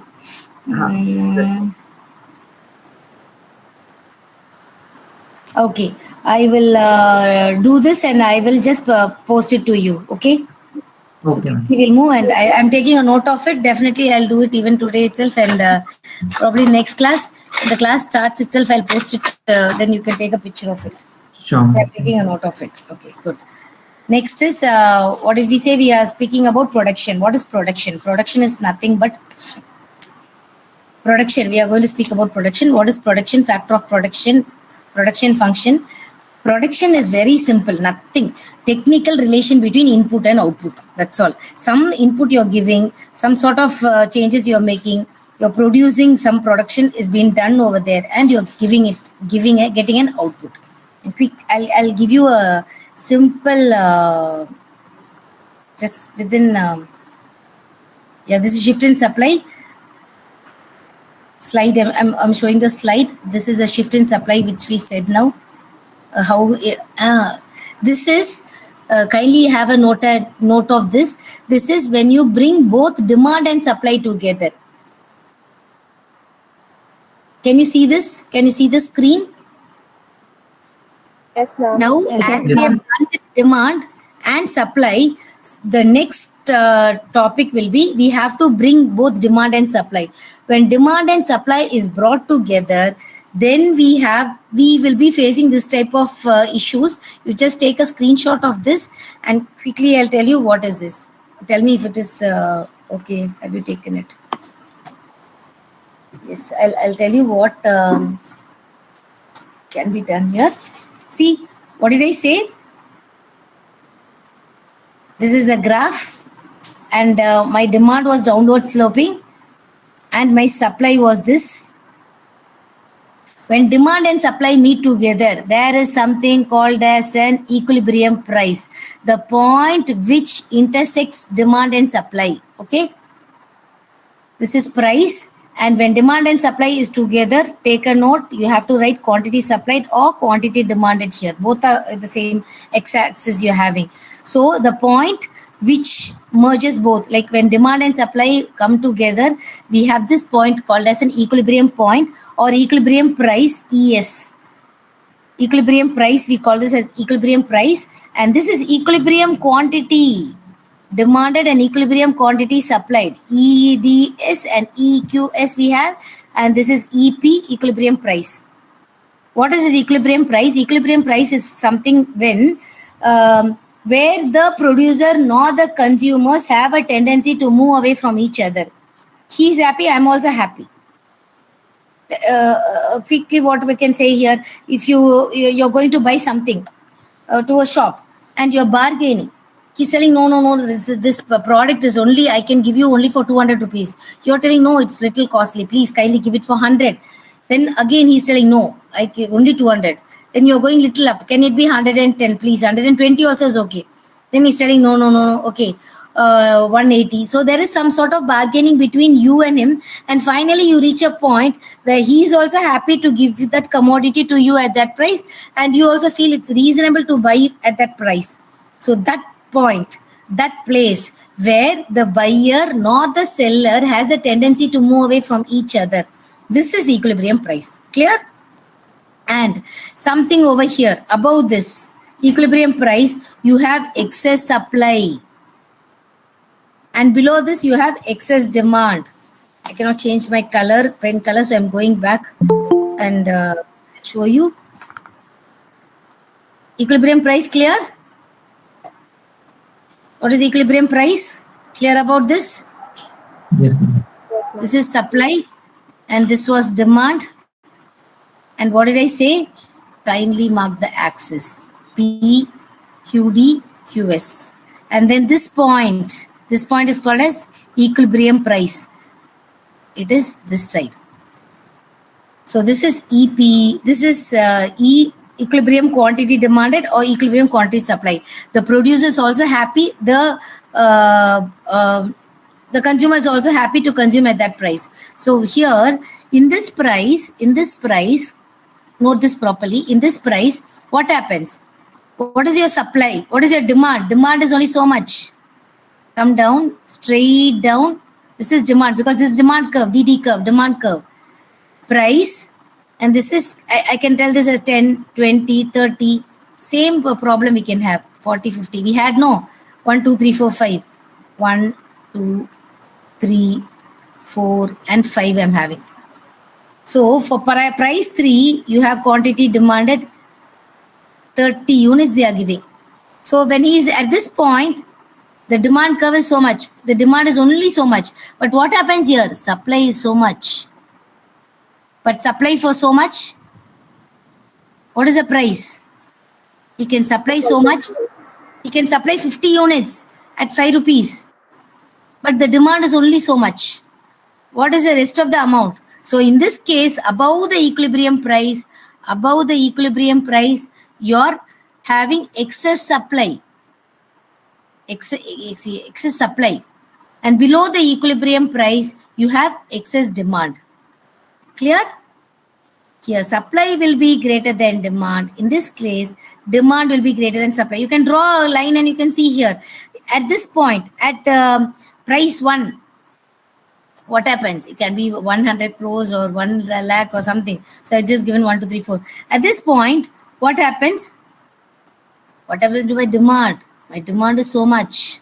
Whereas my supply is only so much. He can supply only so much unit. Only 1 unit he can supply. So here demand is greater than supply. Here supply is greater than demand. Clear?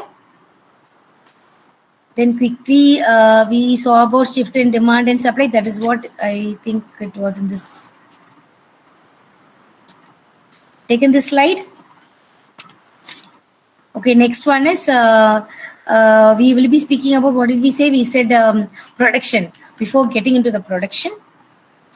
Yes, production is there. Before getting into the production, because this one slide, I've given the entire chapter there.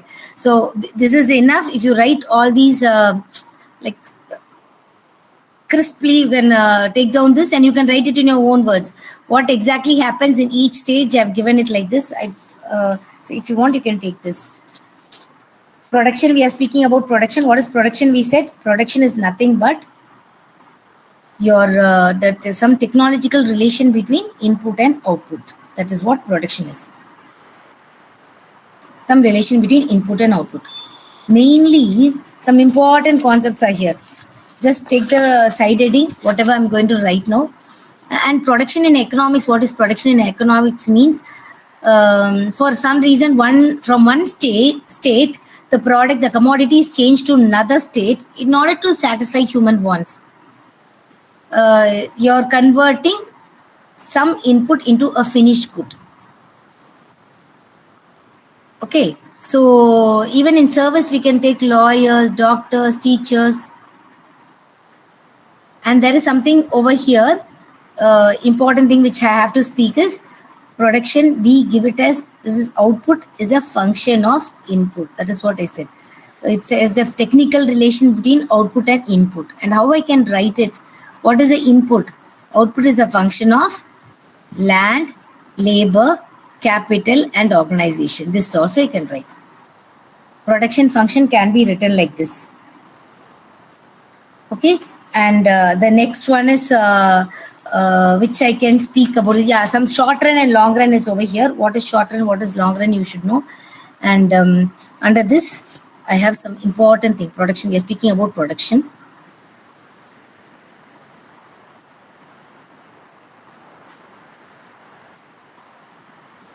Okay, so 3 important terms in production. One is total productivity or production. What is given in your textbook? I don't know. Is it total?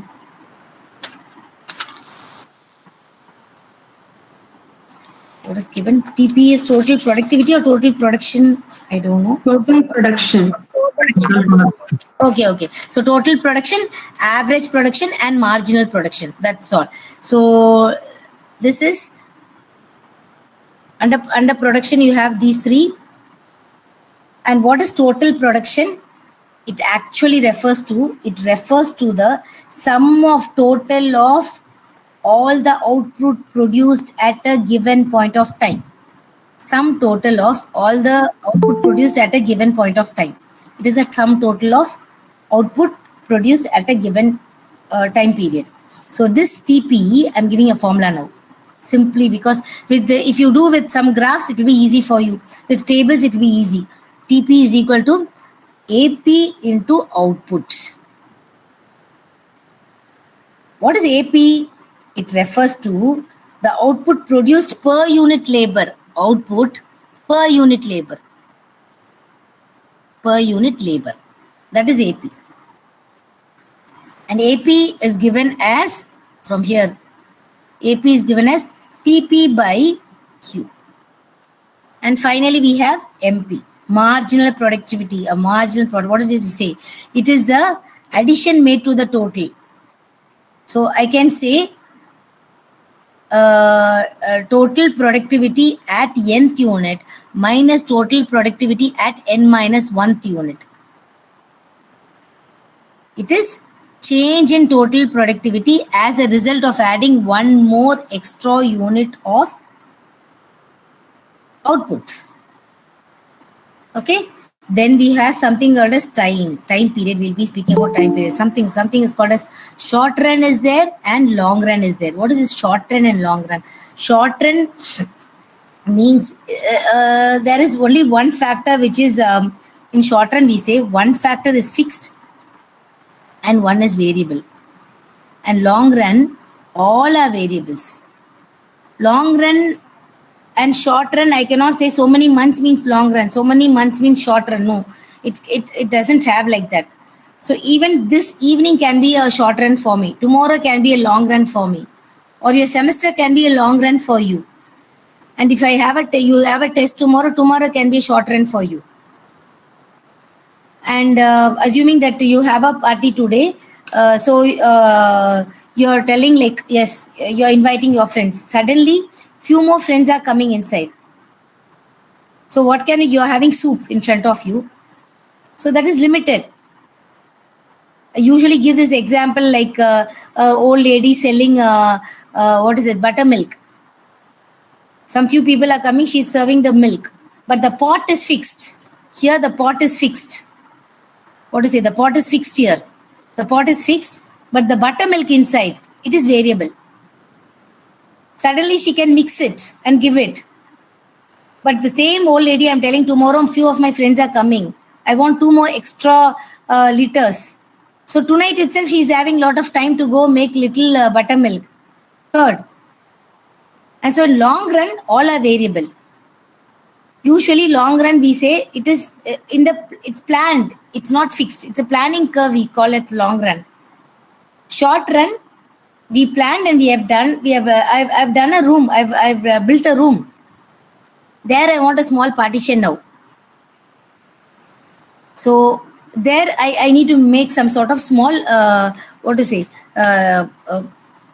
small partitioning work I have to do there because the room is done. But in long run, it is in plan only.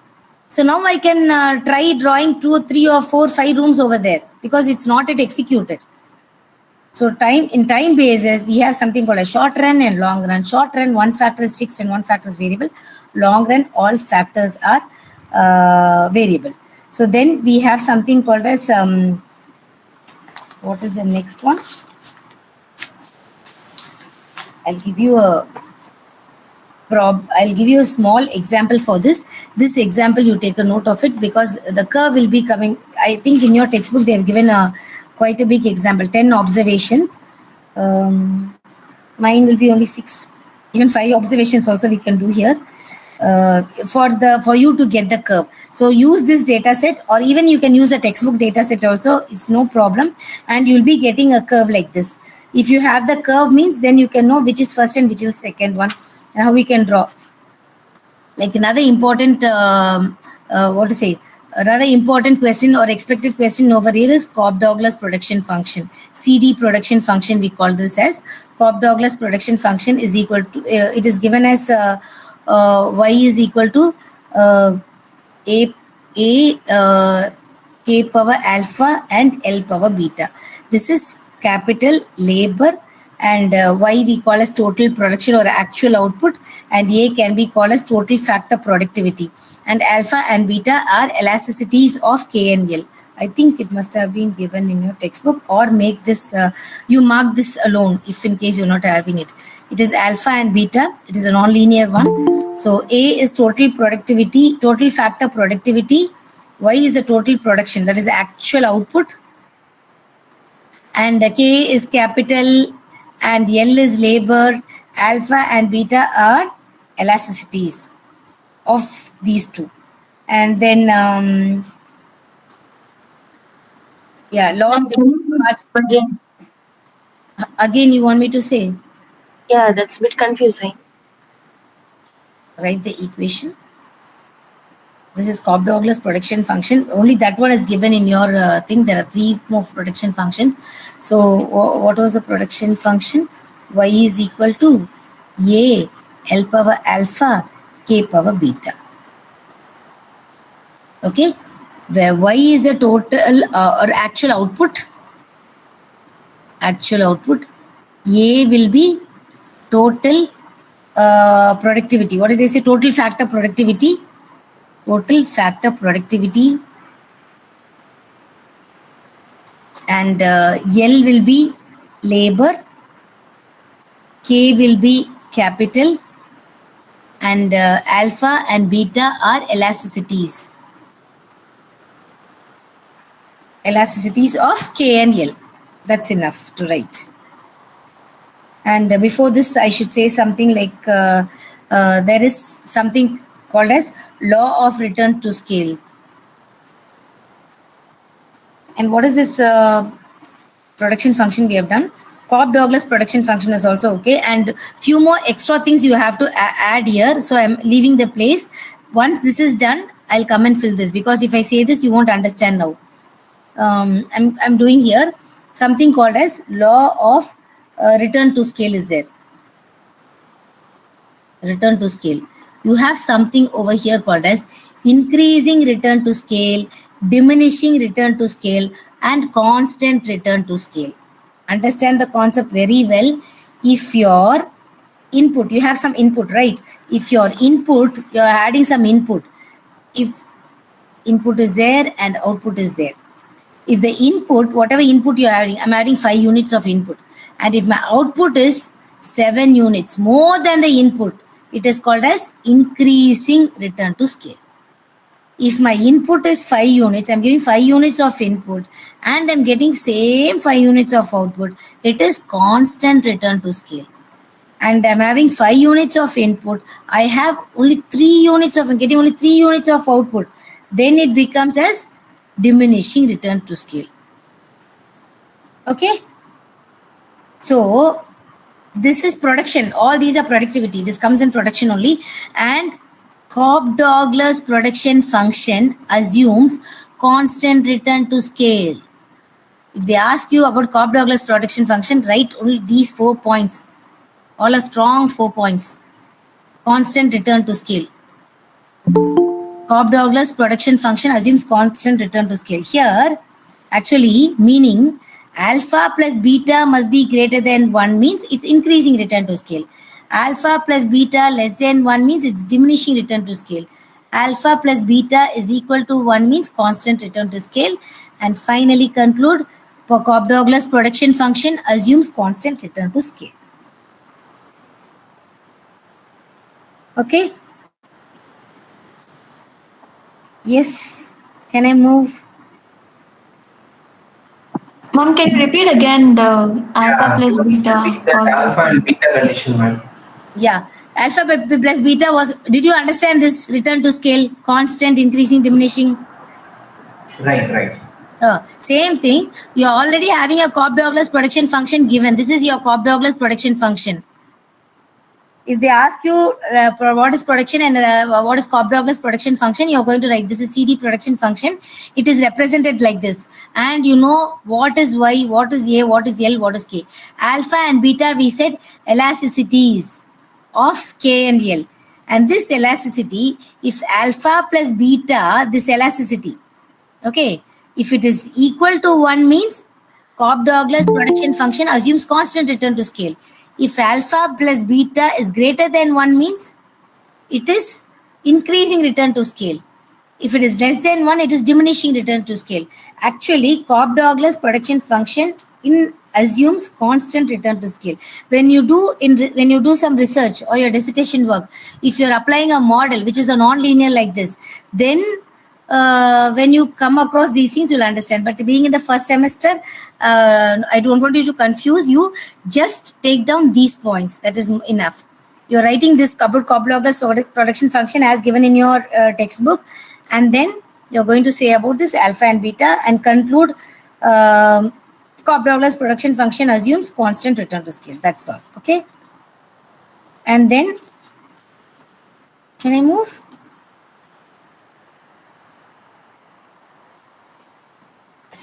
The next one is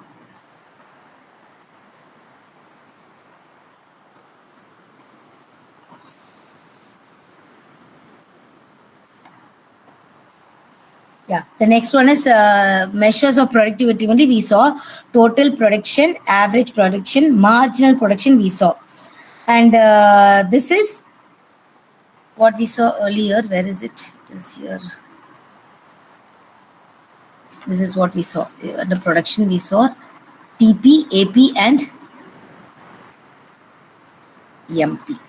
So, if in case my input is 0, 1, 2, 3, 4, 5, and 6, and my output meaning it is TP. So output is 0, 5, 15, 20, 22, 22 and 18. 22, 20, 1, 2, 3, 4, 5, 22, 22 and 18. And my MP. MP is equal to, what did I say? It is TP of at the nth period minus n minus 1th period. So 5 minus what nth period means present period. I'm giving you an example. It is 8, 9, 6, 5. If it is t, this is x. So x to the power t minus x power t minus 1 means t is the current period, t minus 1 is previous period. So here current period is 9 means previous period is 8. Current period 8 means previous period is not there. So 8 minus 0, 8. 9 minus 8, then you get 1. Okay, so normally in the first case we give it as 0. Here we give it as 0 only. So MP, that is the reason I'm giving it as 0. You can calculate like this. So 5 minus 5 I'm getting, and then 10, just 15, 2, 0, minus 4. You can see whether you're getting this thing, and you can. I can't able to get this. Can you please repeat it? What is AMP? What is the formula I gave you? I said TP at n minus TP at n minus 1, right? The formula which I gave you. Yes, ma'am. So TP at n is 5. 5 minus 0, 5. 15 minus 5, 10. 5 minus 0, 15 minus 5, 20 minus 15, and 22 minus 20. 5 only, no, ma'am. You have written 15 over there. Yeah, what is it? 20 minus 15. The 20 third minus line. 5. You have written 15. Oh, so I'm sorry. I'm sorry. That's why. I'm sorry. Yes. Okay. So, and then 2 and 5. 2 and, is it minus 4? 18, 90, 20, 21, 22. Okay, minus 4. The last one is minus 4. And then how you will calculate AP here? What is AP formula? AP was what? Output by labor. Output by labor. So what is AP here? Your output is 0. The first one will be 0 only. I'll remove this.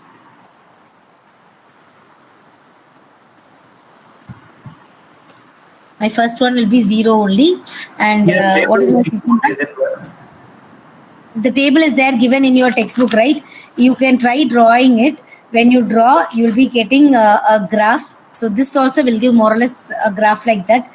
When you draw, you understand there are 3 stages. I'll take you to the PPT and I'll quickly finish this because we don't. In textbook, actually they mention it as labor, ma'am. From your data, we have to consider input as a labor, right? Yes, input as labor only. What actually this is, your addition of more and more input might not lead to expected output. That is the actual, the theme of this. So labor, assuming I'm having a company where I need only 2 people to do, because I'm having only 2 grinders. So 2 people coming, they're doing, okay, good. The job is going well.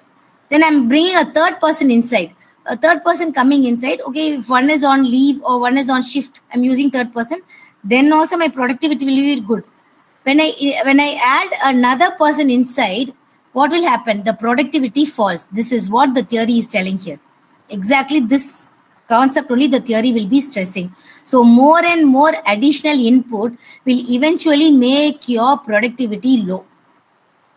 So what your managers, your future managers, this is managerial economics. So what are they telling? How efficiently you should use the input to get an efficient output. So how many labors you're going to use in order to have full production? in order to be productivity will be good in your organization. So for that only we are using this. So this is the key concept of this chapter. Got it? This is what law of diminishing return also will say. Adding more and more input, your output will fall. Yes. And return to scale, yeah, we have done this. So kindly see this. And when you draw according to the graph or according to the data set, when you draw, you will be getting something like this.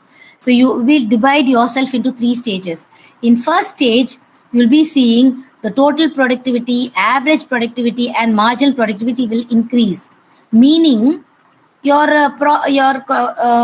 company is producing more and you are giving it, you're selling it. Your output is also more. Your sales is also increasing. And in stage 2, you have a stage where it is going to stage 2 where your average productivity falls and marginal productivity also falls. And stage 3, it is negative. MP is negative, marginal productivity. What is marginal productivity? Addition of one labor brings your output down, your production down. So then that case, so you should know where should I stop? Where should I stop and where should I fix my labor? So how many labor should I fix to my organization? If adding more and more labor should not reduce my output. So that only will, that is the way this is drawn. And you see to it, you have the data set, you draw, you let me know. And this is the 3 stages. And this is enough to write for 3 stages. Simply you can write this. I don't know what is given in your textbook. And whatever I said now, from the graph itself, you can say stage 1, these 2 are increasing, this is falling. Stage 2, TP is still increasing, meaning your productivity is still increasing. So you can move on to stage 2. Stage 3, your productivity is falling. MP is also negative. So you cannot be in stage 3. You should know where to stop. Stage 1, you have more, more potential to move up. Because see, your thing is increasing. Your productivity is increasing. You're moving to the next level. So this actually a reasonable manager will stop in stage 2. I think that is the way this has to be concluded. It will be concluded in your textbook like this only. So this is what this productivity is telling. And here the law of diminishing marginal return is also giving it over here. And we spoke about what is the increasing return, increasing, diminishing, constant, return to scale we saw, and the 3 stages we saw. And isoquant, next is coming isoquant. Isoquant simply meaning, yesterday we saw something. What did we see? We spoke about indifference curve. Isoquant is nothing but addition of 2 inputs. See, in economics always we have only x-axis and y-axis. Not only economics, in graph we have x-axis and y-axis. So we are trying to speak only with this. So in one axis, I'll have capital. In another axis, I'll have labor. What is this? We are speaking about isoquant, which is in page number 56, right? So isoquant means combination of 2 inputs giving same level of output. Indifference curve, yesterday what did we say? Combination of 2 inputs giving same level of satisfaction. Here, in one line, if I should say about isoquant, it is combination of 2 input giving same level of output. So I can have more labors with less capital I can do. Or I can have less labors, efficient architect I can use. And I can have more capital. Because here it is capital, here it is labor. But my ultimate aim is what? To build this building. So output is building. The combination is, you should decide whether it is labor intensive or capital intensive. So this is isoquant. Are you taking this one line definition which I'm giving? Quickly moving on to the next chapter. It's Can you please explain the graph once? This one, isoquant. Yeah. Yesterday what did we do? Did we do indifference curve? Remember? IC. What is indifference curve? Indifference curve was combination of two goods giving same level of satisfaction. Indifference curve and iso quant. What is it? What is given quant? Okay. Iso cost curve. Iso cost means cost. We are speaking about cost curve. Iso cost is given here. Here, what did we say? Both. Okay, both we are using only two axes, x and y axis we are using.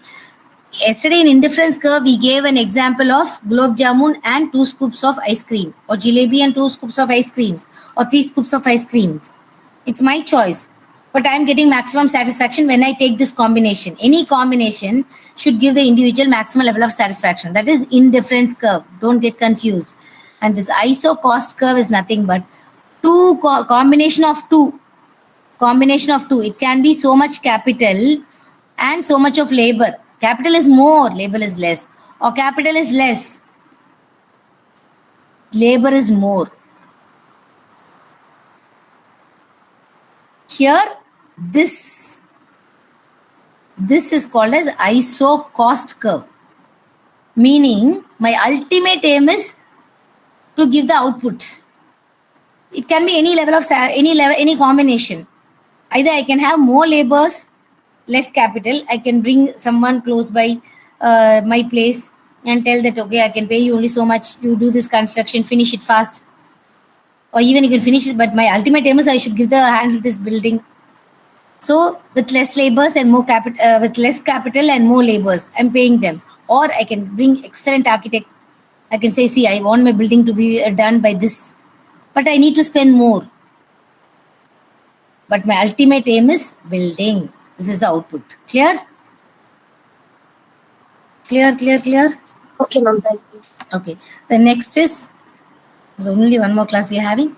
Quickly we'll see. I'll give a data set here, and if you can go and work out this, it will be easy. You will be getting you won't be getting any confusion here, because when you see the textbook, each chapter will be too big, but the concept is very small if you understand the concept and if you're attentive in the class. So cost, we are going to speak about cost.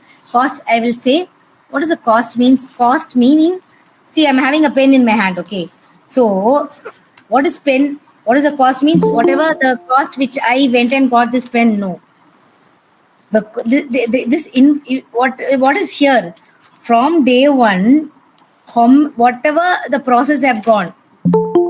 The process can be anything from day one when they start preparing this pen till it came and reached my hand, including transportation cost. Everything is here in this cost. In this pen, cost means it's not only the price which I'm paying for it. It involves everything. Okay, what is it? It says about from day one, whatever is happening from the production of this commodity, the price which they have been fixed, the factors which is used, and finally when it comes and reaches my hand, no, all this is only cost. Understood what is cost? I don't know what definition is given in your textbook. One sec, I'll just check. What is given as cost?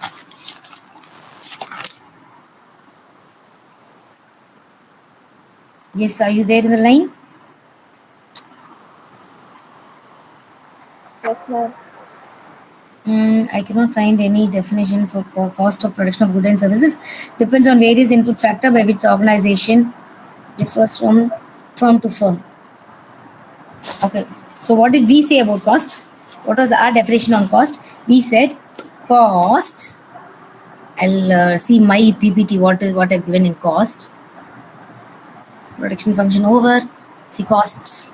Cost is money incurred by the producer in order to produce goods and services. Please quickly take a screenshot of this. If you say okay, I'll move back. Okay. Okay, thank you. So we will, if you understand this concept, it's very easy.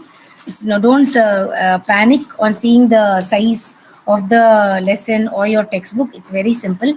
These key points, if you concentrate and write, you can attend all the questions. Okay. Under cost, what did we say? The other cost determinants and all you can study. So I'm just highlighting only on the key points. So what is cost? Cost is mainly something called as fixed cost. Understand what is fixed cost? Very simply, I'm speaking. Cost which is fixed cost. You won't be going wrong in this.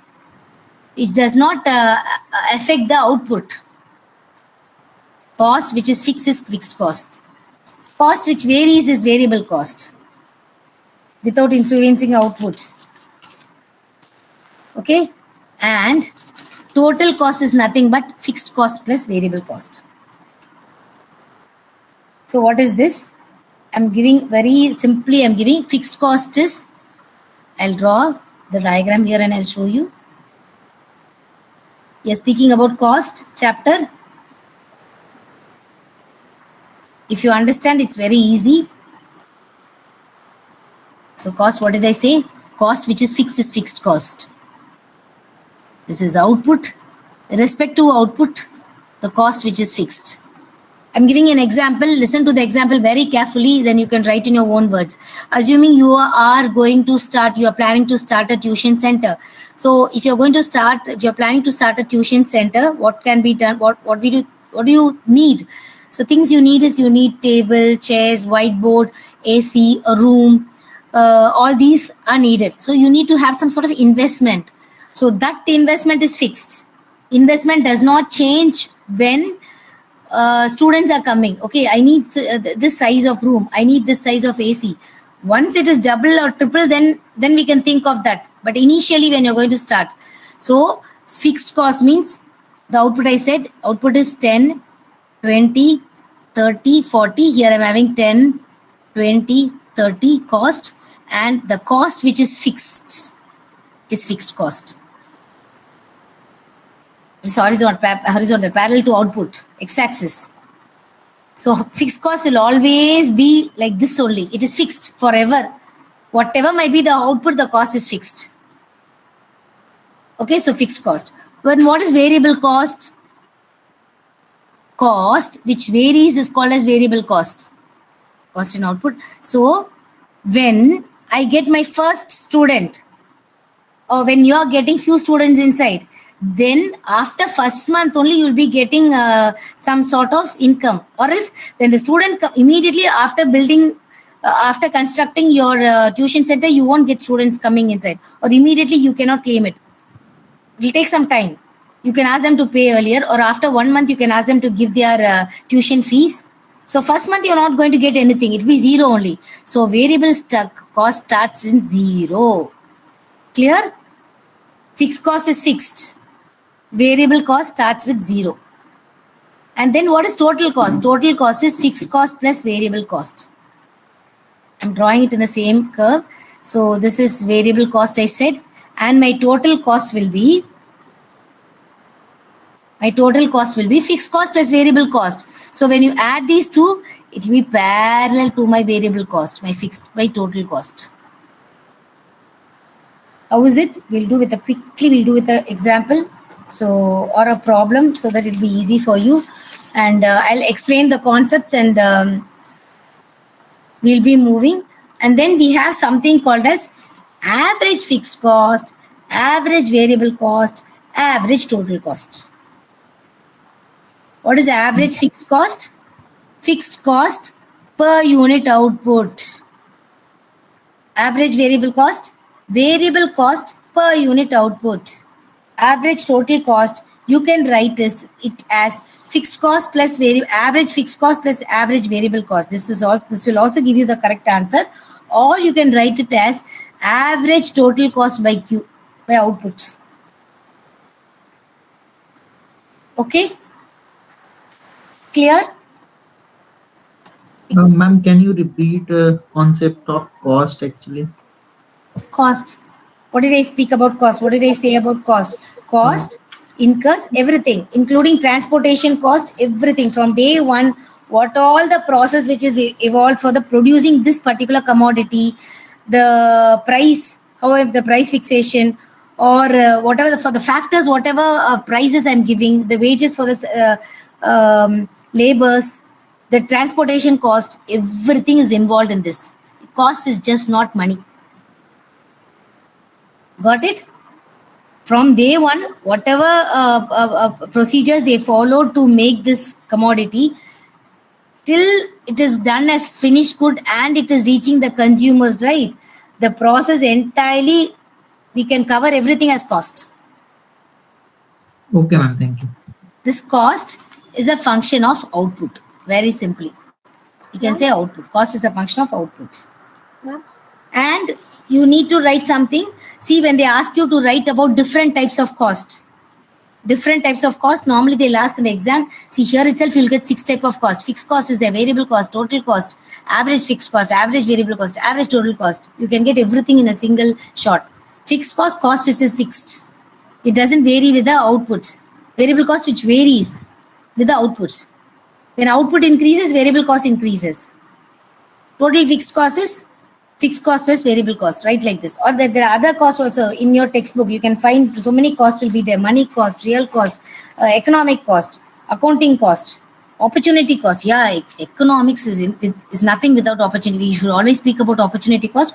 What is the opportunity cost and sunk cost is very important in economics. S-U-N-K, sunk. What is sunk cost? What is opportunity cost? Sunk cost is the cost which we already spent. Very good. It's gone. It's over. It's done. You cannot get it back. So that is sunk cost. The cost which is gone is sunk cost. It's sunk. And another one is opportunity cost. Loss and sunk is the same thing, ma'am. Loss and sunk. Loss. L-O-S-S. Yes, it's the same thing. No. You have used that cost somewhere. Assuming you have paid the fees and you're doing your studies, you cannot say you lost it, right? I think loss and the opportunity cost both may sometimes same, right, ma'am? In one sense, what is opportunity cost? Either when you come to the class, you will be getting an attendance, or at the same time, your favorite actor's movie is in the theater. You want to watch the first show. If you go there, you will be losing the class. If you stay in the class, you will be losing the first show. So this is opportunity cost. One, if you're going to get at the cost of something else. You're going to class, you're coming to class, what are you doing? You sacrifice your favorite movie and you're coming to class. So this is opportunity cost. You can get only one. I'm doing this or that. So kindly see this. You're having a lot of cost in your textbook. So read some sort of 6 to 7 cost, say fixed cost, variable cost, that and all you can write. If they ask you in short answer, different types of cost, you can use this. Okay.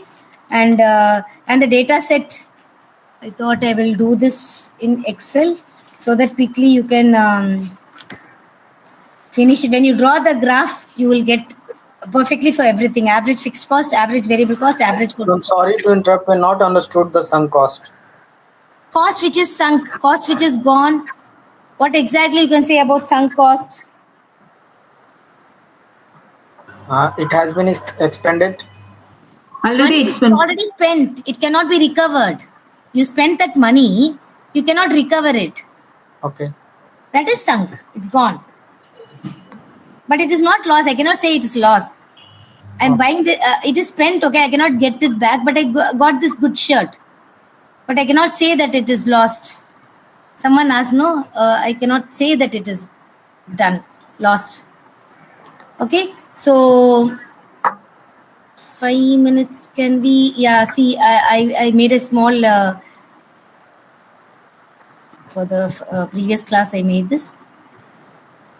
I've done this. Fixed cost, I said, can you see the Excel sheet?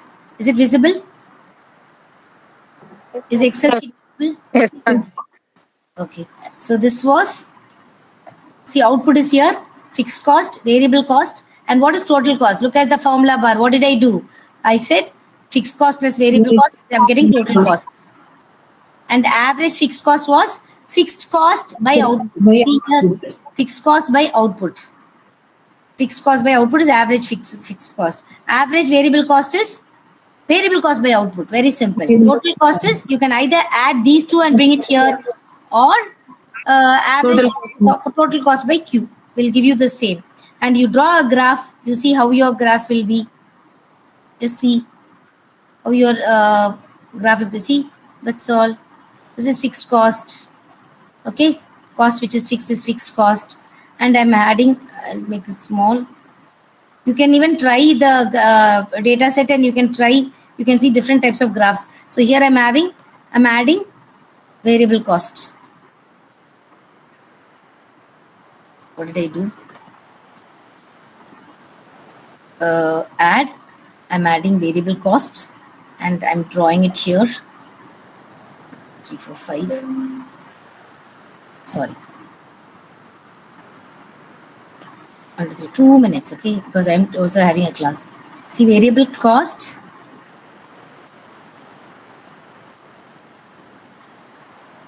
One, two, three, four, 5. Okay, so sorry, I cancelled it. I'm extremely sorry. Wait, select data.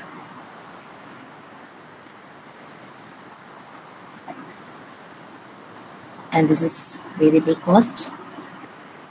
Okay. See this is variable cost. It's not giving anything, and then probably my value can be like that, and then I can see how total cost will going to be. If the data set is perfect, you get a perfect the curves will be very good. Very rarely we get data set like this. I didn't try with the data set which is there, but usually I try with a few data sets with my students. And yeah, see what happens here. I said no, it's parallel to total cost is parallel to variable cost. Now you can see how your fixed cost will be looking, average fixed cost, average variable cost, and average total cost. Okay. Clear? Kindly take down your doubts, and as one of your friend said, I will definitely look into that page. What did he say? 39, page 39 problem, and I'll get back to you in the next class. Thank you. Thank you so much. We'll meet in the next class. Thank you, ma'am. Thank you, ma'am. Kindly go through your notes. Thank you, ma'am. Thank you very much, ma'am. Bye, bye, bye. Thank you. Madam. Yep. MPJ.